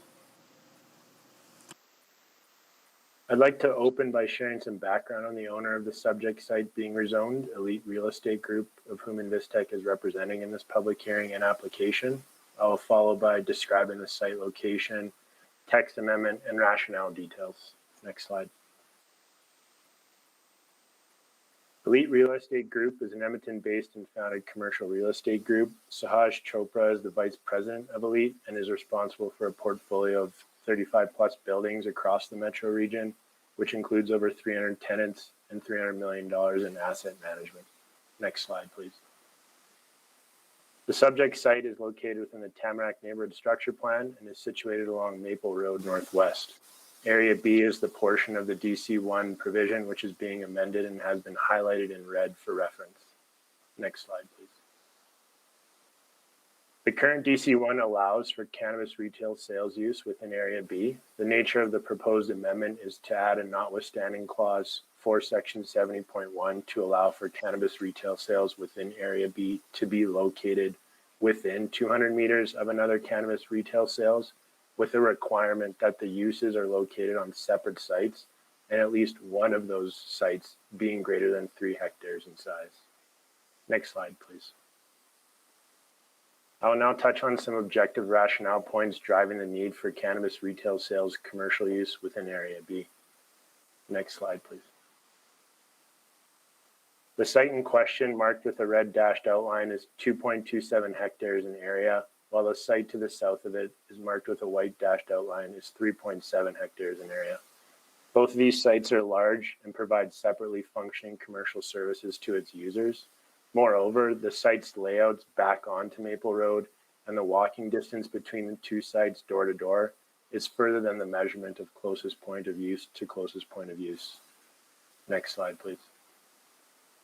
Although mentioned in administration's report that the cannabis retail sales use is located 30 meters south of the nearest parcel boundary for Area B, this does not paint the full picture, as this is a very large site and the location of the potential future cannabis retail sales use could be as far away as 130 meters from the existing cannabis retail sales use as shown on the map. Next slide, please. The two commercial sites function independently and are separated by Maple Road, which is an arterial roadway and provides only right-in, right-out abilities for vehicular ingress and egress to both sites. Further, a landscape boulevard prevents crossing Maple Road and accessing the sites, with each site servicing different traffic flow, either entering or exiting the greater Tamarack neighborhood. Next slide, please. These aerial photos were taken in the summer of 2021 and highlight Maple Road, existing residential development, new construction activity, as well as the overall site function. Next slide, please. The current zoning bylaw regulations prescribe separation distances for all sites without regard for density. This means a site in the established suburbs, such as nearby Mill Woods, might be surrounded by a residential area of only 20 or 25 units per hectare. In this location, there is a substantial population density approved and built or in the process of being built within the immediate proximity to the subject site, such as the immediate north site highlighted in dark brown, noted in the legend as DC1 Area C, which will feature a 178 unit apartment with an estimated population of 320 persons. That will be completed later in 2022. Further, with density approved as high as 224 dwellings per hectare, this is an area that will continue to realize increased commercial service demands. Also, the Meadows Park and Ride is located adjacent to the subject site, and according to ETS Park and Ride report, the Meadows experiences over 75% capacity, or 191 vehicles, which further increases the consumer base of the area. These Park and Ride users may conveniently walk to Area B in a safe manner through pedestrian connectivity infrastructure already in place. While the bylaw provides a general minimum separation distance between stores, we would like to suggest this does not take density into account. Having direct control zoning in place provides an opportunity for an exception to be made to serve this more densely populated area. Next slide, please. Currently, Elite has full tenant occupancy within its commercial development in Tamarack. Full tenancy, coupled with a Tamarack neighborhood population of over 6,000 people as of 2019, and at full build out a projected population of over 9,000 people, will mean that there is going to be continued need for commercial services. Next slide, please. This slide further shows the statistical breakdown of population existing and projected within Tamarack. Next slide, please. Lastly, there are also design requirements for cannabis retail sales that ensure the use promotes a safe urban environment. This is both a provincial and local requirement. Next slide, please. No, I'm sorry. Time is up. Okay, thank you. All right, and Scott Mackey's for questions only, and we'll go to council members. Councillor Jans. Can I defer to Councillor Wright, the ward councillor? Absolutely, you can, Councillor Wright. Hi, thank you very much, and thank you, Councillor Jans. I just wanted to ask if the zoning. So currently, the zoning is DC1. If it had been zoned as a DC2, would you not have met the requirements, just like the liquor stores, as far as being separated?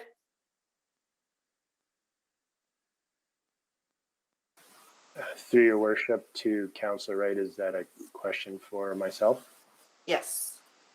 Those would be the cannabis regulation for section 70.1 would still apply in the same lens if it were a DC2 as well. Okay, but right now, from my understanding of DC1, that separation doesn't apply, or does it? It does apply. Oh, it does. Okay.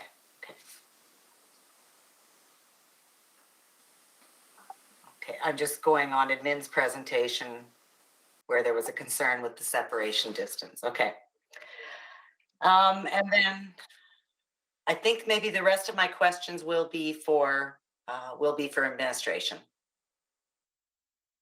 Thank you. Thank you for your presentation. Sorry you didn't have enough time to finish it up. Oh, no, thank you. Okay, thank you. Thank you, Councillor Wright. Councillor Jans. Thank you for this. And just to confirm, we can ask questions of Mr. Coppola at this time? Absolutely. This is the time to ask questions to the proponent. Thank you, Mr. Coppola. So if I understand this correctly, your client believes they have a business case. They want to open this store. The barrier to this is the, I guess would be the overlay of the cannabis legislation. Is that correct? Through your worship to Councillor Jans, yes, the nature of what we're proposing through the notwithstanding clause being added allows that existing use within the DC1 for Area B to be realized. So the prescribed land or building in the zoning bylaw can be achieved. And in the context, this does not allow the development to adequately, the section 70.1 does not adequately allow development to serve the needs of a dense town center, which this area is. And so these changes will allow that cannabis retail sales use to be added to the site and provide that convenience. And there's no other violating criteria, not certain 100 meters from a school or a daycare or something like that? Through your worship to Councillor Jans, no. Okay, so this is basically the only reason you're here today is because of a council policy, is that correct? That you're seeking to gain an amendment from, is that correct? Yes. And if I can just clarify, within the section 70, DC2 on a site of larger than 2 hectares is exempt, but it does not list DC1. But you can certainly get administration to confirm that interpretation. Certainly, I will look at that. Are there any other, I guess, is there, are the licenses grandfathered for the site, or is there some other consideration that we may be overlooking as a council, or is this purely your client believes they have a market case for it, they want to go ahead with it, they're willing to take the business risk, and they want to go from here? Through your worship to Councillor Jan, so the need for another cannabis site is, as I kind of highlighted in the presentation, of density, the existing and growing population, the site function, size, and accessibility, the intent of meeting the statutory plans, which it does, and how Edmonton has proven it can support these types of uses across multiple geographies in areas with much lower densities. And would you want to comment on the ability of legal stores to help allow people access to cannabis as opposed to having to. Well, never mind. That's probably out of order for a public hearing. Yeah, okay. Well, thank you for this. I have no further questions. Thank you. Thank you, Councillor Jans. Councillor Stevenson, can you take the chair? Just a quick question. Excuse me, yes. I have the chair. Thank you. So the existing cannabis store that is on the south side of the Maple Road? Yes. Yes, that's correct. And there's nothing on the north side of Maple Road all the way to White Mud, That's correct. between 17th Street and east of the, or between 17th Street and the railway.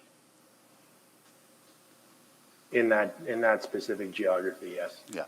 So is there nothing, when I'm looking at the Area A, and Area B, there's no cannabis store in that That's area, correct. right? So the only one is where on the other side of Maple, on the south side of Maple.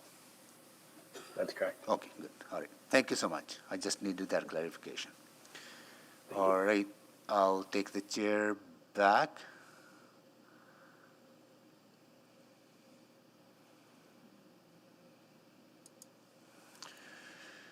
And at this time, I will go to administration. Councillor Rutherford. Thank you, Mr. Mayor. I think to administration, our public speakers brought up a really good point, and I'd like to kind of get a little bit of a sense of how have or do we consider density with anything in comparison like liquor stores in the city currently? Thank you, Councillor. To my understanding, the only part of the city where City Council has determined that residential density is unique enough or intense enough to warrant a different approach or a reduction of separation distances is the downtown, which is a very unique area and very dense. And so from administration's perspective, we just don't feel this is on the same scale or comparative to the downtown. But if it is council's will to consider it, you're certainly free to be able to do that. Hi, Councillor. Just to add to Mr. Heinrich's response, the exception that he was alluding to was a council decision on a similar public hearing matter in which council voted to accept or support an application that reduced the separation spaces. There is no existing policy in the downtown or the central area that says that central or that the separation distances are not in effect. But we've made exceptions. We have many examples of exceptions of liquor stores within those distances that are set out for them within the zoning bylaw, correct? Those exceptions would have been existing or pre-existing when that regulation came in. Since that regulation came in, those separation distances have been held to quite firmly. Administration back in 2017 or 2018 brought forth a proposal through committee to exempt the downtown and Oliver from those liquor store separations because of the population densities and the nightlife and the economic activity that comes along with being a major tourist destination. And it was voted at that time that the separation spaces would remain. Okay, my next question is to Ms. McCabe. Is she on the line? I can't see if she's on the line. I am. Great. In your opinion, as we're doing the zoning bylaw renewal, and we've talked about some of those studies and those reports, do any of them talk about, because we talk about equity and zoning and all of those things in some of those papers that were written, do any of them speak to sort of the stigma or considerations around liquor stores or cannabis stores? I'd have to ask the team. So just to be super clear, not my opinion, but No, I'm asking about those the technical analysis that we have received is when you look at things like uses, if there's a desire by city council to limit the number of uses of a certain type in our city, separation distances are the best way to do that. It's still a very crude tool, but it's the best way to do that. And so from previous council, the direction has been to continue to have separation distances in our city to limit the densification or to limit the number of liquor stores and cannabis stores. And so if that's something that council would like us to explore further through the zoning bylaw, it's probably an appropriate conversation to have in April when we bring the zoning bylaw renewal report forward. But I get the free market, because there was the lines of questioning around the business case in the free market. But another risk that this could pose is actually allowing bigger cannabis retailers to compete with those kind of those smaller local businesses, and really, so this also helps with that, supporting local potentially, depending on who owns the business in that area. Is my understanding correct, or am I misunderstanding that?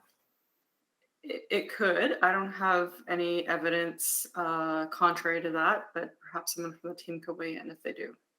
So Councillor Rutherford, one of the main reasons for the separation distances in cannabis and liquor stores was to limit the concentration. It wasn't necessarily about limiting the size or the type of store, Okay.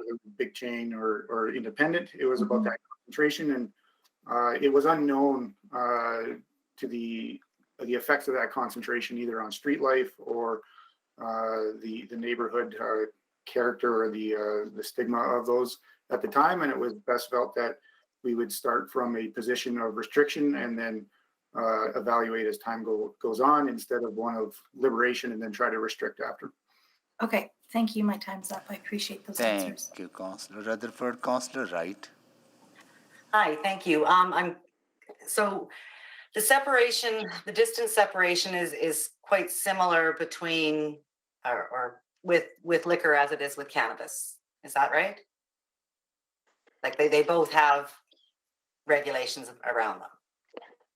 Thank you, Councillor. Yes, they're similar in concept, but different in separation space. The separation space between cannabis stores is 200 meters, and in liquor stores, it's 500 meters. Okay, so on the south side of Maple Road, there is an Ace liquor store, which is right next to the 420 cannabis store. Then if you look to the north side of Maple, there's a Liquor Hut store. So somewhere along the line, that exception has been granted to have and looked at, I guess,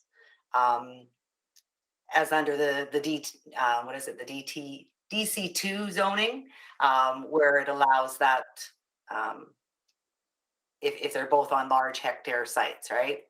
So I'm just wondering why the cannabis store wouldn't sort of be granted that same exception. Thank you, Councillor. There is a slight difference in the regulations, as I mentioned, between cannabis and liquor stores.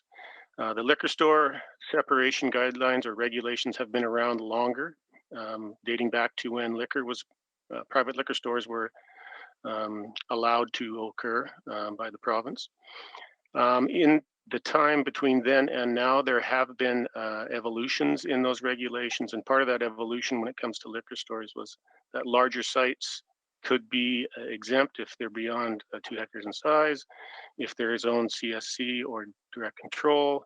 But that applies to liquor stores, and not cannabis stores. The cannabis separation distances that were brought forward and approved by council did not consider the same. Thank you for that. I just so the liquor store that I mentioned, Liquor Hut on the north side of Maple, is a rather new retail outlet. So like I said, that exception would have had to been granted recently, I guess, for that one. And then the other point that I'd asked the presenter about was if the south side had been, if the north side has been designated as a DC2, that zoning would apply, correct? And it's just because it's zoned as DC1 right now? Not really, Councillor. Both DC1s or DC2s are direct control zones, which mean they are custom written. And the only way that they would apply differently was if the zones had regulations written into them to exempt or change the separation distance. Okay, and from what I heard earlier today on the DC ones, that those have been kind of granted in the past 10 or 15 years, just because it's easier to do. They have a slightly different intent and purpose, but they are very similar otherwise. They're both good direct control or custom zones. Okay. Because there's really not a lot of choice for our for retailers in the ward. There's not a lot of retail or commercial space. So I will yield the rest of my time to the other councillors. Thank you. Thank you, Councillor Wright. Councillor Salvador. Thank you, Mr. Mayor. Yeah, so it was mentioned that the rationale behind this policy is around sort of limiting the concentration because of effects on street life, neighborhood character, stigma. And I guess I'm just wondering, do we know how that's played out? And has that concern materialized? Not to my knowledge, Councillor, and I'm unaware of any work being done to follow that up. Councillor Salvador, I'll just add to that. In January of 2021, the zoning bylaw renewal advanced as part of their update report, a discussion piece, an attachment on the review for separation distances. And at that time, the regulations had only been in place for, I think it was 2 years. And so the intent is for the zoning bylaw renewal to continue to collect data and look at those requirements after the zoning bylaw renewal is completed. Okay, I appreciate that. And I guess through the zoning bylaw renewal discussion papers, is there any indication or feedback that's been received so far as to which way that's leaning, or is it still pretty open? I don't believe there's been specific feedback on that particular topic. So, and the discussion papers didn't do a deep dive into the topic either. Okay, well, I appreciate those answers. Thank you. Thank you, Councillor Salvador. Councillor Stevenson.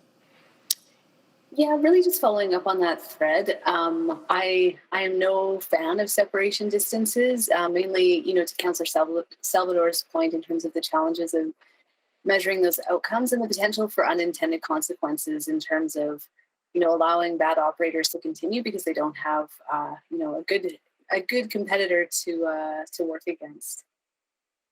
At the same time, I think it is bad practice for us to make one-off exceptions to the rules that otherwise broadly apply. And I'm just wondering, administration, could you speak to, because again, I think that what's challenging with the separation distances is that the rationale for them is really intangible in some ways. And I just think about a development officer who maybe has a proposed variance to a separation distance as an application, and how do they assess that, knowing that council, if council has just approved a relaxation to that on one site, what rationale does the development officer then apply when they're reviewing a variance to another site in another instance? So, Councillor, the development officer has very limited opportunity to provide a variance on the separation distance. It's actually strictly written in the zoning bylaw that they can only vary up to a distance of 20 meters. Anything beyond that is an outright refusal because it's been directed and strictly directed by council. So that kind of limits their variance power in terms of varying the separation distances. And what about the subdivision and development appeal board in terms of how those has the SDAB been upholding the separation distances, or have they allowed variances to that through their decision process? They've taken a number of different factors than the development officer, and they have wider powers, and they have granted in instances shorter separation distances between cannabis retail stores. Okay, so we have our, yeah. Thank you. Yeah, I think, again, I'm just struggling with, I don't like separation distances to begin with. I think a piecemeal approach to dismantling those is not the right approach, that we need that comprehensive look. So really pleased to hear that that'll be coming back as part of zoning bylaw renewal. Yeah, I think I'll just reflect a bit further on this case in particular. Thanks very much for the answers. And just to be clear, Councillor Stevenson, as part of that zoning bylaw renewal report, when we bring that back, council would have to direct us to do further work in that, because we've done the work already in that area. But if that was the will of council, when we bring that update report forward, we'll have that conversation with council at that time. Oh, I'm sorry. So could you then sort of summarize the work that's been done, or? Yeah, what? Could you give an update again on the work that was done already? Sure. So we did look at the review of the applications that had been received, some of the decisions that had been made in the context that they've been made in. Our recommendation at the time that this went to Urban Planning Committee last year was to continue to collect the data and monitor the decisions related to cannabis stores. And once the zoning bylaw renewal is done, then this would be the subsequent work that we would take on in terms of further analysis and engagement that would be associated with reviewing the regulations and any changes. So if I'm hearing correctly, that decision would come after the passing of zoning bylaw renewal? It's subsequent work. So looking at the separation distances is out of scope for the current work. Okay, so a more holistic, comprehensive look at separation distances is quite a few years out. Then it would be, yeah, quite a few years out, I guess, after zoning bylaw renewal. We've done that would be fair to say. Sorry, go ahead. Done the work, but of course, if it's the will of council to add that to the scope, when you kind of see all of the things that we're looking at with that update, we can discuss with council about how that would be done if this was something that was top of mind for council. Okay. And would that take precedent over, like, I'm just trying to think, if we add that to the scope, does that slow things down? Does that knock something else out of the scope? That's exactly the conversation we'd have to have with you at committee. I think would be the best place to have that in April when we bring that report forward. Okay, thank you very much for the clarity. That's very helpful.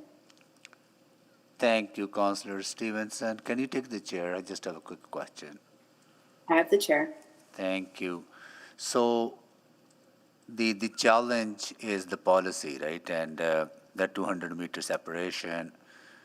So it does not consider if the two sites are large enough, but they're also separated by a major roadway, in this case, the Maple Road. So that doesn't change the separation. Even though people will be going into one area, not necessarily driving into another area. So that's correct. So it doesn't matter. Wasn't there any separation on liquor stores if they were separated by major roads, even though they could be within 500 meters? Yes, Mr. Mayor, there are some additional qualifiers with regard to the regulations to liquor stores that are not present in the cannabis separation regulations, and things like the size of the site, if it's larger than 2 hectares, and if it's owned CSC or direct control. Again, those factors, when it comes to liquor stores, would warrant some exemptions from the separation distances, but it does not. The separation distance for cannabis regulations are not written the same way. Yeah, they're more strict, right? I understand the policy, absolutely. I'm just trying to figure it out, like what is does this meet the intent actually, right? Because you have a major roadway through it, right? So I understand the rationale for policy and having been consistent with the policy. Yeah, I get that. So, okay. All right. I'll take the chair back.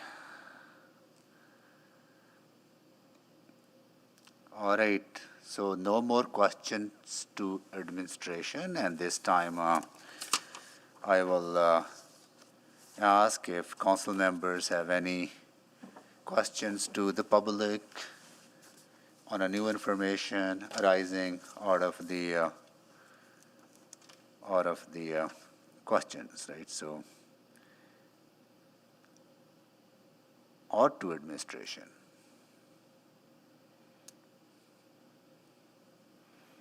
Council members,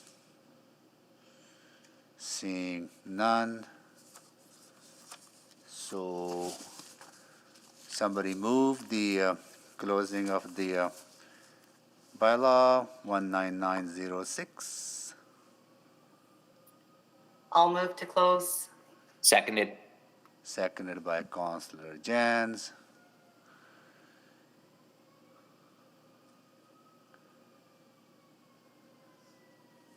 Please vote for closing of bylaw.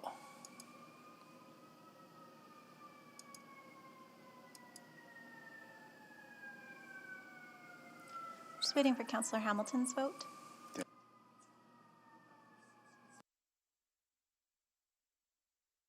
I'm a yes. That didn't come through on my end. Thanks. Thank you, Councillor Hamilton. We have 13 votes.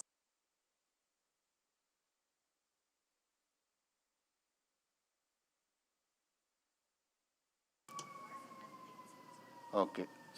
All right, that is it. So please, somebody move the first reading.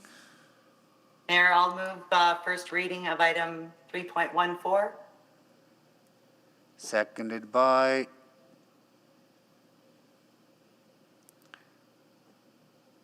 Second.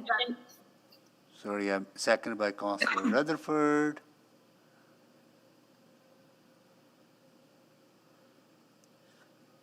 All right, so first reading has been moved. Anyone to speak? Oh, Councillor Knack. Councillor Hamilton is before me. I somehow Councillor got bumped out. Hamilton. Councillor Hamilton, go ahead. Thank you. I'm just going to be brief. I'm not going to support this application because I agree with the point that Councillor Stevenson made about sort of piecemeal exemptions. There is an avenue if the applicant does not agree with council's decision on this. Or, but I know that significant accommodation is, has been made. And I'm just inclined to agree with administration's assessment of this. So I won't be supporting this application at this time. Thank you. Thank you, Councillor Hamilton. Councillor Knack. Thank you, Mr. Mayor. And yes, so I won't support it, but I should note, the reason is complex. I don't like separation distances, similar to Councillor Stevenson. I know I had issues with the liquor store separation that's been in place for so long and not actually addressing, I think, the problems that was originally created to solve. Separation distances are an imperfect tool to address concerns around how a business is operating. It's not the right tool. I was willing to support a smaller separation distance for cannabis stores when they first came in, just to start to get a sense of where things were going.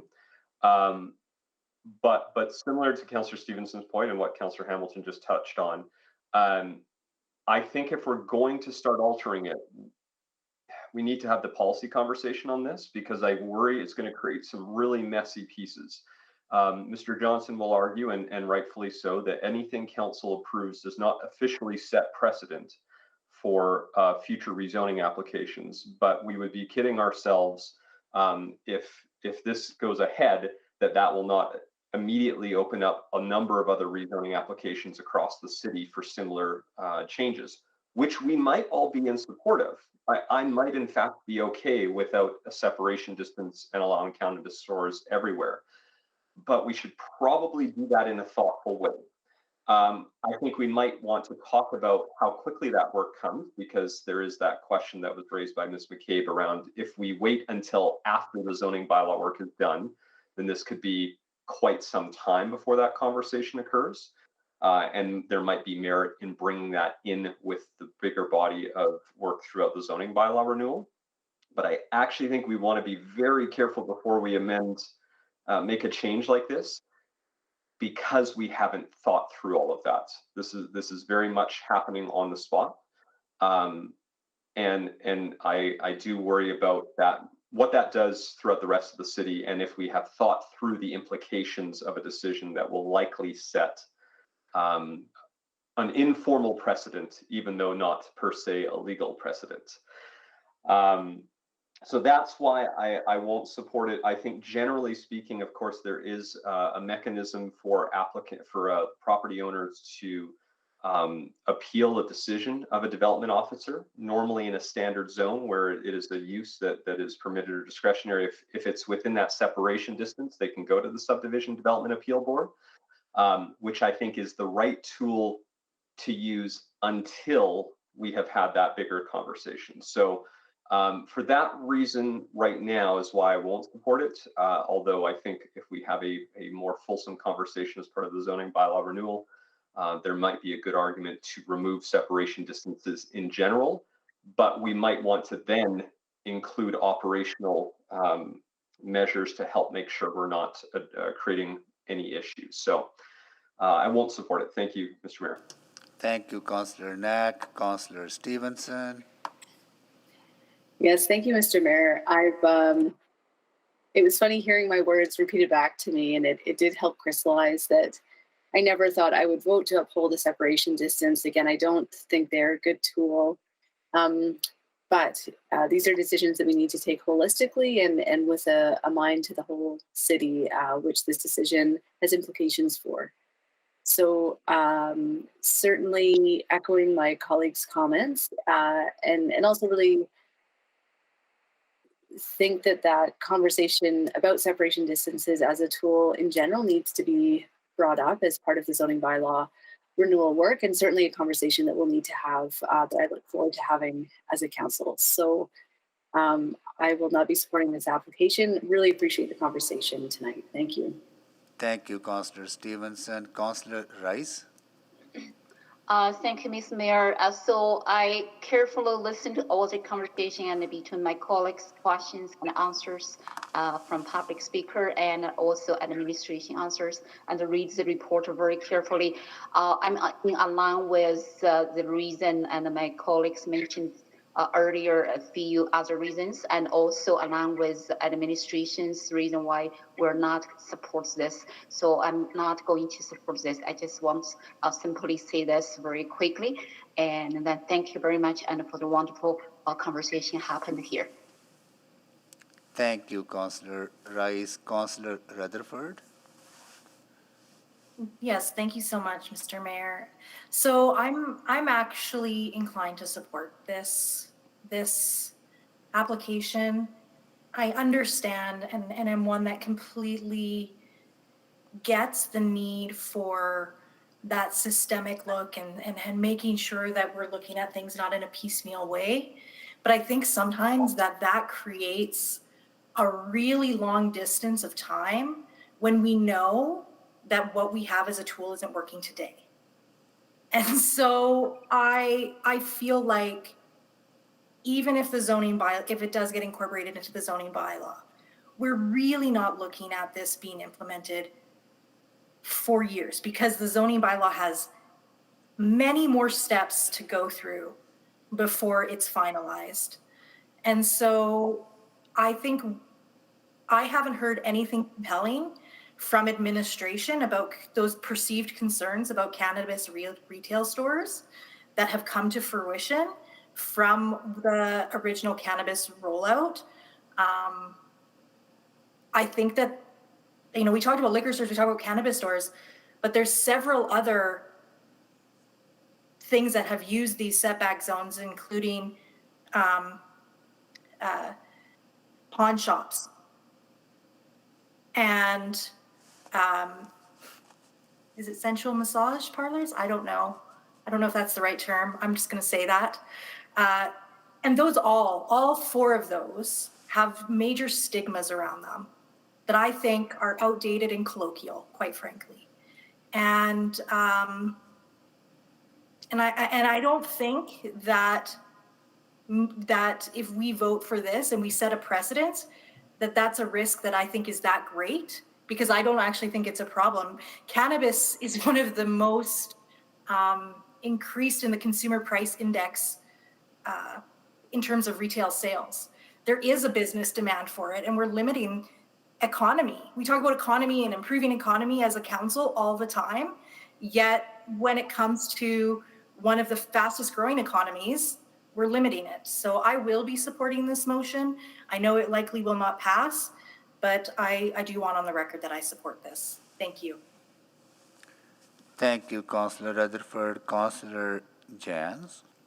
Yeah, thank you, Mr. Mayor. I actually do think it will pass, and I'm with you, Councillor Rutherford. I think if we go back to the delay of the legalization of cannabis for what should have been probably, well, it never, 40 years longer, it's grounded in racism and stigma. And I think if we truly did a EDI analysis or a GBA plus analysis here, I think we would see a lot of the stigma against cannabis retail is unfounded and racist and contradictory to the anti-racism direction of this council.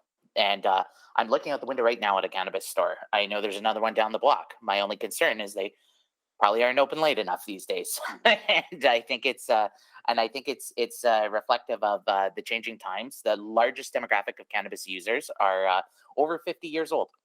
And if we're talking about building a city for all ages, wages, and stages of life that caters to seniors, whether you're 8 or 80, we want people to be walkable. And if we want seniors to be able to walk and get more opportunities, I think we need to look at this. So I think administration was wise to uphold the letter of the law. But the truth is we grant exemptions all the time. We allow exemptions through zoning, through all kinds of processes here. And it's about a balance of probability of harms and other pieces. And I'm really not concerned about this. I have way bigger fish to fry with way more other files here in the city. And I think if we want to be a city that's open for business, that's talking about, supporting small businesses and supporting local retail and getting jobs back. And we talked so much about the precedent yesterday about the Pedway decision. And I was assured, that there's, we view each decision in its own merits and we have to look at different things. Well, I think here, we've had a chance to look at it. There's a reason it came forward I'll be supporting it. And I do think that it's still worth having us have these conversations to just make sure that it's congruent with our other values. But again, I don't think we can wait multiple years for the zoning bylaw review. Cannabis has now been legal in Canada. I think it's coming up on five years, right? And I've seen way more problems with many other businesses in our community. So I'll support the recommendation and I encourage my colleagues to do so as well. Thank you, Councillor Jans. Councillor Paquette.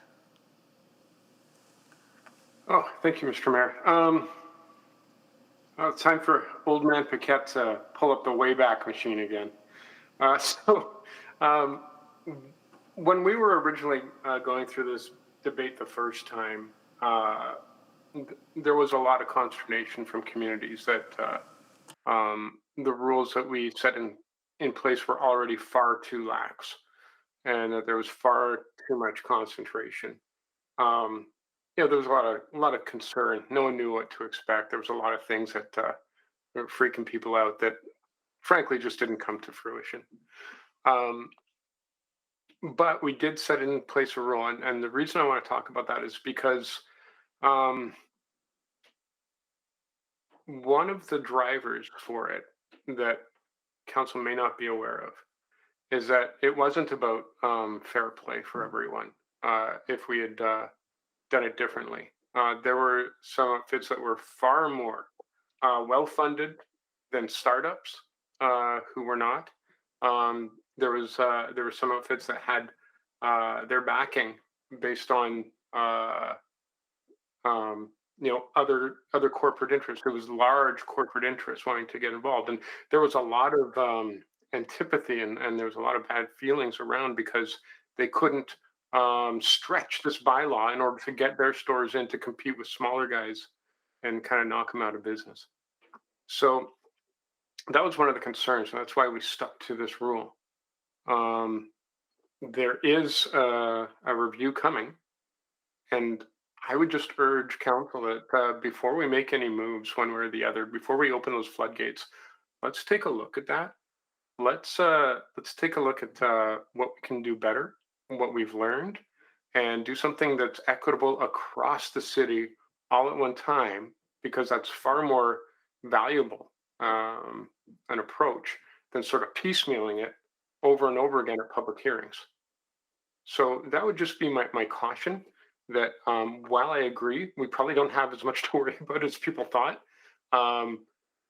We also, just as good governors and fair governors, maybe wait for those learnings to come back so that we can then move forward in a way that benefits everyone simultaneously, rather than creating what could be perceived as an unequal playing field, and those who have the time and inclination and the know-how to ask for allowances aren't getting a leg up on your smaller independents who may not know how to navigate those systems as well.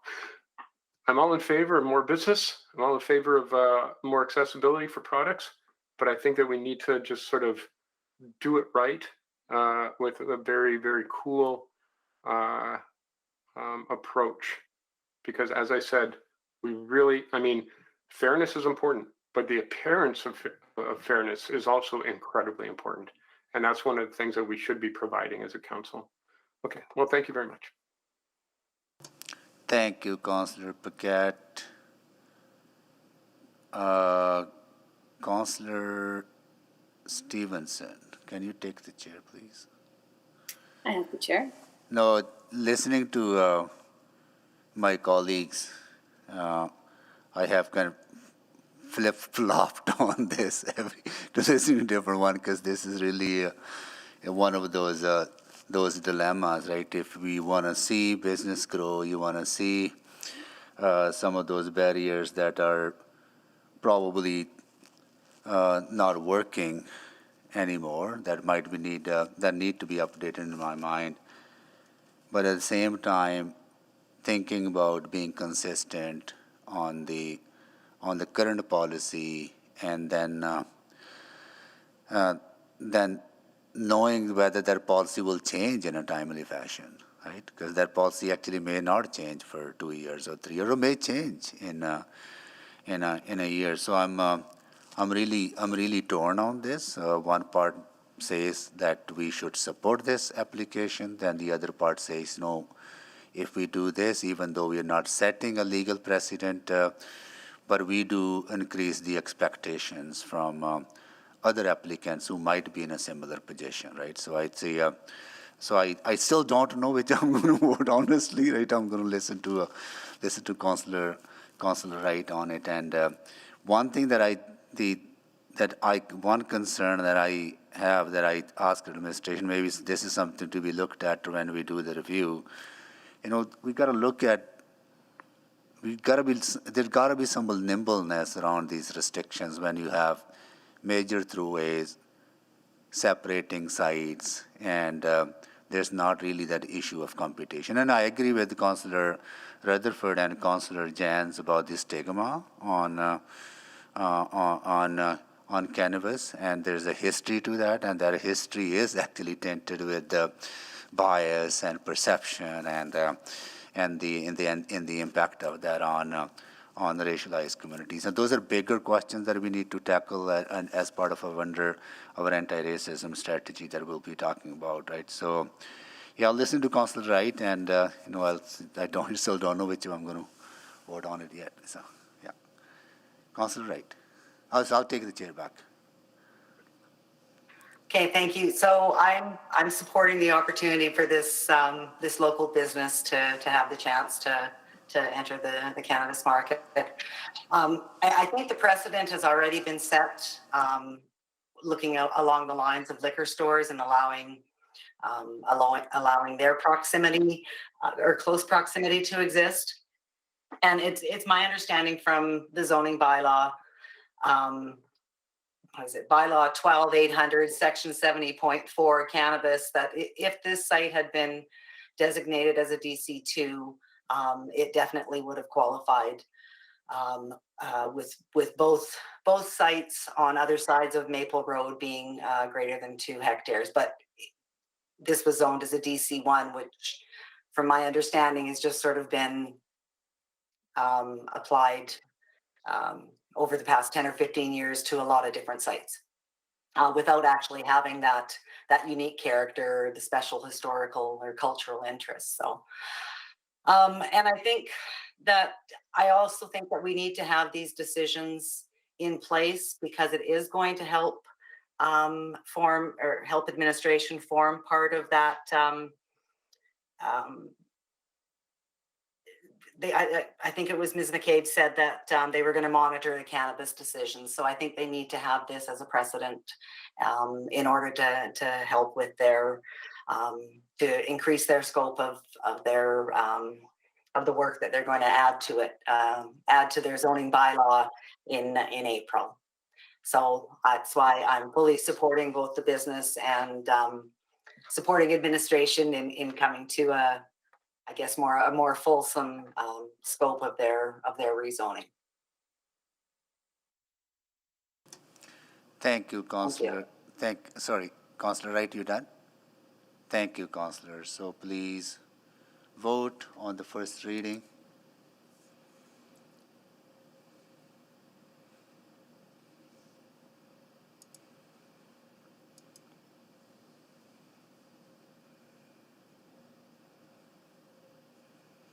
Just waiting for Councillor Cartmell's vote.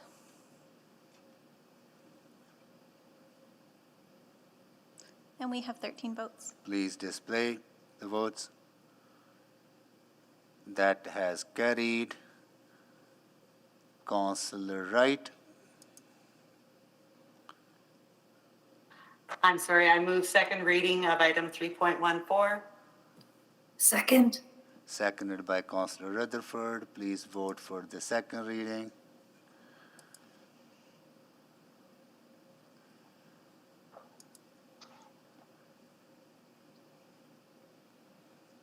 Just waiting for Councillor Jans's vote. And we have 13 votes. Display the votes, please. That is carried. And I move consideration of third reading of bylaw 19906. And I'm just wondering if the clerk, before putting the vote up, can maybe inform all of council on the purpose. Sorry, This vote? where are we? We've only done 2 readings, right?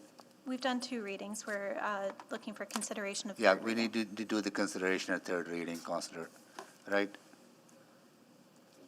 But I just like clarification from the clerk as to what council is voting on. It's not the specific bylaw, but it's just the opportunity to go to third reading. Is that correct, clerk? Yeah, Correct, so third yes. reading, in order to have 3 readings in one sitting, we need to have unanimous consent of council to grant that third reading. So that is the purpose of the consideration. So if a council member doesn't give consent, then will not be able to give third reading to this today. Thank you, Mayor. So, and that would delay it then until February Next council, February right? 7th, yeah. and add it to our already busy schedules. Okay, thank you. Go I ahead. second. So consideration for third reading.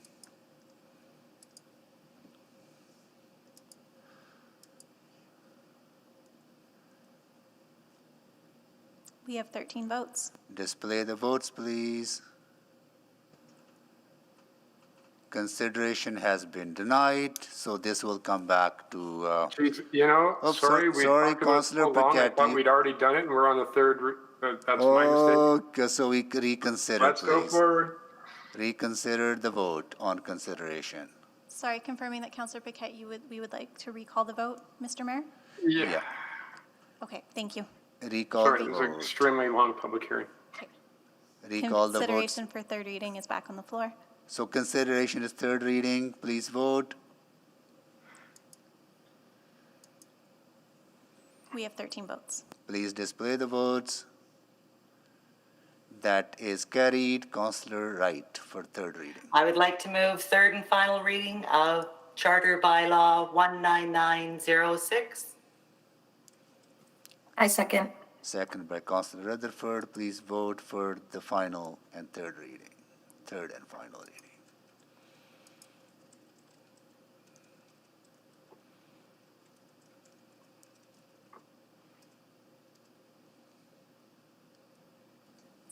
We have 13 votes. Display the votes, please. That is carried. And that one was on purpose. I decided to join the winning team. In apology to my error there.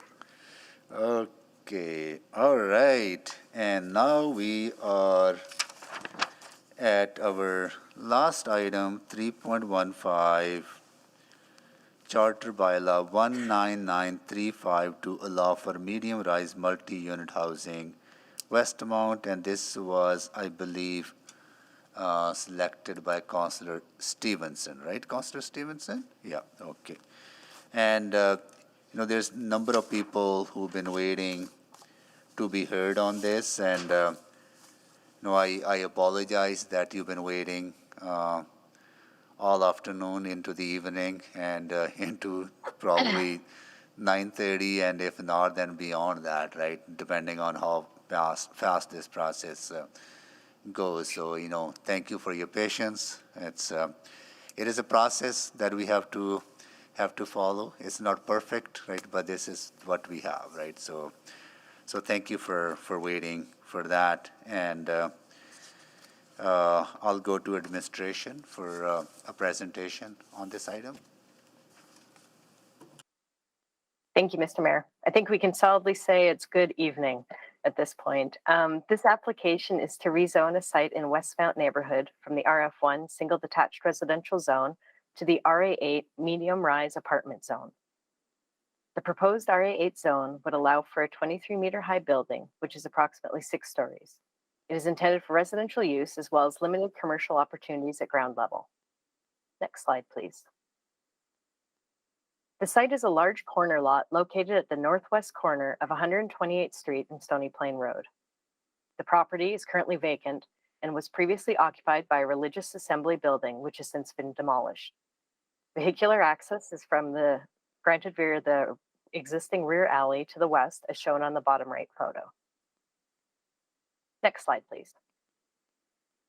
The site is well situated for additional density. It is located along Stony Plain Road and 2 blocks of 107th Avenue, which are both transit corridors. Bicycle paths are available in close proximity, as shown on the map, for nearby residents and visitors passing through the area alike. The surrounding area is generally developed with single detached housing, with the exception of a vacant site zoned to allow row housing developments, which is located 1 block east, fronting onto Stony Plain Road. Further along Stony Plain Road, east of 127th Street, are multi-unit housing and commercial properties. Next slide, please. The site is roughly at the midpoint between 2 future Valley Line LRT stops that are funded and under construction. As the map shows, this site is located within walking distance to the Glenora LRT stop to the west, bus service along 124th, as well as the 124th Street LRT stop to the east. Additional transit services are found within walking distance, including frequent bus service on 107th Avenue to the north. Next slide, please. The scale of the proposed RA8 zone on a corner site of this size is appropriate along an important corridor and considered compatible with lower density residential forms when implementing the RA8 regulations. Recent amendments to the setback requirements for the RA8 zone approved in December of last year further improved this compatibility. Also, the regulations contained in the RA8 zone include size limitations for the commercial uses that restricts their location to the ground floor of the building. This ensures any proposed commercial uses will be compatible with the residential development, both within the same building and as well as adjacent sites. Next slide, please. Oh. Sorry, the lights went out. Stony Plain Road is identified as a primary corridor in the city plan. The site is well situated to benefit from the intended redevelopment and vibrancy of the primary corridor, and the proposal aligns with city plan population targets, which are primarily focused on intensifying key nodes and corridors such as Stony Plain Road. Primary corridors are intended to include a wide range of activities supported by mixed-use developments and mass transit. The desired overall density with a primary corridor setting is a minimum of 150 people and/or jobs per hectare, and with a typical massing form of either high-rise or mid-rise buildings. The site's proposed RA8 zoning is consistent with the mid-rise built form and is anticipated to result in the plan's minimum density being met as we transition towards the changes laid out in City Plan. Next slide, please. Overall, this development meets key objectives outlined in Edmonton's infill and growth framework, and administration is in support of the application. It's on a large corner site located along a major road with excellent access to the broader city. It's close to 2 future LRT stops as well as other transit options, and regulations ensure compatibility with the surrounding context and work towards desired intensity of a primary corridor. It is administration's opinion that the site is suitable for the proposed zone and recommend that council consider approving the rezoning. This concludes my presentation. Thank you. Thank you, Ms. Huizinga, for the presentation. And we will go to folks in favor of the bylaw, and we will hear from them in panel. And once we have heard from them, then we'll go to ask questions to them. And once we do that, then we'll go to the opposition. So Chelsea Jersak, are you there, Chelsea? Yes, I'm here. Jeff Booth to answer questions only. Jeff? Yes, I'm here. Armando Hernandez to answer questions only. I got myself on video now. Yes, I'm here, Armando Hernandez. Okay. There you go. I got to fight. I hit this, right? Somebody, Terry, you're. Oh, thank you, Terry. You were not muted. Matthew Moonstra. Matthew, you there? Corey Redikop. Yes, I'm here. Okay. So go ahead. And is there a particular order, Chelsea, you going first? I'll go first. Yes, All right, thank you. go ahead. All right. Good evening, everyone. Hello, Mr. Mayor and members of council. Thank you for hearing me again.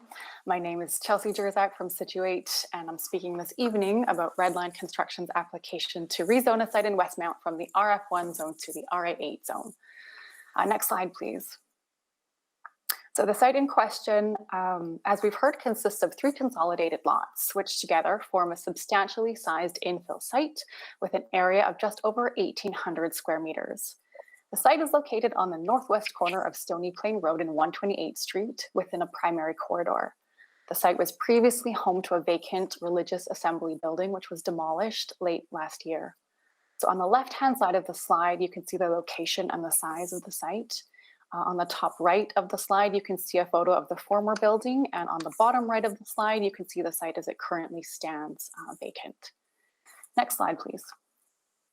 So Situate submitted this rezoning application in May of 2021, at which time we notified the Community League and created a web page to provide our contact information, to post updates about the application, as well as to answer commonly asked questions. We also posted a survey on the webpage for people to provide input on the design of the future building, landscaping for the site, as well as input into what types of commercial uses they might like to see in the building, if any. So 8 people responded to the survey. Next slide, please. In June of 2021, Situate mailed an information letter to 52 nearby homes to let people know about the project, to let them know about the webpage, and to again, to provide our contact information. In July, a rezoning sign was posted on site as per the city's requirements, and in November, we also installed a custom sign with the webpage URL. The Westmount Community League was contacted in June and December, and they indicated that they would contact us if they had any questions. So all of this was done with the intention of being as open and informative about the project as possible. In December of last year, we did a second mail out inviting neighbors to attend a virtual open house on January 10th at the request of some of the neighbors. At the open house, we had about 30 attendees and responded to numerous questions about the project. The main concerns we heard were around parking, traffic, shadowing, landscaping, and fit. With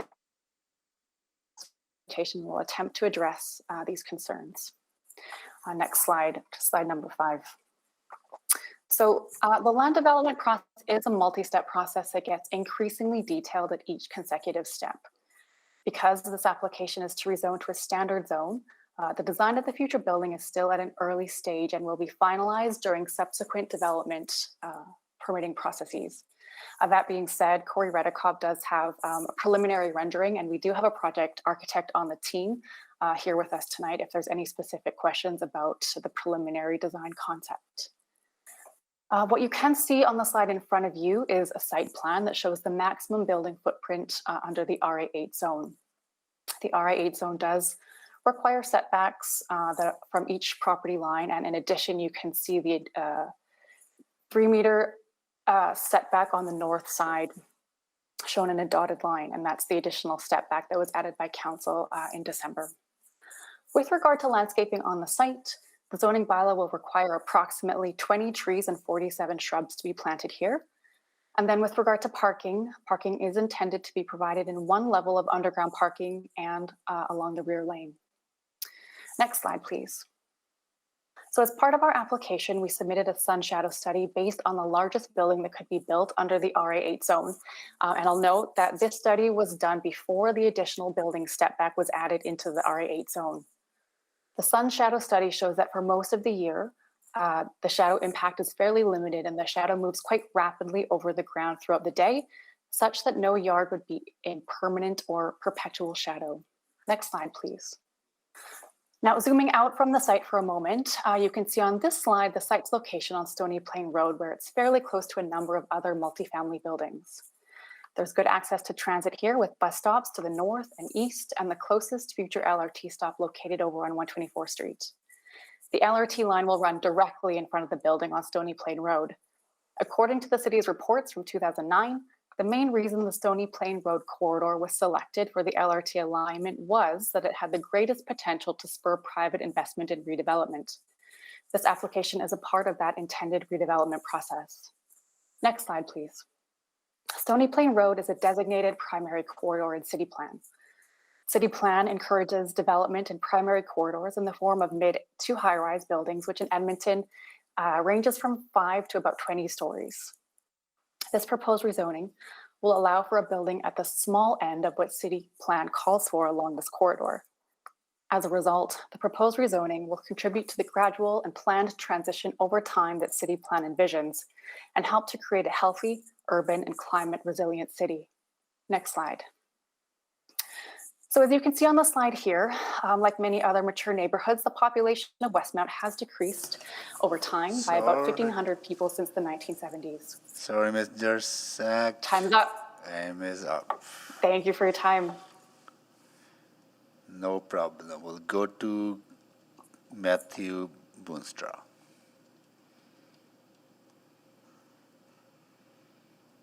Matthew? Are you there, Matthew? No? And go to Corey Redikoff. Good evening. Hello, Mayor and Councillors. My name is Corey Redikoff. I'm the owner of Red Line Building and the owner of the site being considered for rezoning here today. Thank you very much for taking the time to hear my presentation and to consider our application.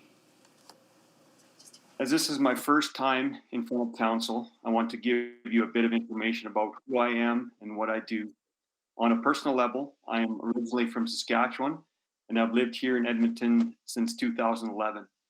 I've been married for 25 years and have 5 kids, 4 boys and 1 girl. I've been a builder since the early 2000s, and in 2004, I started my own construction business in Saskatoon. My family later relocated to Edmonton in order to expand my business, and locally, I've been involved in quite a bit of industrial construction before starting Red Line in 2018 to focus on multifamily residential. My goal with Red Line is to build communities, not just buildings. And that's what we plan to do with this project. On this slide, you can see a rendering of my of a building that we recently got permits for.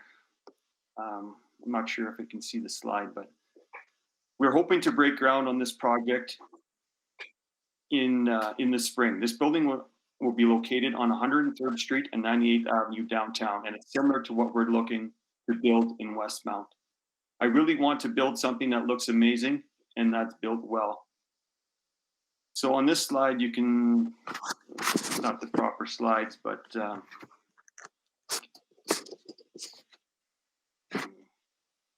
I'm committed to building something that's beautiful, designed, and contributes aesthetically to the neighborhood. And I hope this shines through here. I'm looking to attract a mix of seniors, small families, and young professionals to the building. The exact number of units in the building has not been finalized yet, but at this point, we're estimating there to be about 50 to 55 units. The unit mix is like to be about 50% one bedroom, 40% two bedroom units, and 10% three bedroom units. I'm also planning to provide one level of underground parking as well as surface parking along the rear lane. Our estimate suggests that we can fit about 46 spots in the space between the alley and underground, which is parking ratio about 84%. We anticipate the small amount of residents who do not have a parking stall would use transit or a car share service. Now, we understand that a 6-story building is pretty different from the development that's immediately surrounding this site right now. The decision to rezone to an RA8 is largely influenced by city plan policy, the goal of creating 15-minute districts, and what's expected to the future of Stony Plain Road, which is a primary corridor. Having a mix of housing types is an important factor to the corridor redevelopment, which is I'm bringing forward this rezoning application. In addition, the new building is intended to create an attainable housing option in a part of the neighborhood where there's a lot of multifamily housing, and housing prices are generally high. In Westmount, apartment buildings are mostly concentrated along 123rd Street, 111th Avenue, and a portion of 127th Street north of 107th Avenue. This will create a new housing option on Stony Plain Road for future residents and future existing residents who are looking to downsize. A look at the MLS shows that current listings for single detached houses in Westmount range from $450,000 to $2.5 million. A recent CTV news article said that median price of a single family home in Edmonton is about $469,900. This is an increase of 11.6% from 2020. To keep housing affordable in the city, we need to make sure that we're increasing the supply of homes, and I believe this is the location on a primary corridor is a great place to do that. To wrap things up, I'd just like to say I'm really happy to be here today, and I'm really hopeful that with your support, we can build something that makes a great contribution to Westmount and our city. I won't take up any more time. Thank you so much for listening. If you have any questions, I'd be happy to answer them. Thank you. Thank you, Mr. Redcobb. And I will go to, we'll go to questions to you first, to this panel. Council members, questions to the proponent. 1, 2, 3. Seeing none. Thank you so much, everyone, for your presentation. Now we will go to the community members who are in opposition, and I'll first make sure if everyone is... Mr. Mayor, point of order, I'm so sorry. I did try to register to speak. I'm not sure why it's not coming up there. Oh, okay. There's a considerable delay then in the system. Okay, no worries. Sorry about that. Councillor Stevenson, go ahead. Oh, not at all. No, thank you for the presentations. Just a few quick questions. So, I've heard from the community maybe some thinking around an alternative zoning. So potentially looking at the RA7 zone. I was wondering if you would just be able to share again between those two why you ended up landing on the RA8. Sure, thank you for the question. So because this is on a primary corridor, what city plan policy calls for here is medium to high-rise development. So that in the Edmonton context would be the tools that we have for that, or the definition that we have through city plan and the district planning policy are 5 to 20 stories. So we are sort of coming in at the low end of what city plan is calling for. I'll turn it over to Cora if he wants to answer a little bit about sort of the trade-offs that we would be looking at if we were to move to a smaller scale zone. So moving to a RA7 makes it tough for the building costs. So you might have to eliminate the parkade underneath the building or change some things according to that. And having 20, because you'd be reducing probably up to 20 units. So it makes it tough for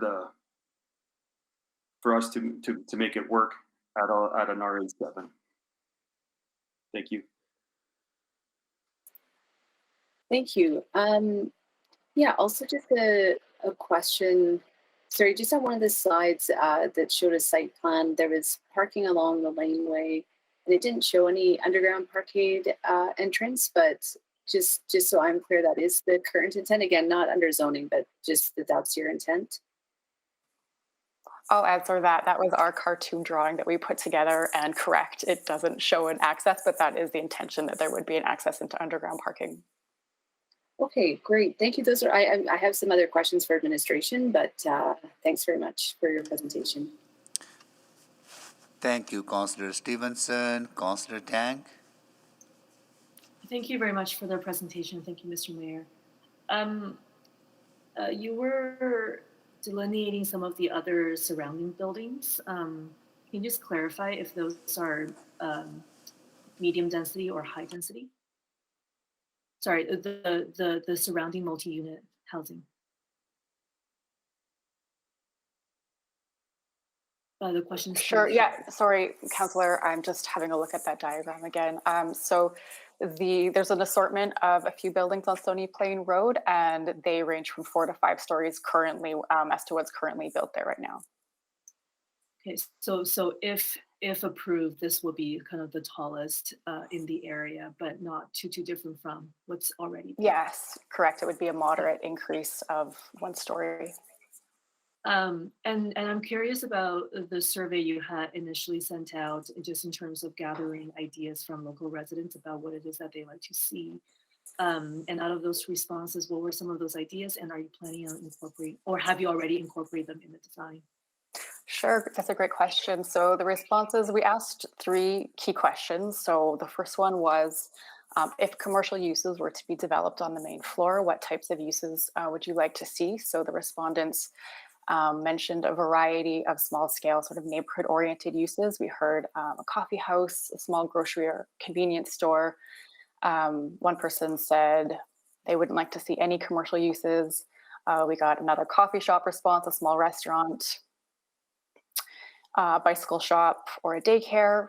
The second question that we answered was with regard to building aesthetics, materials, color, etc. We got a lot of responses around materiality, such as stone and brick. We heard that anything but crazy colors would be welcome there. And then with regard to landscaping, we heard that green landscaping, so trees and shrubs, softscaping is preferable to hard landscaping on the site. So definitely in keeping with the green nature of the neighborhood, and aligning with that and contributing to it. So all of those things are being taken into consideration by the project team. And so while the design is not finalized, because you're obviously waiting on approval, et cetera, but the intent is that there will be, some kind of amenity that is very community oriented. Yeah, so that's why the question was asked, was to find out whether an amenity like that would be welcomed by the community. Most of the respondents, at least that we've received via the survey, were quite positive. So really that determination is yet to be made, whether or not there would be a small scale commercial in the future building, but the RA8 does allow for small scale commercial to be located there.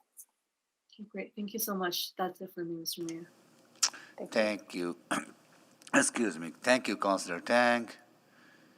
And see no more questions from council members to the proponent. Now we will go to community members who are in opposition to this application. I'll read the names first to ensure that everyone is still here, recognizing that they've been waiting for a long, long time. Some people might have left because people have other things to do as well. So I'll go through the list. Terry Wickham. I see Terry. I'm here. Yes, I'm here. Thank you. Please do let us know that Folk Fest is happening this year. Hopefully. Hopefully. Looking forward to seeing you there. Derek Monderman. I'm here. Derek is there. Brianna Edgar. Yeah, I'm here. Carrie Woolard. Present. Chris Stolte. Present. Susan Kolbowicz. Susan Kolbowicz. Present. Thank you, Susan. I'm here. Yeah, thank you. Roland Lyons. Roland Lyons.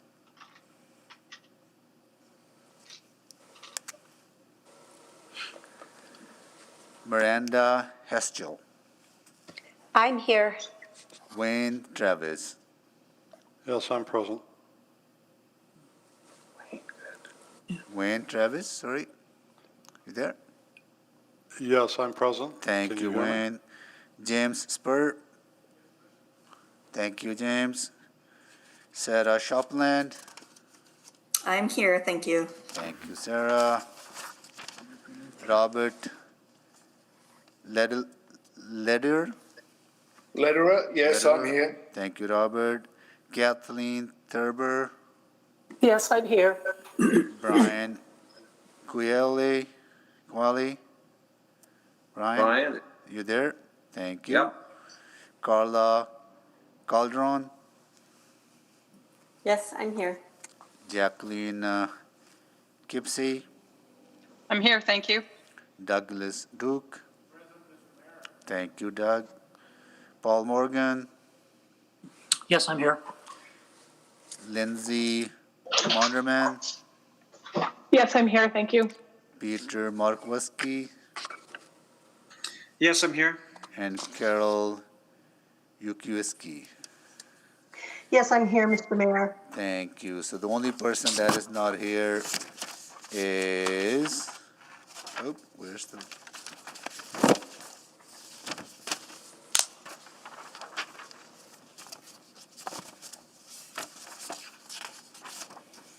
is Roland Lyons. Okay, so what are we going to do? We're going to make two panels. We will go to first 10 people first. Then the council members will ask you questions. Then we will go to the rest of the 10 members, because that way there'll be enough time for council members to ask you questions. So first panel will be Terry Wickham, Derek Monderman, Brianna Edgar, Kerry Woolard, Chris Stolte, Susan Kolbowicz, Miranda Heschel, Wayne Travis, James Spur, and Sarah Shopland. And I will start with Terry Wickham. Apologies, Mr. Mayor. I Sir. just want to confirm that Roland Lyons is on the line. Is he I can on the see line? that, they are on the meet. They just might need to unmute. Okay, no worries. So Roland will put you on the panel as well. So we'll make 11 people on the panel, first panel, and we'll reach to Ronald in the order that he's scheduled. So go to Terry Wickham. Well, good And evening, sorry, Mr. Mayor. each of you will have 5 minutes to make your presentations. Yes. Good evening, Mr. Mayor and members of council, and belated congratulations on your election. Surprisingly, this is the first time I've addressed council in 33 years. And what I'd like to say, first of all, is that your planning process is deeply flawed. City administration should be engaging with the stakeholders.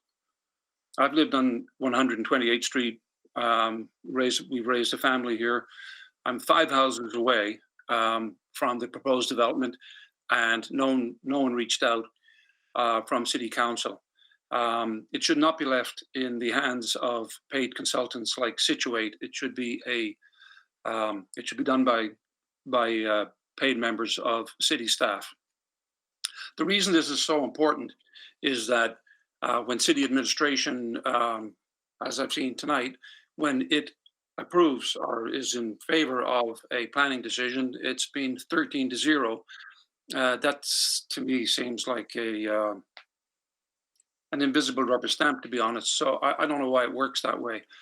I certainly couldn't work that way. If I worked that way, the city would not allow the folk festival to happen at Gallagher Park. So I really think you need to look at that. Now, I am in favor of development. I've always been in favor of change. And Edmonton definitely needs infill and it needs densification. There's no question about that. The question is whether it is smart and whether it is appropriate. Let's look at the smart part. It's 500 meters to the closest LRT station, maybe 700 according to Google Maps, but I'll take the conservative number on that. It will increase in density on 128th Street by about 300%. I disagree with that. I'm getting different information. I'm told that Westmount's population increased by 38% between 2000 and 2015, but we'll see who's right on that. Our laneway only allows for one car at a time. If there's a car coming the other way, you have to pull in or pull out. So I don't know how that's going to work. I like to hear that they're willing or their intention is to provide parking. Is that a guarantee? Is that a commitment? Because there's 55 units. A new water main is going to have to be built. So you're going to have to tear up all the local improvements that we went through to put that down. There's no talk of supportive housing. Everything seems to be market cost, young professionals. So to me, it looks like a cash grab. It looks like we found a vacant lot that wasn't well used, and we're going to put up the biggest building that will get passed. And there's no protection against flipping. You guys changed the zoning. Developer could flip that the next day. So in my view, a flawed planning process has led to a flawed zoning recommendation. Personally, I'd be in favor of maybe a 3 or 4 story building, or like the building they have on 127th Street, the townhouses that were there. This would complement an historic neighborhood and not pretty well ruin it. Nice picture of a building. The laneway, the traffic lane looked nice and wide. I didn't see any LRT tracks. I saw one car there. That's not reality. So thank you for your time. I'll just leave it there.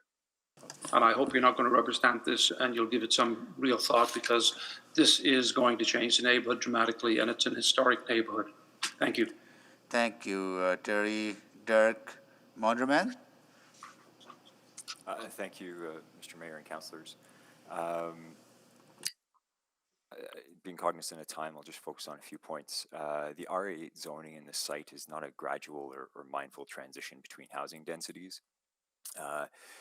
In fact, it means no transition between the medium density zone that's proposed for that and the single family homes that are adjacent to it. I would suggest that the site is outside the city's guidelines for transit-oriented development, being situated nearly 500 meters between the 2 planned LRT stations, making it the highest, if it was approved, the highest density zoning along the northern side of the corridor between the 2 LRT stations. It would also be the largest, or rather the tallest building by 2 levels within that space between the LRT station in Glenora and 128th Street. The only building that really compares is the GDF housing on the southeast corner of 127th Street and Stony Plain Road, which is on the north, I guess the south side of Stony Plain Road there. So the north of the residencies, and is actually where the bottom story is really below ground level, making it only about 4 stories high compared to the 6, so casting a significantly smaller shadow. The site could conceivably have, based on a 66,000 square foot building area and a floor area ratio of 3 or 3.3, making it more economically viable potentially to have up to 77 units, which could lead to a substantial increase in vehicular traffic.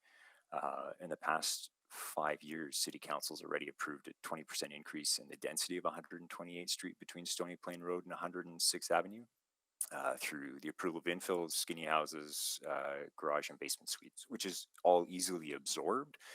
But if an additional 50, 55 or 77 units is approved, we're talking a substantial increase in vehicular traffic that will inevitably follow the construction of this. And that would have an impact on the already existing parking and lane and road restrictions on 128 and 129th Street. So in 2001, administration acknowledged the existing 1,000 cars a day that travel along 129th Street and approved additional calming measures there and a reduced speed limit. So while very much like Mr. Wickham, not opposed to development at that site, I think a lower density zoning, something that limits the height of the building and the overall number of units in that site would be much more appropriate for that site. Thank you very much for your time. That concludes my comments. Thank you so much for your presentation. I'll go to Brianna Edgar. Hello, thank you. So first, I just wanted to say that I am also I'm opposed to this rezoning of the RA8 application, but I am not opposed to development of a multifamily unit on this site. I believe in the importance of densification of our mature neighborhoods. I myself have a basement suite and a garage suite that contribute to the city's densification initiative. However, I do think that densification has to be done gradually with communities in mind. Multifamily buildings should be integrated into neighborhoods instead of creating tall bookends at the end of each block. I believe the height of this building is imposing on the neighborhood and the negative impacts outweigh the benefits. Corridors are supposed to be 5 to 10 blocks long as per the city. And I am wondering why Stony Plain Road in its entirety has been considered a corridor instead of just the 5-10 block sections. Another area of concern for me as well in the neighborhood is parking. The closest grocery store is 1.1 kilometers away. In minus 30 weather, people are still likely to drive a car to amenities, especially when they have to walk over a kilometer to get to their destination. The proposed LRT station will be 500 meters away, which also reduces the chances of the residents of the building to commute using the LRT. The developer mentioned at one point that residents of the building will potentially have to purchase or rent a parking spot in the building. If we could have them clarify that, that would be great. If this is true, this often leads to residents opting to park on the street instead. With the possibility of 2 cars per unit, that could be a significant volume of cars impeding residents of the neighborhood's ability to park their vehicles on the street. I have previously lived in neighborhoods with limited access to parking due to rezoning applications such as this, and it caused a great deal of neighborhood angst. Residents were forced to park 2 blocks from their house due to a lack of options close by. Residents were fighting over parking spots and often, unfortunately, included harassment such as spitting on car handles of cars parked in front of their house. This is not something that I would want for our very kind community that we currently have. The city is trying desperately to move towards a carless society, but the reality is people still own vehicles. I believe the site in particular is not close enough to the LRT station to make an impact on vehicle ownership. Another area of concern is traffic. Due to the LRT constructed on Stony Plain, the future LRT, The neighborhood will no longer have access to turn east on Stony Plain Road. Due to this, the building will have right in, right out access only to Stony Plain. This forces residents and commercial visitors to travel down the alley or up 129th Street and down 106th Ave through the residential streets to access grocery stores, downtown, etc. With the number of young children in this area, including my own little 2-year-old, I'm concerned about this large increase in traffic cutting through the neighborhood. Often, our 8 zones have right and left access to the adjacent corridor, so this impact would be much less in those communities. I would also like to make note that the City Council recently approved a rezoning application of RF5 1 block east on 127th Street, which is increasing traffic patterns within the neighborhood already. In close, I oppose of this rezoning application and I respectfully suggest a more reasonable zoning change of RF5 or RA7. Thank you for your consideration.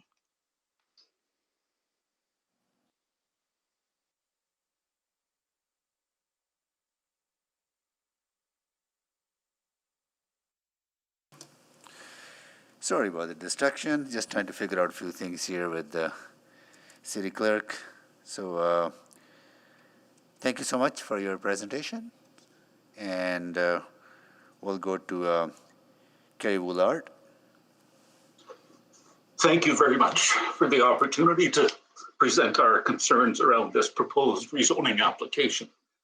My name is Kerry Woolard. My spouse Elaine and I have lived immediately across the alley to the west of the proposed development for 25 years. We want to make it clear from the start that we're not opposed to the responsible and appropriate infill of neighborhoods and population densification. We have embraced the concept of the LRT running through our neighborhood. We have also been in favor of the construction of skinny homes, garden suites, duplexes, and triplexes in our area. We would be in favor of low-rise condos as well. This is the future of our city, and we feel our responsibility is to make development happen that works for everyone. However, we feel that this proposal moves beyond the spirit and intent behind the city's stated desire for increased densification combined with neighborhood viability. Though there are many issues associated with this application that you have already heard, we wish to particularly emphasize our concerns with 2 elements. One is the impact on the privacy of properties that are adjacent to the proposed building. Put simply, the creation of a massive 60-foot high structure with windows and balconies with minimal setbacks immediately next to single-family homes is not, in our opinion, a recipe for fostering good neighbor relations. Point number 2 we want to make is that the sun shading effect of a large structure like this on properties to the west, east, and north of the site. Again, a 60-foot high structure built in the Edmonton environment can't help but have a negative effect on the already limited availability of sunshine in our northern climate.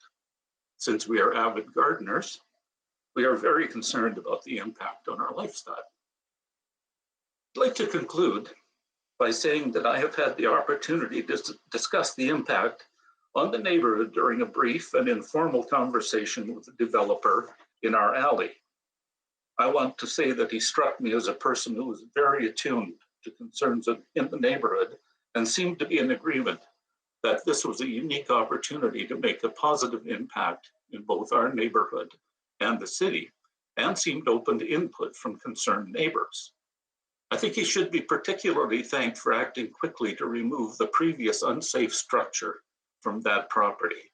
Again, being immediately adjacent to it, we were witness of many problematic events happening there.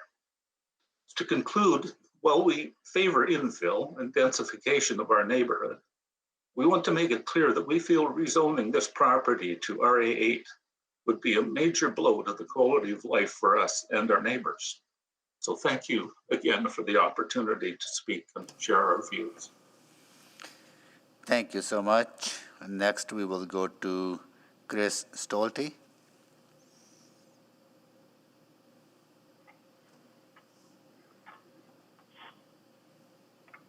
Hi, thank you for the opportunity to speak. My name is Chris Stolte and I live with my wife and son on 129th Street, 1 block west of the property proposed for rezoning across the street from Terry. And we're on the east side of the street. First, let me thank you, Mr. Mayor and members of council, for the time, energy, and attention you've given to a long council meeting today. I also want to note right off the top that I understand the need to increase density and the need to control the growth of our urban footprint, while still providing homes for all of those that want to move into our awesome city. In alignment with those that have already spoken, I'm also concerned with the size and scale of the building that R8 zoning allows. I think it might be helpful to council maybe to keep in mind that our little part of Westmount is really a 10-block neighborhood. It's bounded by Grote Road on the west, 124th Street on the east, 107th on the north, and Stony Plain on the south. So we're really between these 4 major roads, and that creates a little neighborhood, a couple of blocks wide and about 5 or 6 blocks long. This does mean that the proposed zoning will allow the addition of somewhere between 100 new residents in a roughly 10-block area. All the additional driving, commuting, parking this will bring to the area will increase safety concerns, will cause additional congestion on streets, particularly as these streets are already considered by Google Maps in particular as great cut-through streets from 107th to Stony Plain Road. I won't take up a lot of your time. Those are my main concerns. With this in mind, I'd ask council to decline this rezoning application, work with us in Westmount to find a medium density alternative that would work better for our little 10-block community. Thank you very much for your time and attention. Thank you. I will go next to Susan Kolbowicz. Good evening, Mayor and members of council. My name is Susan Kolbowicz, and I live 1 block west of the site being discussed. I have lived in this wonderful neighborhood for the past 26 years.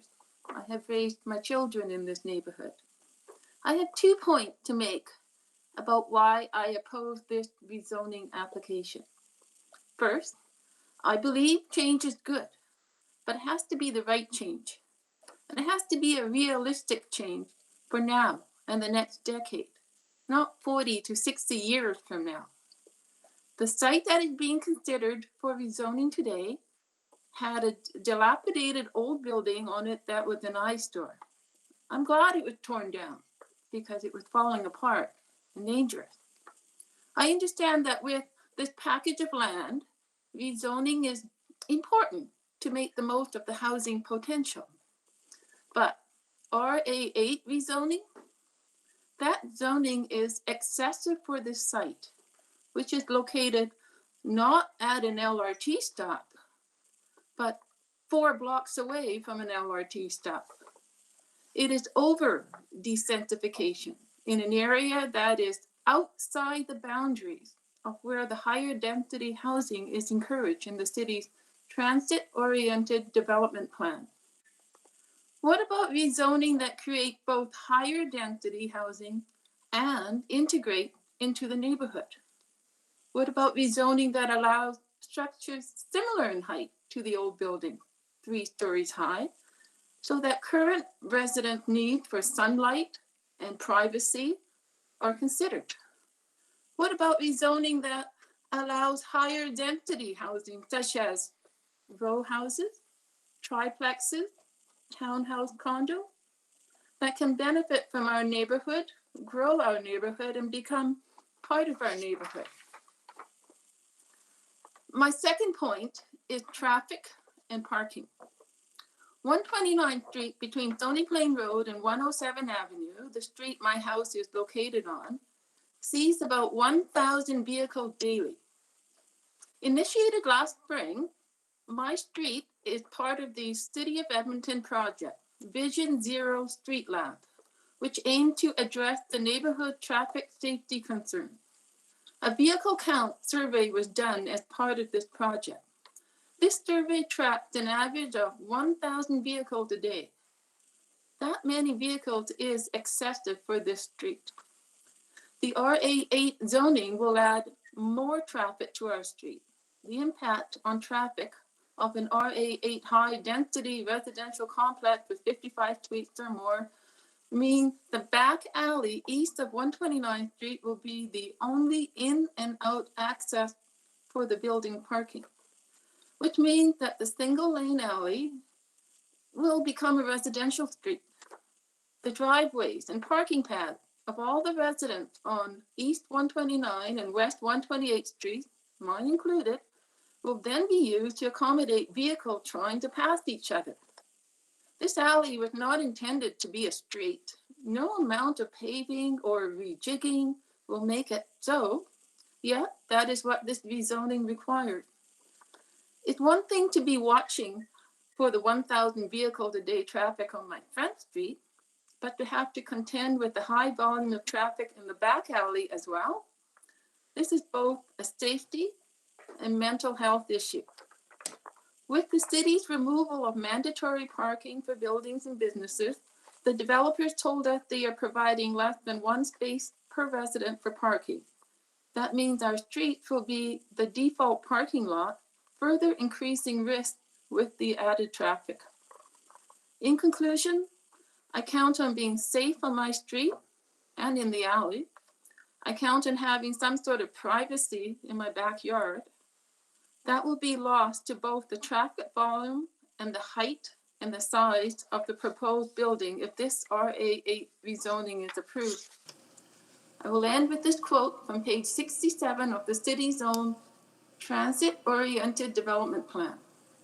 Quote, "Every effort should be made to intensify development while respecting the existing residential community," unquote. Thank you for taking the time to listen to my concerns. Thank you so much for your presentation. And next I will go to Roland Lyons. Roland, if you could unmute yourself.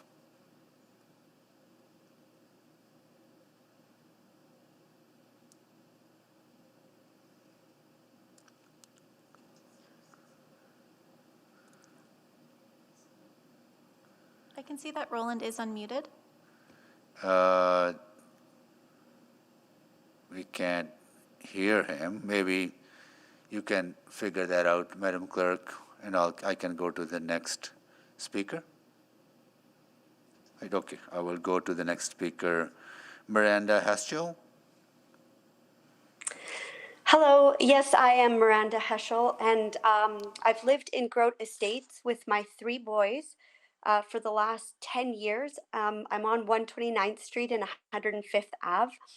And all I want to say tonight is that I agree with the previous speakers, and I am opposed to this application for an R8 rezoning. Thank you. Thank you for your presentation. And next, I will go to Wayne Travis. Good evening, Mr. Mayor, councilors. Thank you. First, I would like to say that a lot of people have made the points that I intended to make, probably more eloquently than myself, so I'm just going to move to one point. My concern has and continues to be the R8 zoning specifically. We've seen a nice picture here of a 50 to 55 unit building, but the thing is that that alone is I believe just too big of a footprint for our city, or sorry, for our zone. I'm tired, for our street. However, as Councillor Stevenson, who is a former city planner, definitely knows, and I believe another councillor is aware as well, and maybe all of you are, under R8 zoning, if approved, the drawing that we just saw means nothing. They could easily change that to a 70, 77 higher with no parking, and as long as they meet the setbacks, etc., we would be having to deal with that, whether it be Redline that actually builds this project or some other person who goes to this. And that has always been my biggest concern. I too am for densification, but as I said, in the interest of time, I will simply say that I agree with the previous speakers and I'm against the rezoning proposal and would ask council to send it back for some serious reconsideration. Thank you for your time. Thank you so much. I'll check back if Roland Lyons is online.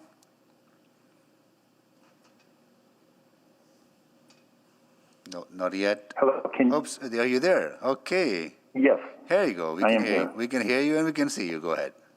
Okay, wonderful. Thank you. Good evening, Mr. Mayor and City Councilors. My name is Roland Lyons, and I am the Director of Civics for the Westmount Community League. I am here to present our board's position on the proposed rezoning at 128th Street and Stony Plain Road.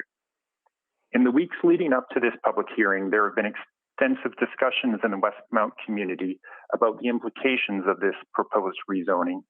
Moving from RF1 to RA8 is a substantial change, and residents are understandably concerned about what it means for traffic flow through the surrounding residential streets, on-street parking, and shading of neighboring houses and yards, amongst other issues.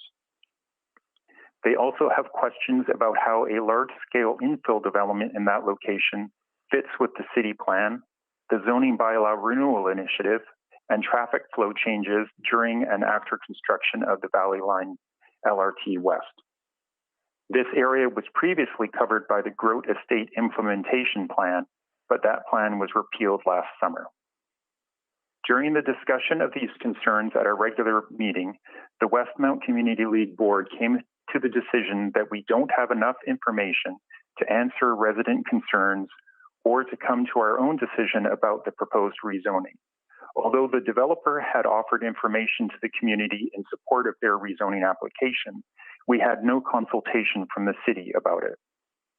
The last significant update about plans for the Valley Line LRT West was a booklet released in the spring of 2019, and there has been no information about how a large-scale infill in this location would integrate with the planned LRT and anticipated traffic flow changes, apart from identifying that its location is about half a kilometer from each of the two nearest planned LRT stops.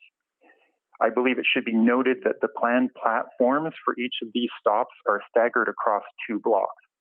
So the westbound platform at the Glenora stop would actually be between 133rd Street and 134th Street, and the eastbound platform at the 124th Street stop would be between 123rd Street and 122nd Street.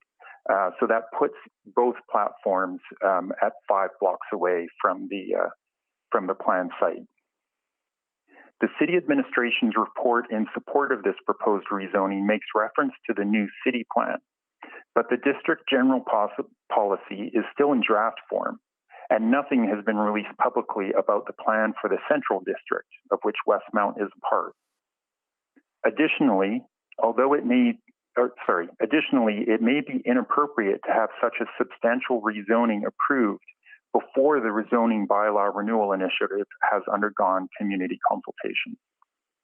The board of the Westmount Community League is of the opinion that a decision on this rezoning application should be delayed until the city has completed community consultations on the central district plan, the zoning bylaw renewal, and the changes that the Valley Line LRT West will bring to Stony Plain Road. Thank you. Thank you so much for your presentation. I'll go to James Spur, and James is here in the chamber. Good evening. Thank you, Mr. Mayor and members of council. Thank you for your time and consideration. My name is James Spur, and I've lived for 28 years just a few doors down. I worked in private sector. I was an educator at NAIT. Our family has grown and shrunk over the years, but I've invested in our heritage home with improvements, efficiencies to reduce our carbon footprint, because the Grote Estate Plan informed me that the guidance for what the future would look like. However, because this has been revoked, now it's created a huge void for everyone. Now uncertainty takes its place. Next slide, please. Neighbors have invested in their homes. The community has evolved. There's a blend of some modestly priced housing. It remains resilient. It exists with a sense of purpose to maintain an equitable and inclusive social fabric. Look at one example. We had our community engagement and the Vision Zero Street Lab project and the creation of the vibrant crosswalks. This RA8 zoning application by Redline and Situate, which generally has only been represented by the consultant and not the owner, does not demonstrate it complies with the city's policies. Not from a transit-oriented development perspective, not from an urban planning perspective, not from respecting the area's densification contribution and unique character, and certainly not from a safety perspective. After listening, seeing, and most importantly, understanding the reasons people demonstrate opposition to this application, I request that Council defeat this bylaw outright on the first reading and refer it back to administration for further discussion to include the Westmount Community League, the residents of Westmount, and the property owner. It is our lived experiences that must be an important component in this process. Next slide, please.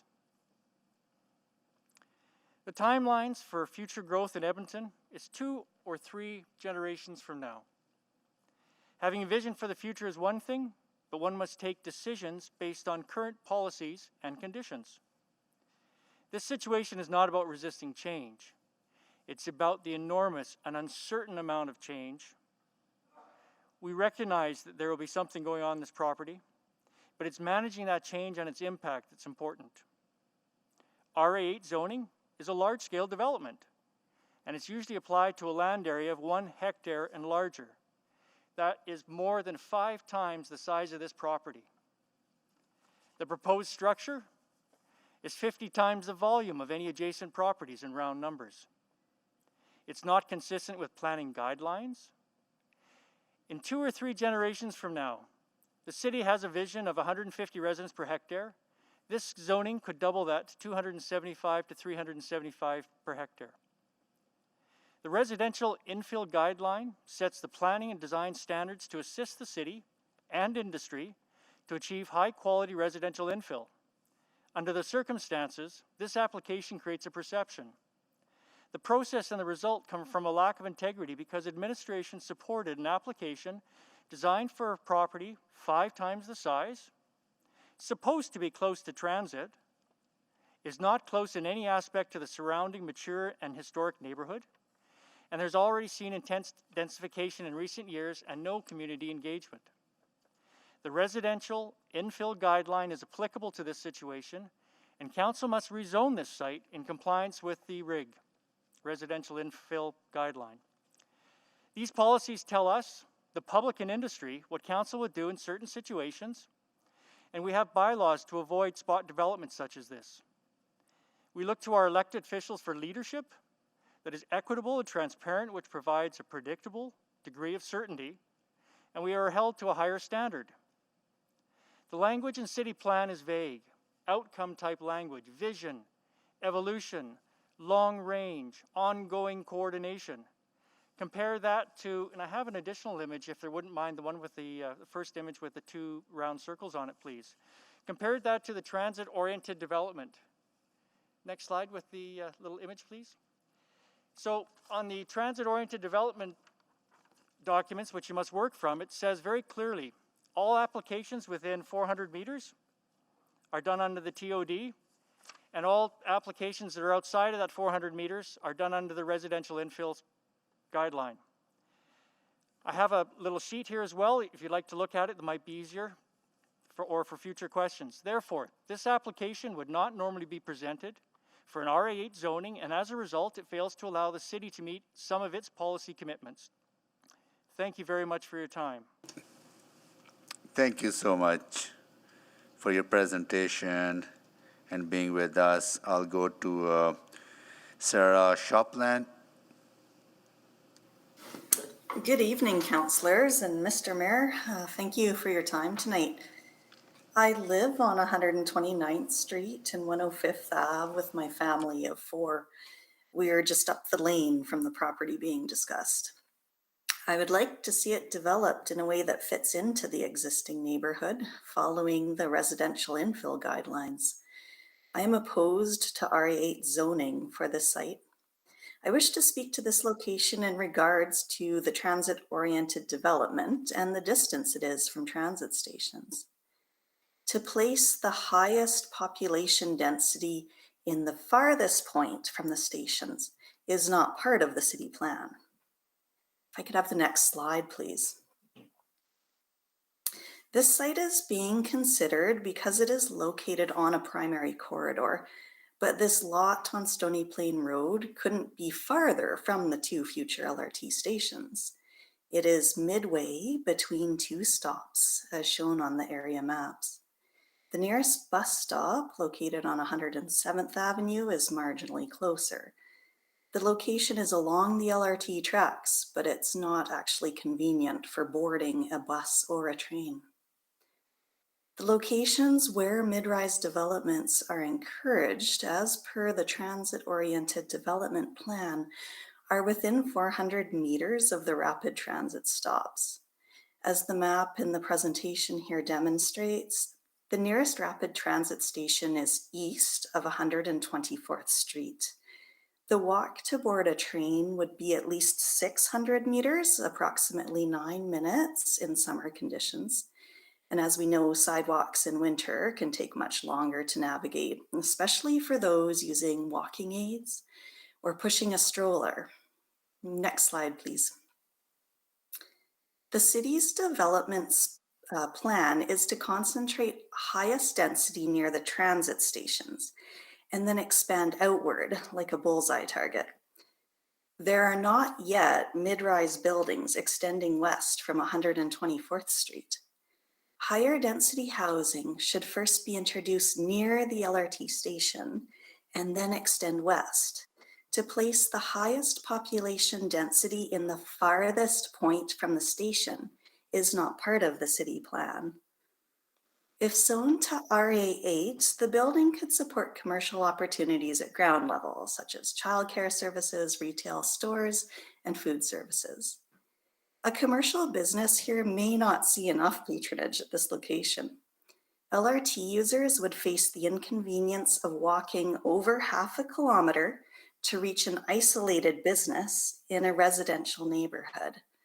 Patrons attempting to reach the business by vehicle would have to navigate through the maze of right-only turns and alley-only access, only to find very restricted parking once they arrive. This is not an easy location for customers to reach by transit or vehicle, and there are no other businesses within 3 blocks. This property on 128th Street is ready for development, but not a 6-story building with or without commercial use. It is ready to house a number of families in a way that will enhance Grote Estates, not overwhelm it. This is not a location near transit stops, near other mid-rise buildings, or near other commercial properties. Please do not approve the application for RA8 zoning. Thank you.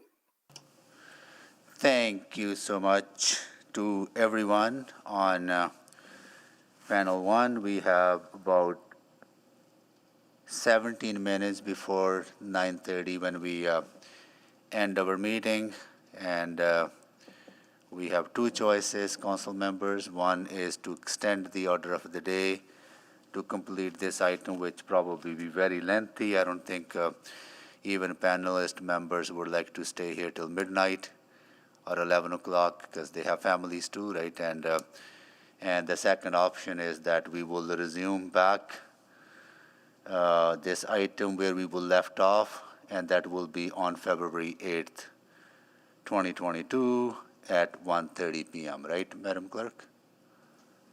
That would require a vote of council, but That yes. that would require a vote of council today to Postpone this postpone item, yes. this meeting, this item over to the next meeting of February 8th, and we will start where we would have left off, right?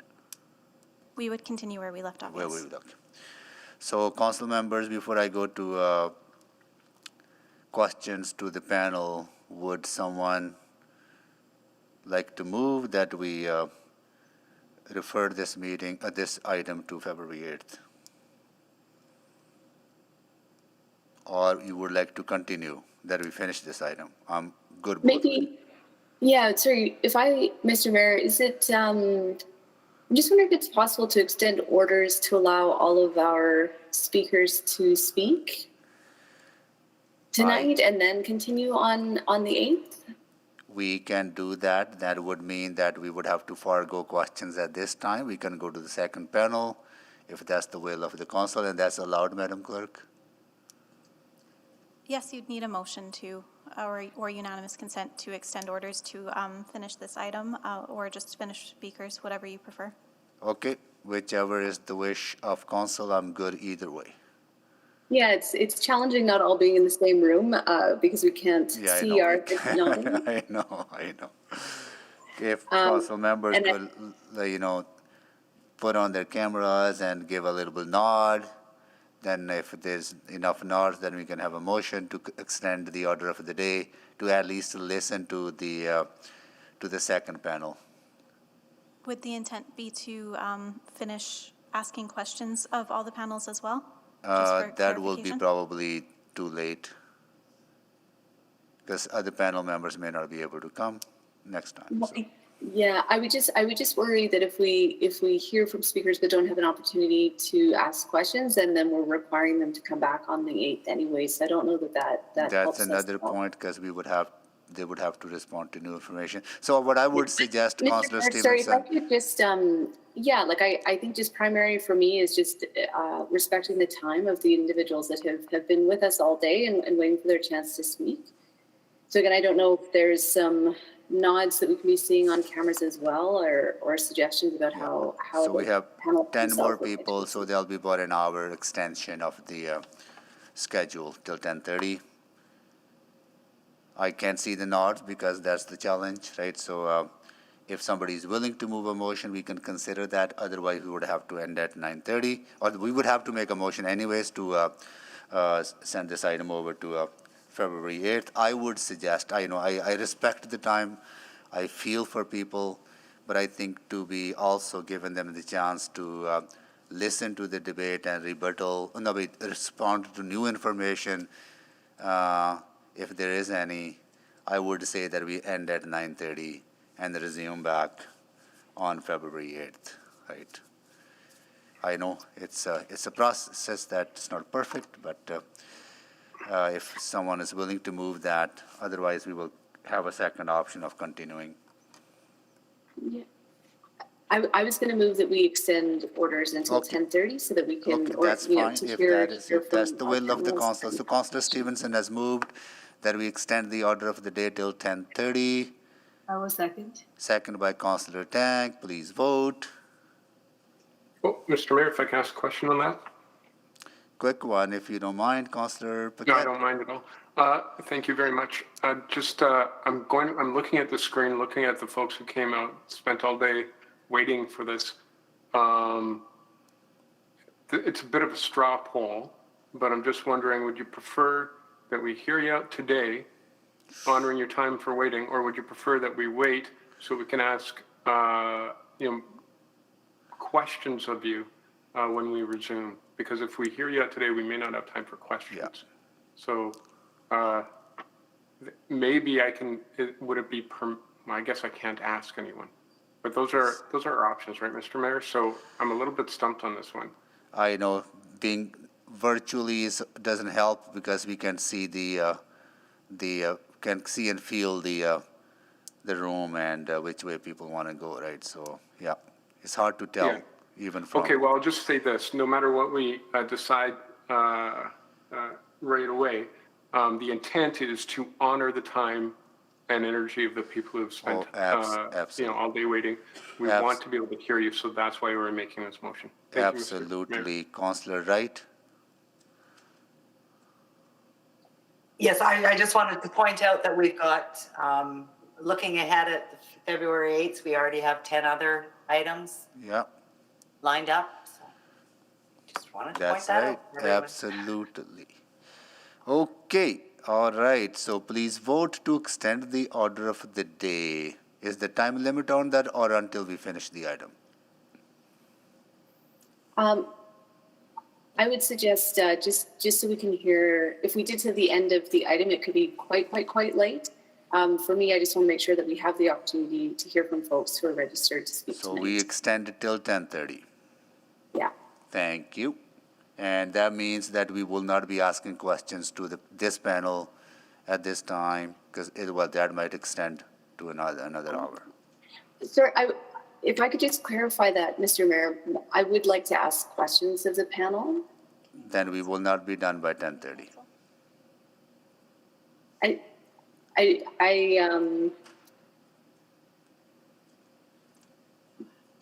Yeah. Then we okay, just keep it open. Just keep it open. We will revisit at 10:30. Okay, so don't put a stop. Okay, good. All right. Okay, extend the order of the day, please, to finish this item. No, or till keep it open-ended. Yeah. I don't know. Okay. Okay, please vote. Yes, Madam Clerk. Thank you, Councillor Hamilton. My session is out, Madam Clerk, so I'm yes. Thank you, Mayor Sohi. My computer is giving up. All right. Jans is a yes. Thank you, Councillor Jans. Just waiting for Councillors Principe and Councillors Wright. Principe is a yes as well. I was timed out also. Thank you. Yes, eScribe times out after 8 hours. You got everyone? I'm still waiting for Councillor Wright. Councillor Rice? Oh, I had voted before. What's showing up now is bylaw 19935. I'm sorry. You want me to just click on that? I'm a yes. Thank you. We have all the votes. Please display the votes. That is carried. Okay, Councillor Stevenson, go ahead. Questions to the panel. In the meantime, I'll try to reboot my system. Thank you, and I will be really brief. I just want to start by thanking everyone who's taken the time to be here tonight and for spending the day with us. I'll maybe just take a moment just to make sure that I'm hearing very clearly from residents.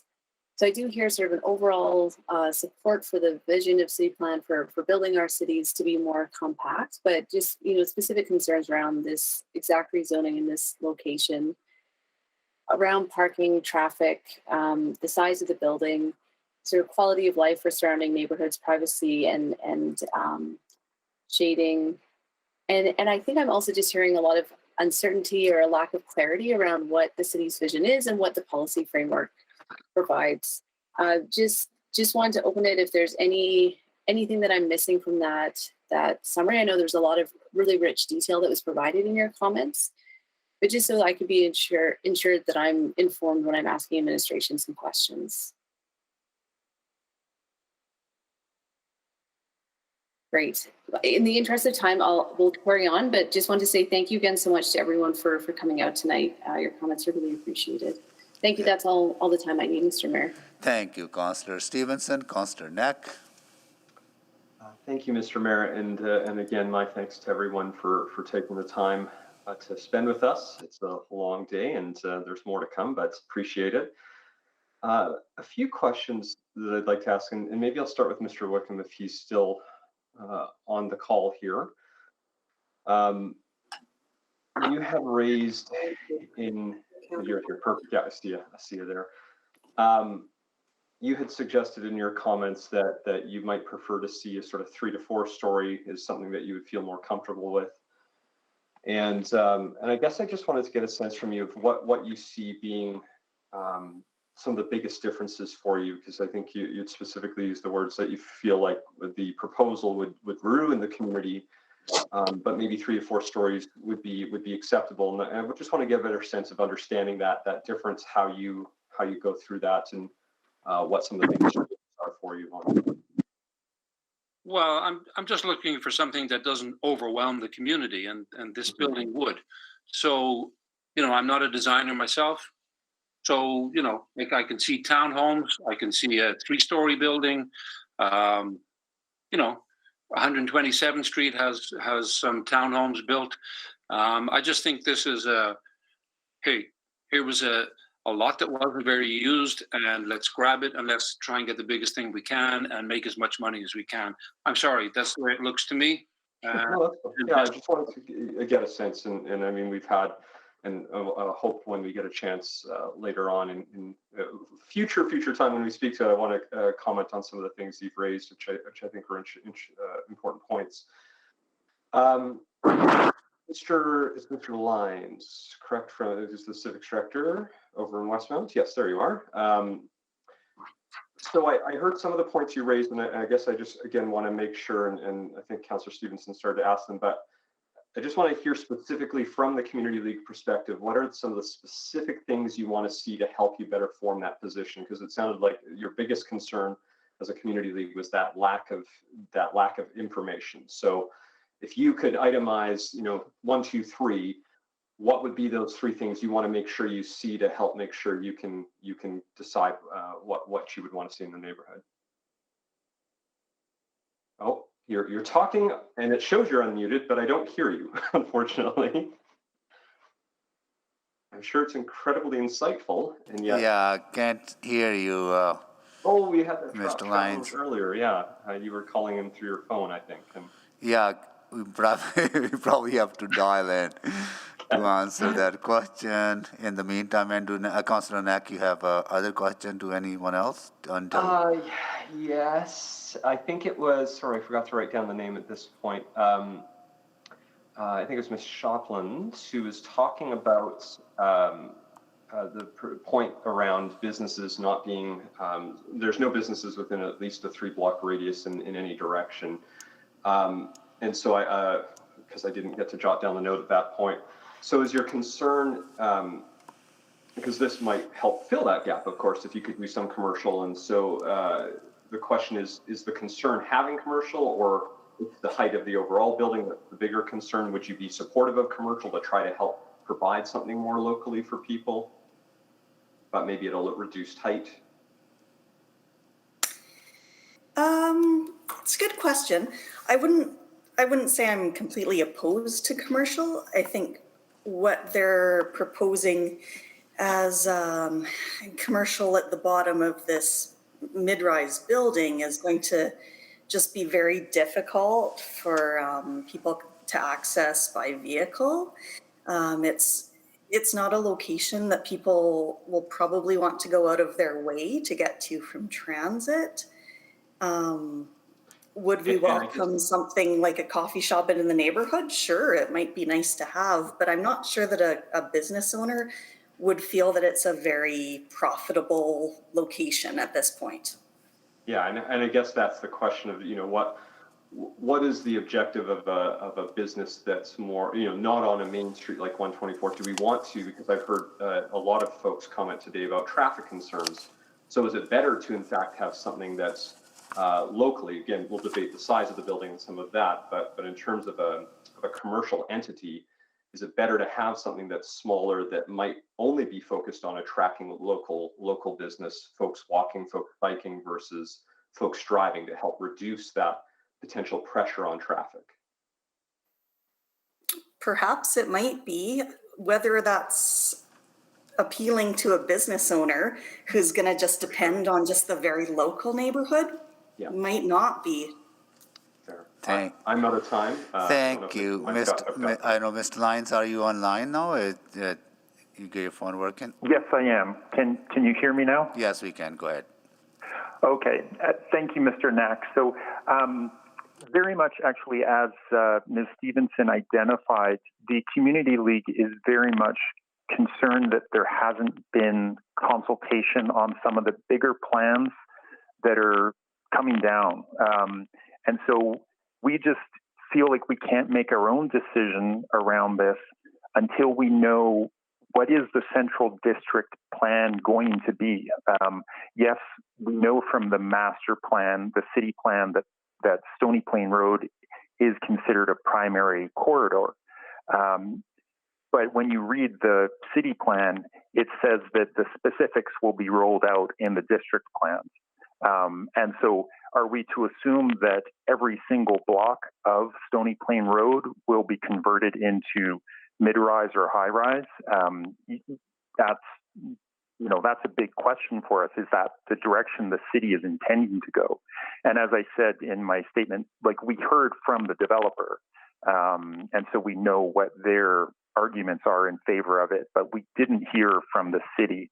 And the other big piece is the zoning bylaw renewal, which I have no details on, except the fact that the city is undergoing this process of zoning bylaw renewal. And so it seems early to be making such a big rezoning when we have no idea what an RA8 might become under the zoning bylaw renewal. Thank you, Mr. Lyons, for that. Councillor Rutherford? Thank you, Mr. Mayor. My question is also for Mr. Lyons. Thank you so much for everyone for being here tonight and for sticking with us into the long evening.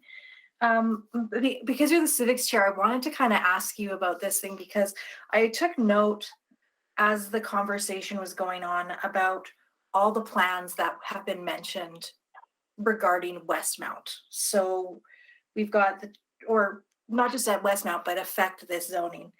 So transit oriented design, the city plan, mature neighborhood overlay, and the central district plan.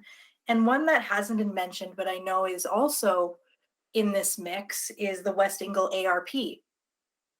And so I'm wondering, from your perspective, as a community member, how do you navigate all of that? As a civics chair, as somebody that's working in that? It's there certainly are a lot of moving pieces to keep track of. Now, the West Ingle ARP does not extend south of 107th Avenue. Okay. So and as I mentioned, the area south of 107th Avenue within Westmount used to be covered by the Grote Estate implementation plan, and it was one of the many area plans or implementation plans that were repealed by the city last summer. I believe largely in advance of the new city plan coming in. But there has been nothing specific to replace the Grote Estate plan so far. So I understand that the residents of that Grote Estate area are feeling the void. And they used to have this document that would tell them what was intended for their neighborhoods, their sort of local smaller neighborhoods. And now that's missing. And as I said, there has not been consultation on the district plan that would cover this area. The West Ingle ARP, although we have brought it up a couple times in previous years' conversations with councillors, and we would get a mix of responses. Some councillors would say, yes, that is the guiding document. And other councillors have told us that they don't really pay attention to the area redevelopment plans. So there's been quite a mix of council's approach to those documents. The West Ingle ARP was not repealed, so it is still in place. But thank you you've taught me something new tonight at this late hour. So I appreciate that, Mr. Lyons. So this Grote Estate plan you said was repealed? Yes, it was repealed last summer. So what I'm kind of hearing is there's not really a guiding, whether it's old or out of date, at least West Ingle ARP still exists. There's nothing in this space that even exists in that sort of neighborhood space that you're aware of. Correct. Okay, that's something I'll definitely ask administration about. Thank you so much, Mr. Lyons, and everybody else on this panel for all of the comments that you've made and the arguments you've brought forward. Thank you. Thank you, Councillor Rutherford. Councillor Stevenson, can you take the chair, please? I have a couple of quick questions to Mr. Wickham. I have the chair. Thank you. So, Mr. Wickham, how far are you from this proposed site? How far you live? 5 houses away. And you never got a notice for this? I knew it was going on, but what I'm saying is that it should be city administration that's coming to me, not a paid consultant. Okay, so you got a notice from a In their consultant. interest, it's in the consultant's interest to get the planning approved, and it should. That's not. That's leverage. That's just not the right way. It should be, an objective, having a look at the laneway, having a look at everything. That should be city employees doing that. So that you think that that's the responsibility of the city's planning department, not the consultant who are hired by the proponent to develop the site. Well, it's swayed in their favor. Yeah. Okay. So beyond 60 meters, there's no requirement of city planners to contact anybody outside of 60 meters away. Yeah. Okay. That's crazy. I mean, you really need to, Amarjeet, you really need to look at that. Yeah. Because we're the main stakeholders. If I dealt with Cloverdale that way down at the Folk Festival, there's no way we would be allowed to run. Yeah. No, absolutely. I hear you, and I think when we want people to embrace infill, there has to be a more robust communications and engagement plan to get that support and buy-in and answer people's concerns, and we'll ask that to administration. No, thank you so much for raising that, and I'll take the chair back. Councillor Stevenson? Thank you, and I'll go to Councillor Paquette. Yeah, thank you, Mr. Mayor. Back to same speaker, Mr. Wickham. I'm just curious because you've obviously thought about this. What do you think is a reasonable distance from any development to inform neighbors? Because we can't one-off these things. We have to have consistent sort of guidelines on it. So I'm just curious about your thoughts on that. I got asked by a journalist one time, how do you get a good lineup? How do you get a very good lineup? I said, you make sure every artist is really good. It's the same with planning. If you want to have a well-planned city, you make sure every planning decision is good.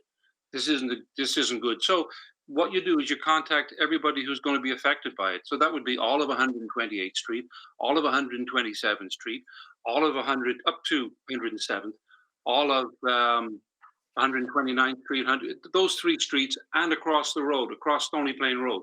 They should have all been, not 60 meters.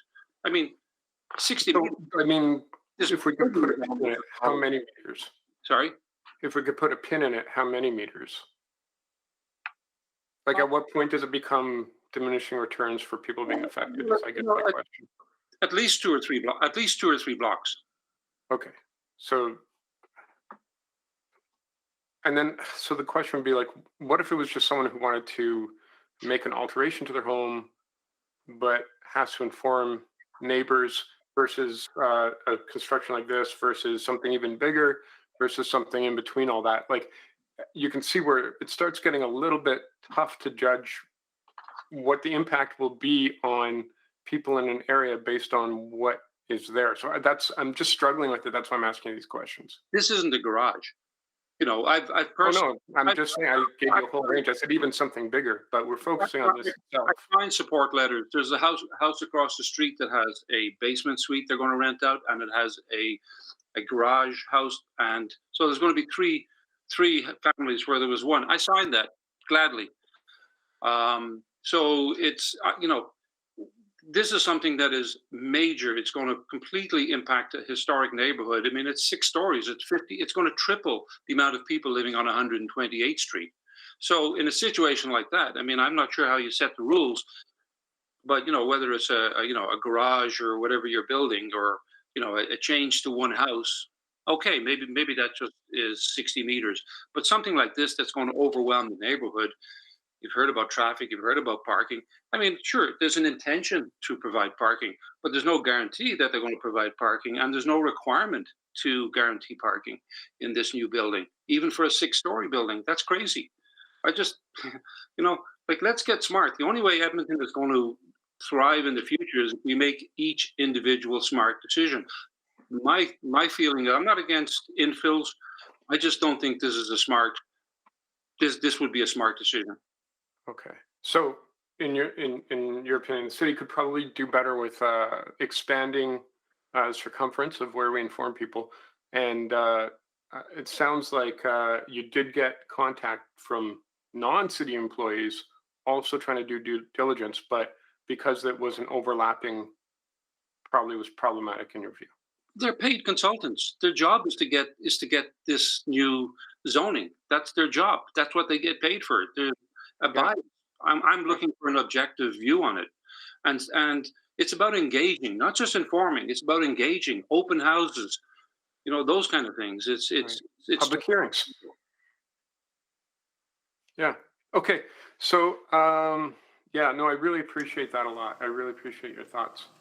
I guess the last question is just sort of, because this is what we're struggling with as a council, as administration, as a whole city going forward, is that we know that we have radically less density than other cities that are providing services that Edmontonians wish they had. And the only way to provide those services is to increase density. It also reduces our greenhouse gas emissions. And the question is, how finally do we parse the process without derailing the whole effort? Well, I find up just twice as many people living on 128th Street, but not 3 or 4 times.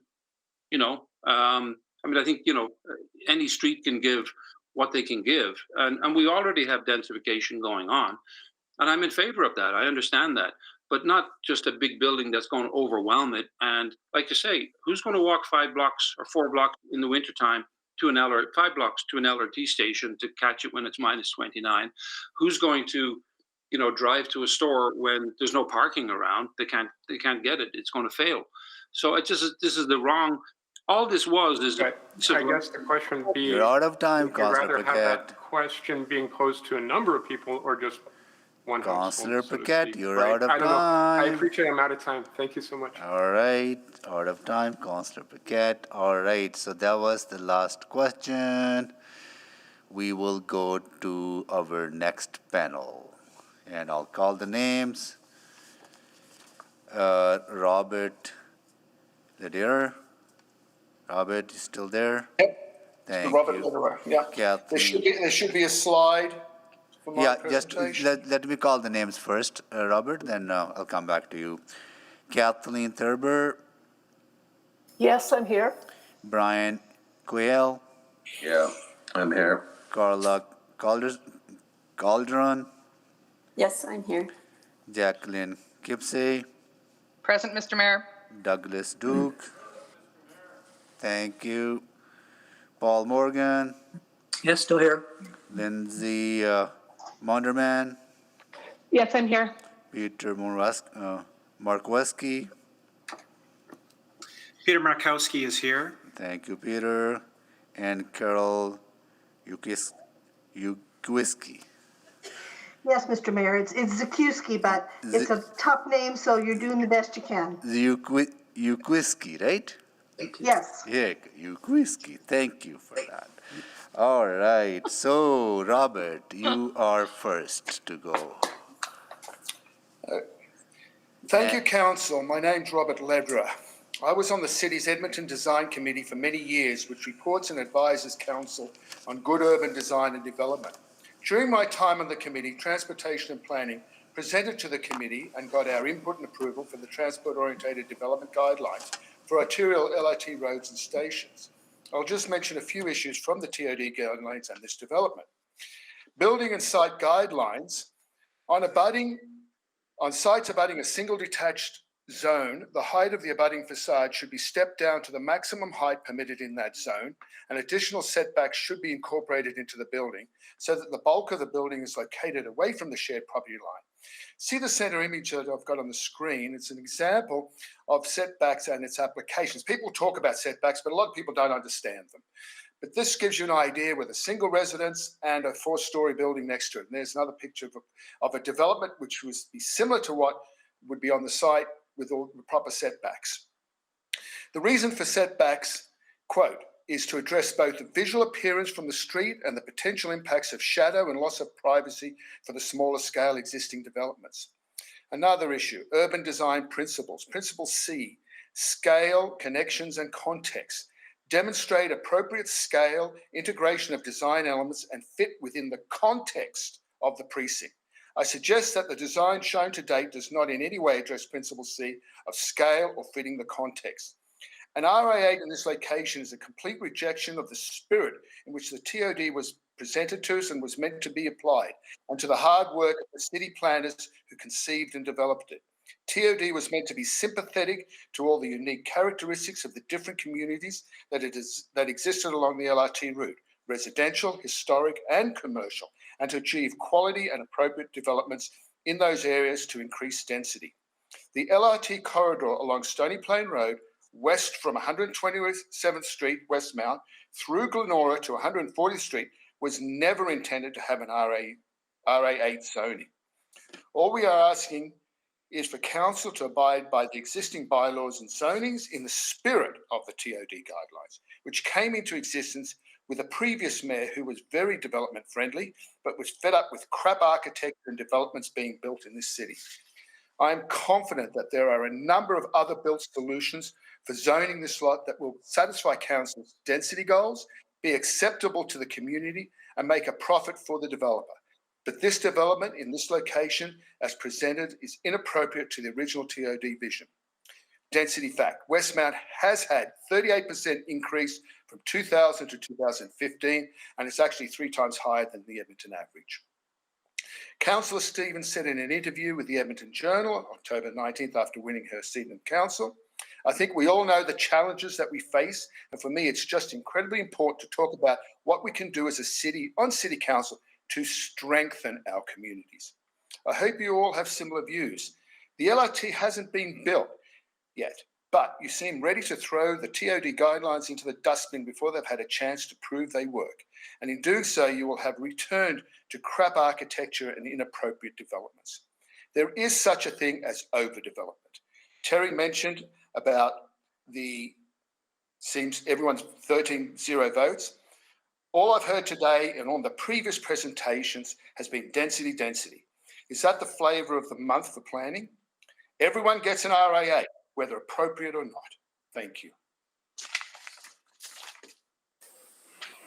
Thank you, Mr. Leader. Next up, we have Kathleen Gerber. Thank you. Good evening, Mr. Mayor and councillors. I've lived on 129th Street for 30 years. Next slide, please.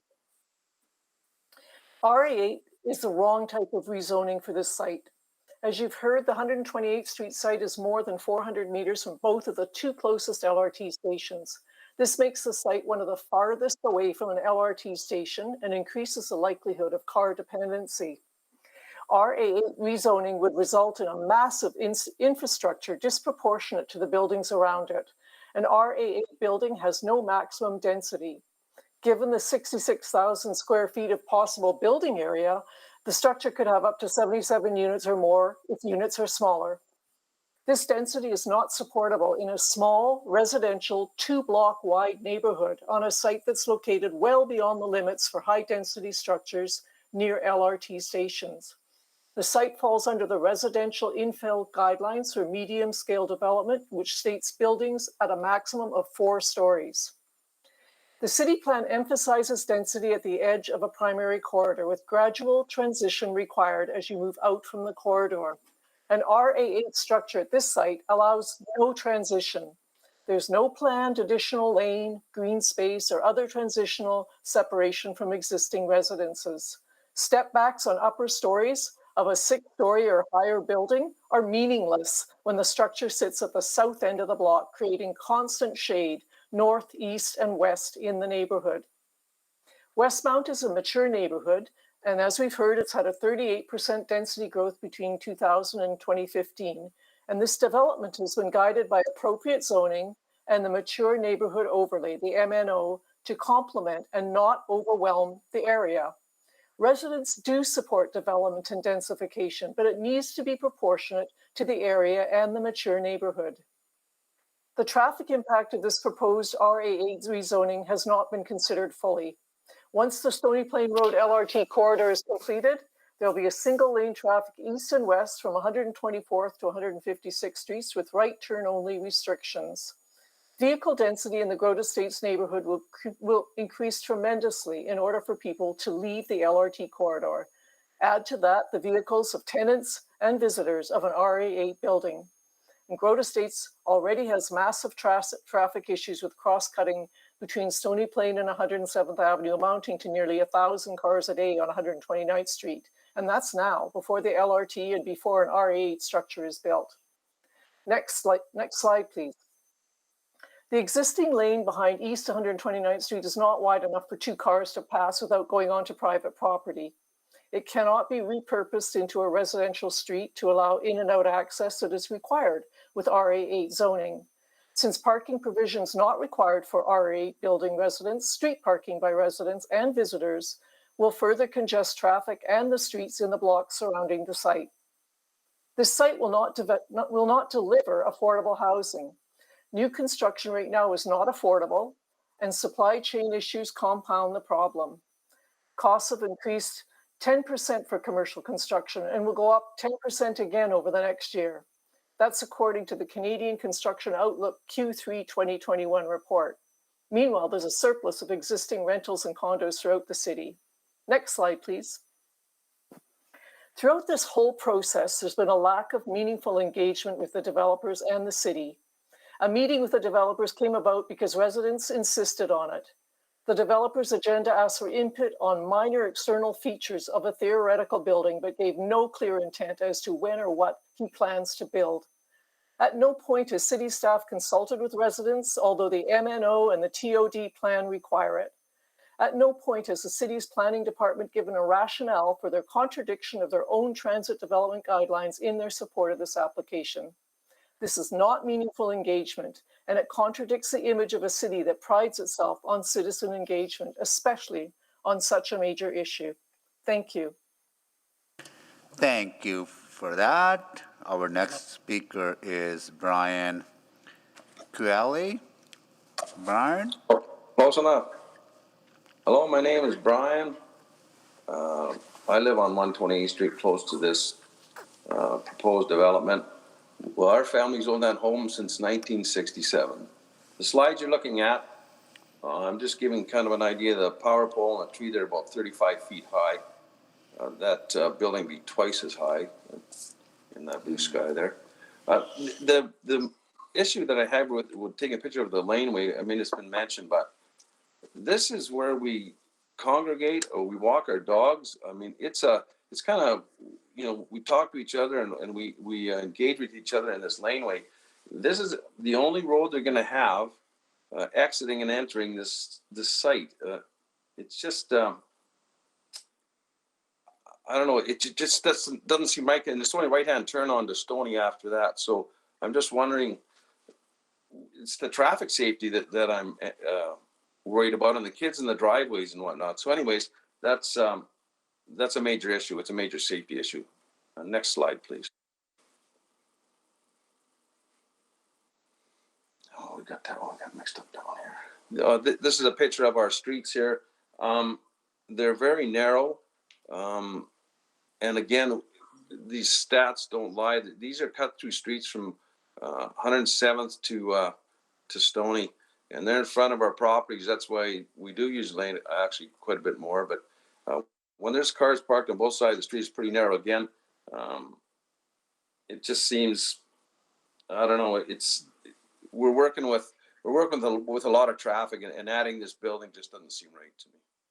Next slide, please. This is drawing it. The same building apparently is being built down on 103rd and 98, where the builder said it was, and that's correct. It looks really good there amongst all the high rises. That's where something like this should be built. I'm just wondering why it looks good there and why they're building there and why they should build the same building Westmount. Confuses me. Next slide. And there's your. This is where it's just. I live two lots down. I'm not being just because I'm living so close, but there is a real issue with our shading issues and sun, and it's just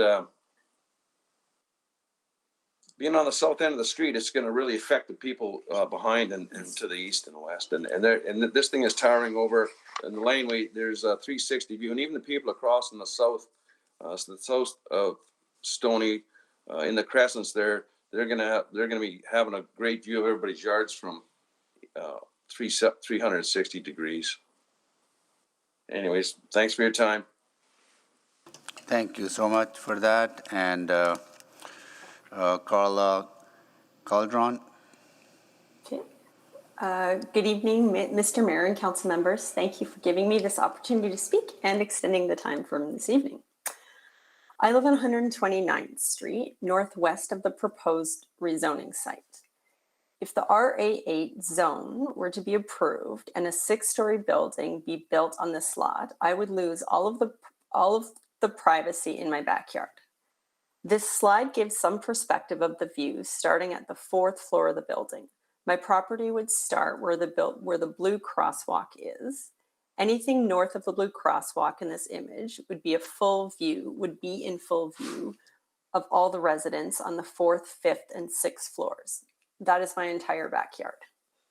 As well, the 6-story height of the building and it being located at the south end of the block would cast a shadow on 25 to 100% of my backyard for 1 to 3 hours each morning, starting around September and lasting for the next 8 months.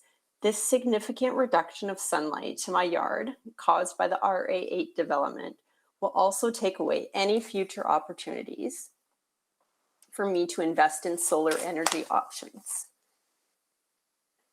Living in one of the most northern metropolitan cities, we all know, and studies have shown, how important sunlight is for our mental health and physical well-being. Next slide, please. Fostering a sense of community.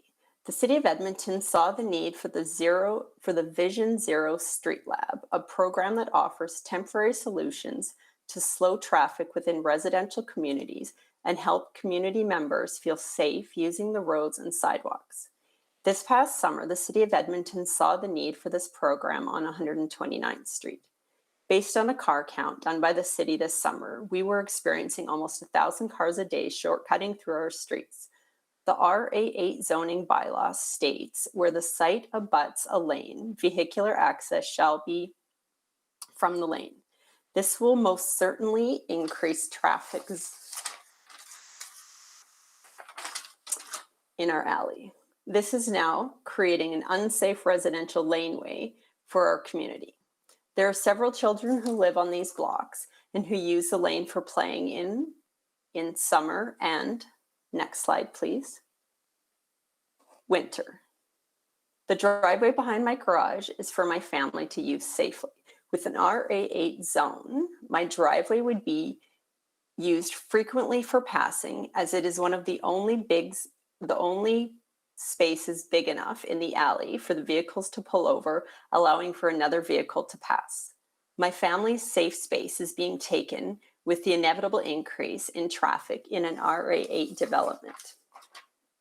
The city saw a need to mitigate the traffic issue in our front street, but they're willing to triple the traffic volume in the alley behind our houses. That seems to be contradictory to the Vision Zero Street Lab program and to the city's promotion of walkable, livable laneways.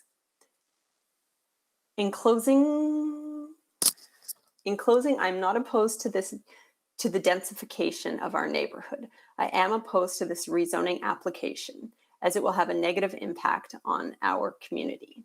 Thank you for your time. Thank you so much for your presentation. Next, I will go to Jacqueline Kipsey. Good evening, Mr. Mayor and Council. I apologize, my name doesn't appear on the bottom of my my picture there, but yes, I am Jacqueline Kibsey.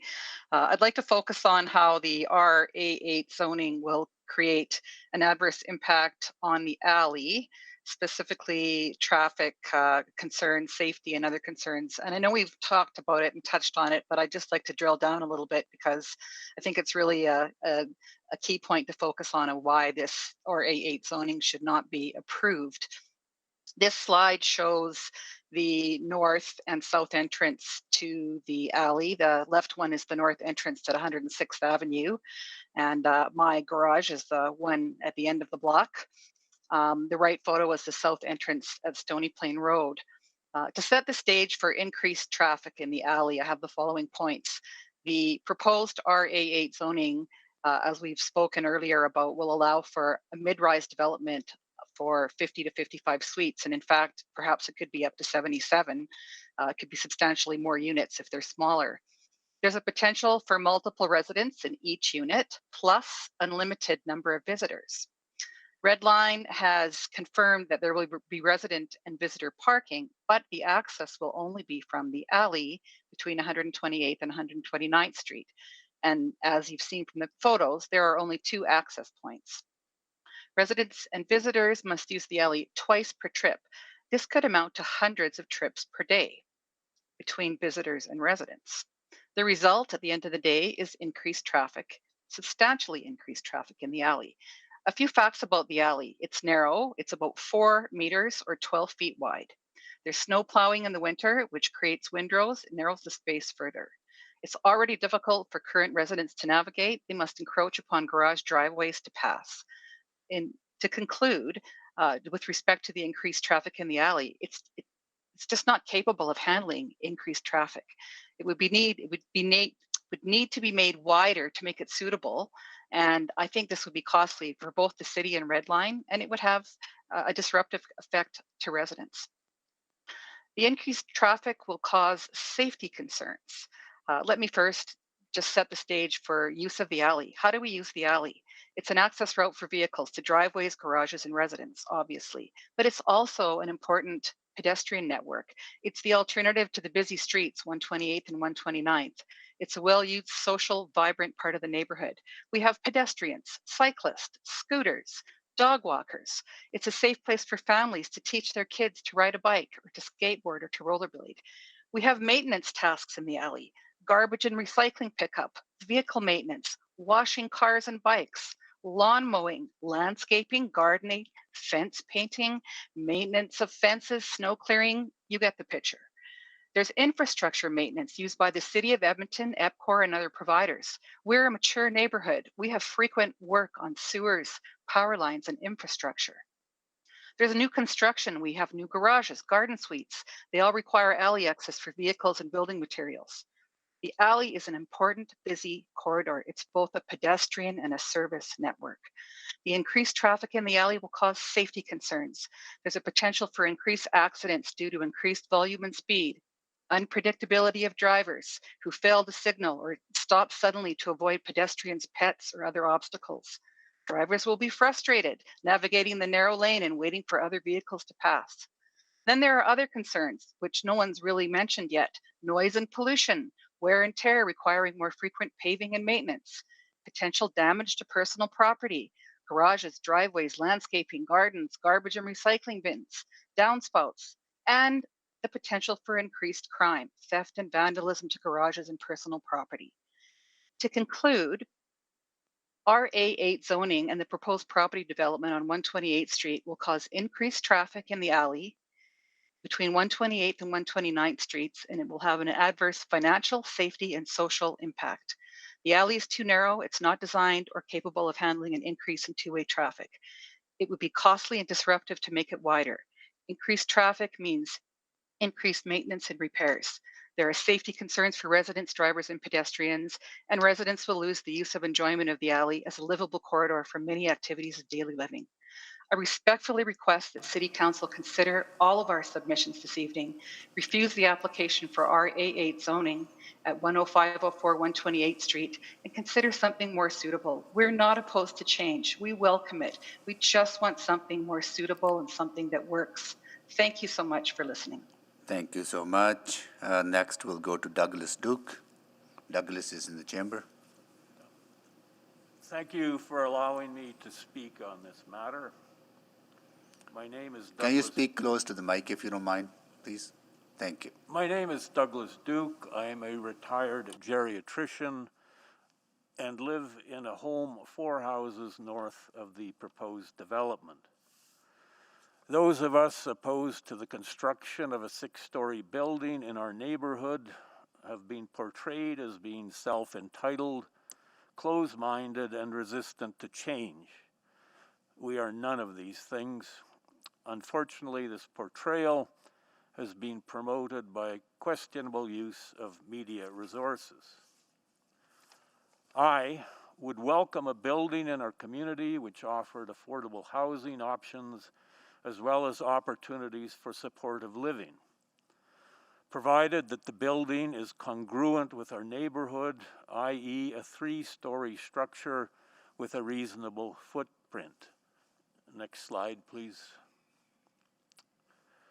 A 6-story building with a footprint close to the property line in the middle of a neighborhood of houses is not, in quotation marks, an appropriate fit, end of quotation marks. In fact, it requires significant mental gymnastics to rationalize the quantum leap required to go from the zoning concept of mature neighborhood overlay to one which allows the construction of a 6-story building set amongst houses. The major issue of those of us opposed to this proposed development is that of the structure's overall size and 6-story height, set in the midst of a residential neighborhood. A model of a transit corridor is valid, useful, and likely necessary. What is not valid, not useful, and definitely unnecessary is the lumping of all the disparate areas through which transit traverses into one zoning category. Much of the transit corridor is in commercial areas and areas of pre-existing high population density. A large 6-story structure would, in many cases, be a reasonable option in these areas. A 6-story building imposed on a neighborhood of family homes is not reasonable. Next slide, please. It is poor governance to be shackled to an ideology of high-density housing throughout the transit corridor, such that the heterogeneity of the corridor is ignored. Just as our neighborhood must be nimble and open-minded enough to embrace positive change, those embracing a monolithic plan of development along the transit corridor must be flexible enough to modify their ideology when appropriate. Surely, beneficence and clear-headedness must supersede the opportunity for monetary windfall. Also, the concept of a transit corridor is meant to help combat the climate crisis. Those of us in proximity to the north of this structure will have the usefulness of our solar panels significantly diminished by the massive shadow cast by this building, even if we are not, in quotation marks, in perpetual shadow, end of quotation marks, period. Others in the neighborhood considering the installation of solar panels will naturally reconsider. The overall effect is anything but environmentally friendly. I welcome change to our neighborhood. A 3-story building offering affordable residences and options for supportive housing and childcare would be an asset to our community and would be well received. A community incongruent 6-story building constructed for dubious reasons will not be welcomed. Thank you. Thank you, Mr. Duke. Next speaker is Paul Morgan. Yes, hello. My name is Paul Morgan, and my wife and I live directly across 128th Street from this proposed project. Our neighbors have mentioned or will mention numerous specific problems with this idea: the traffic congestion, the lane access and overcrowding, parking issues, the doubling of our block's population by a building twice the height of anything in the neighborhood. Excuse me. And I share those concerns. But I'd like to talk in general terms here about process and the, quote, district planning, unquote, promised in city plan. And just as a quick aside, I'm pleased to hear the Community League and Roland spoke on this topic as well, although we prepared these speeches separately. Anyway, about district planning, why haven't we seen details on it? It's supposed to be coming along in a few months, we're told. So it's the perfect and most transparent opportunity to gauge what the neighborhood has to say about housing development and zoning issues. A few minutes for us today before council, well, perhaps a few hours is the way it's looking, before council in a last minute attempt to try to derail this is hard to be a reasonable substitute for the comprehensive engagement between neighborhoods and city officials that is described in the city plan. How has that engagement worked out so far? Last summer, the city held 8 virtual sessions to introduce the district planning idea. A grand total of 50 people citywide, 50, took part in these sessions, 12 of whom apparently were online from our central district, which is an enormous district, asking questions, listing their concerns. How widely advertised were these sessions if an average of only a small handful of people per meeting took part? Is this all the district planning that we're going to get? Is this what the city sees as true consultation? If this project gains rezoning and pushes ahead before district planning even begins here, a precedent on RA8 zoning could be deemed to be established here, which will also impact other neighborhoods that haven't had the opportunity for these promised discussions with the city. And it will certainly be too late for us to have any input once the shovels are in the ground. So why the rush on this proposal? Why are you eager to disregard the planning guidelines and objectives spelled out in your own city plan? Surely this can wait at least a short time to allow for true district planning. A final point I'd like to make concerns the planning process again as it relates to development around LRT stations.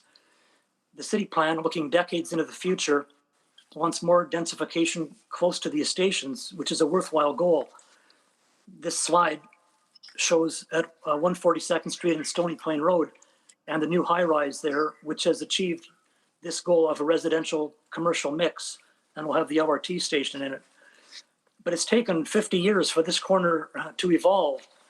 And now the new buildings and LRT stop there are easier to integrate with the accompanying infrastructure, precisely because there was a long history of commercial development there to ease the neighborhood's transition.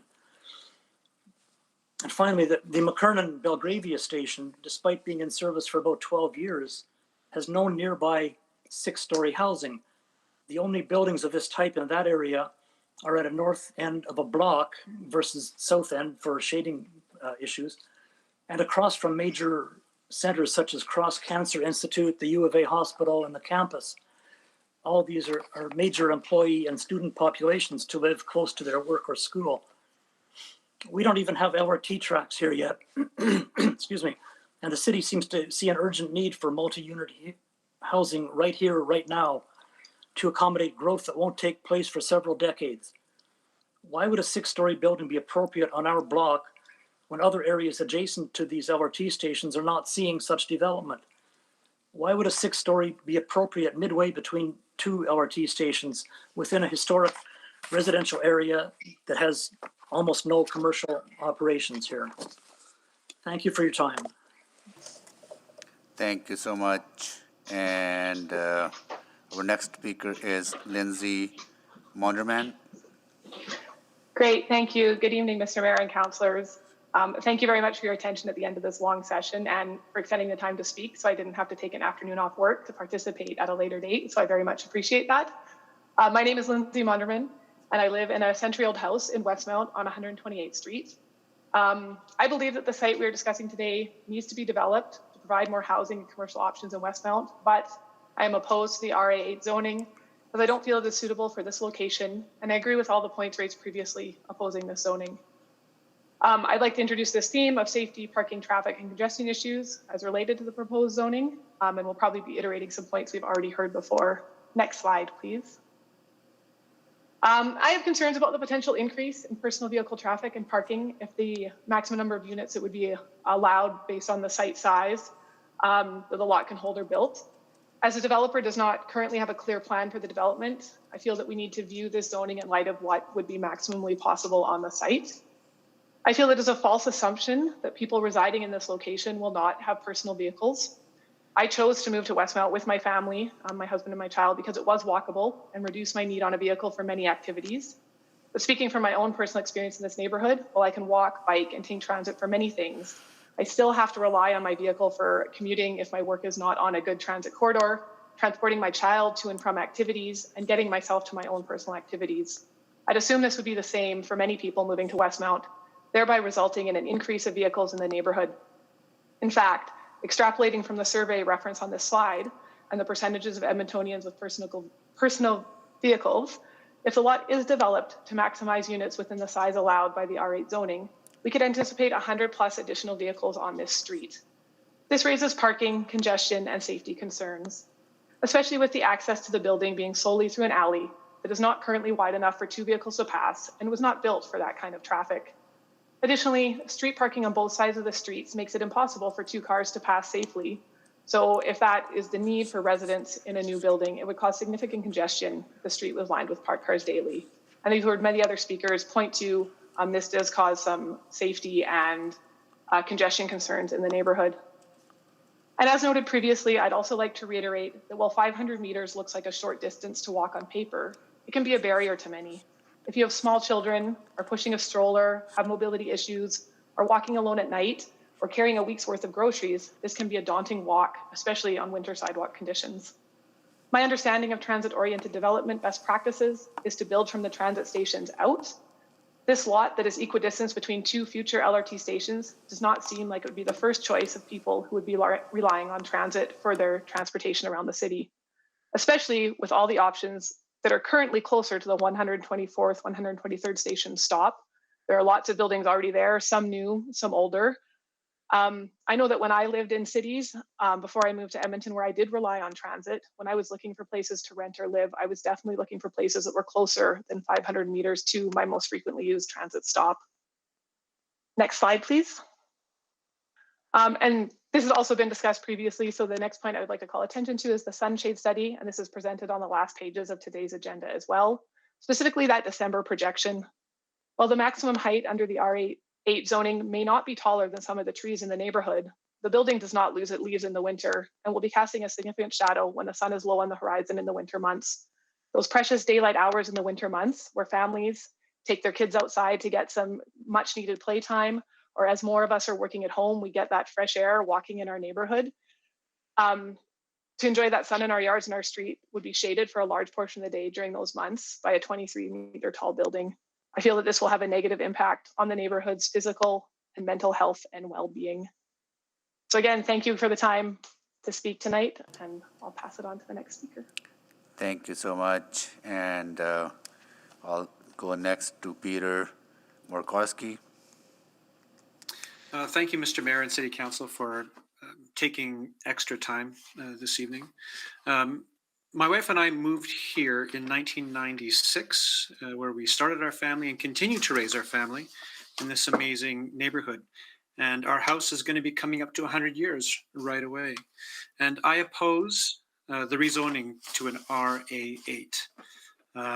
And going back to the slide, our densification contribution. So we have already neighborhoods, or pardon me, homes that are infilled with a granny suite and then additional living quarters. And if all the houses do that, or the ones that would like to upgrade to that, plus this 6-story building, that would significantly make this neighborhood very dense. Parking, traffic, noise, it does not seem like a reasonable fit for this neighborhood, something of that size and scale. Even with businesses below, I can't see how businesses would want to have their business there.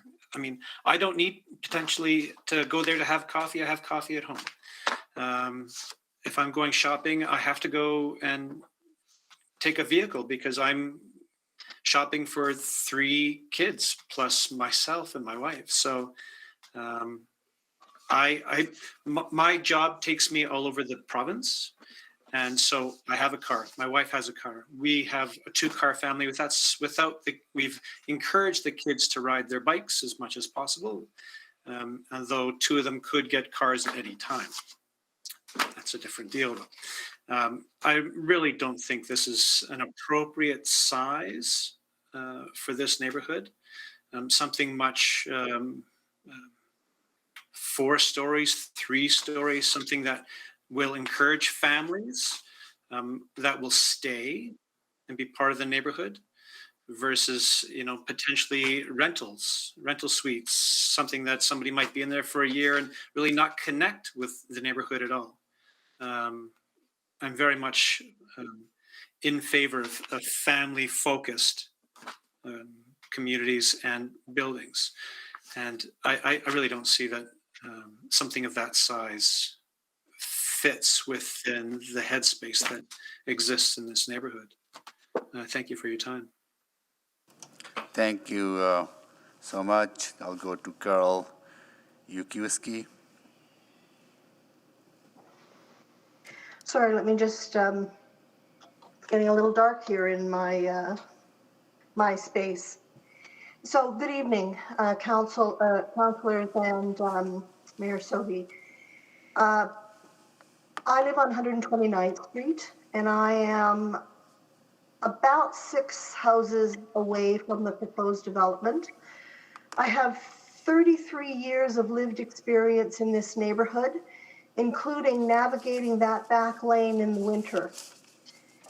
I echo the concerns of my neighbors, and I have also provided a separate written submission, which is attached to your agenda. There isn't time to address it, but I hope that you have an opportunity before you make your decision to review it.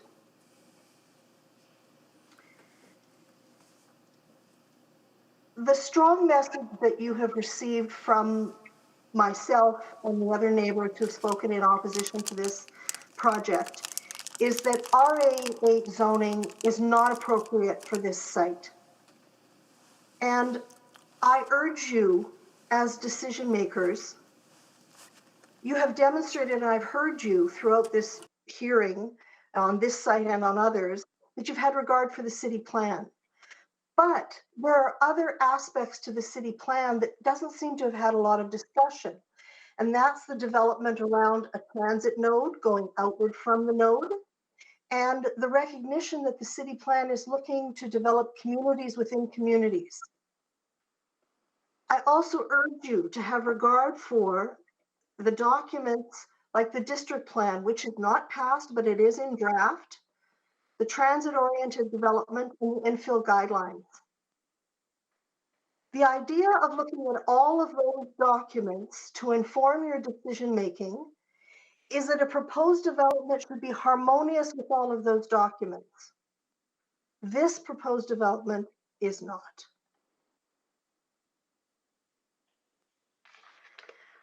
I also point out that there are, in my written submission, there are a number of substantive questions for administration, which I have not heard answered in administration's report, such as, and most importantly, the access on the lane and the parking.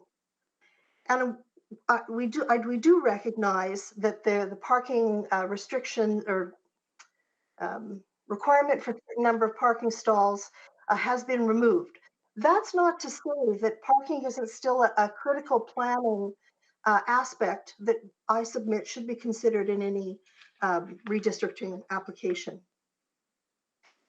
The other point to make about the RA8 zoning, there is only the illusion of certainty with this type of zoning that what is proposed will be actually built. If the city has as a goal to provide additional residential opportunities in neighborhoods like our neighborhood, Westmount, then the RA8 redistricting will not achieve that goal. There is no certainty about the residential mix, whether the suites will be affordable for young families or seniors. Next slide, please. This slide just references the residential infill guidelines that ought to be considered, but have not been. And the next slide, please.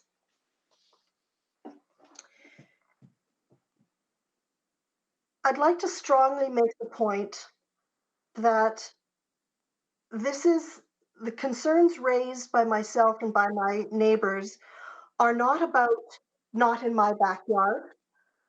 They're about change and development that is proportional to the neighborhood and in harmony with the city plan, the district plan, the infill guidelines, and the transit-oriented development.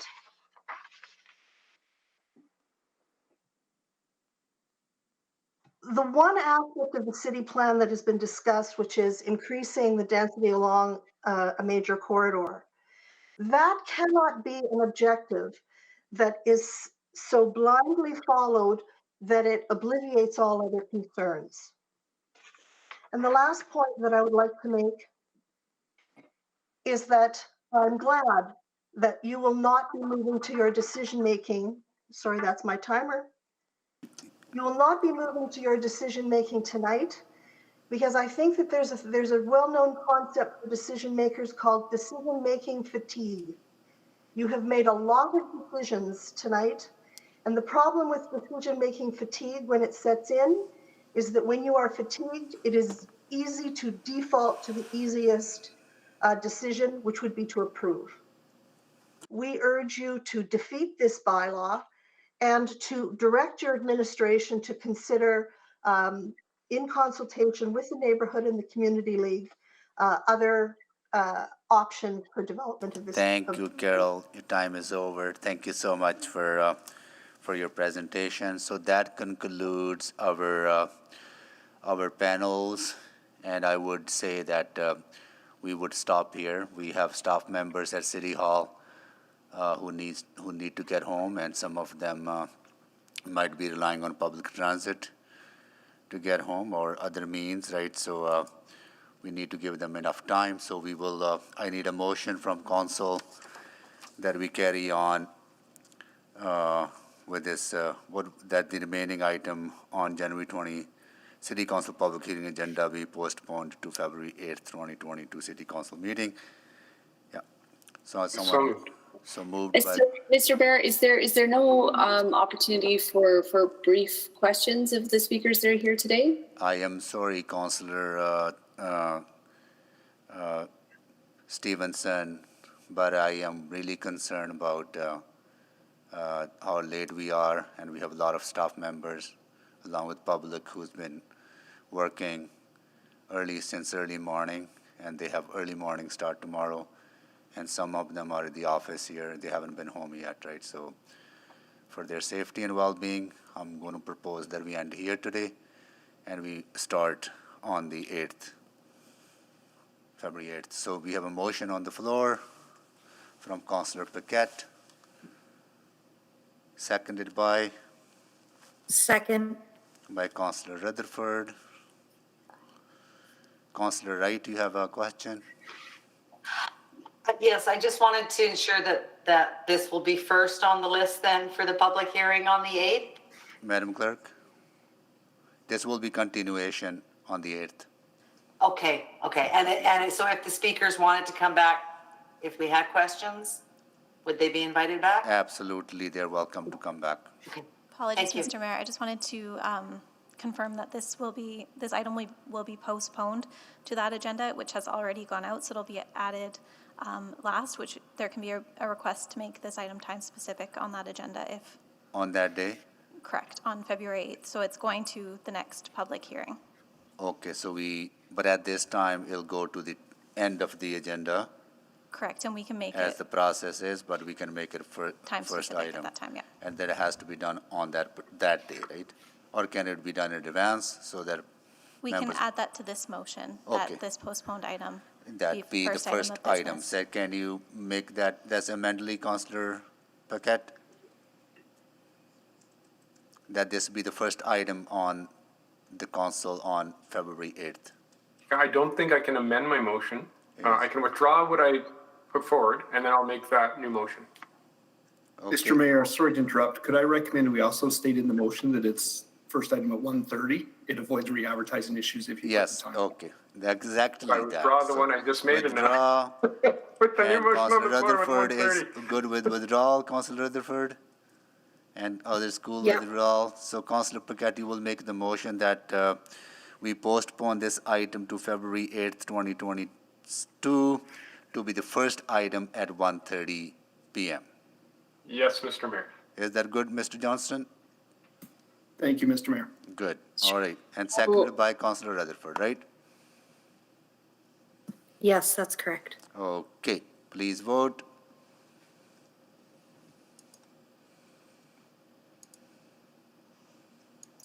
Yes, from me, please. Thank you, Councillor Tang. Just missing Councillor Jans's vote. Councillor Jans? It hasn't come up, but yes. Okay, Thank thank you. Okay, so we are, oh, sorry. Notice of motions and motion without customary notice. Seeing none, we are adjourned. And thank you, everyone, and particularly thank you to, we thank the public. We never had the chance to thank our staff who've been working behind the scenes. So thank you, everyone, from our city administration. Thank you.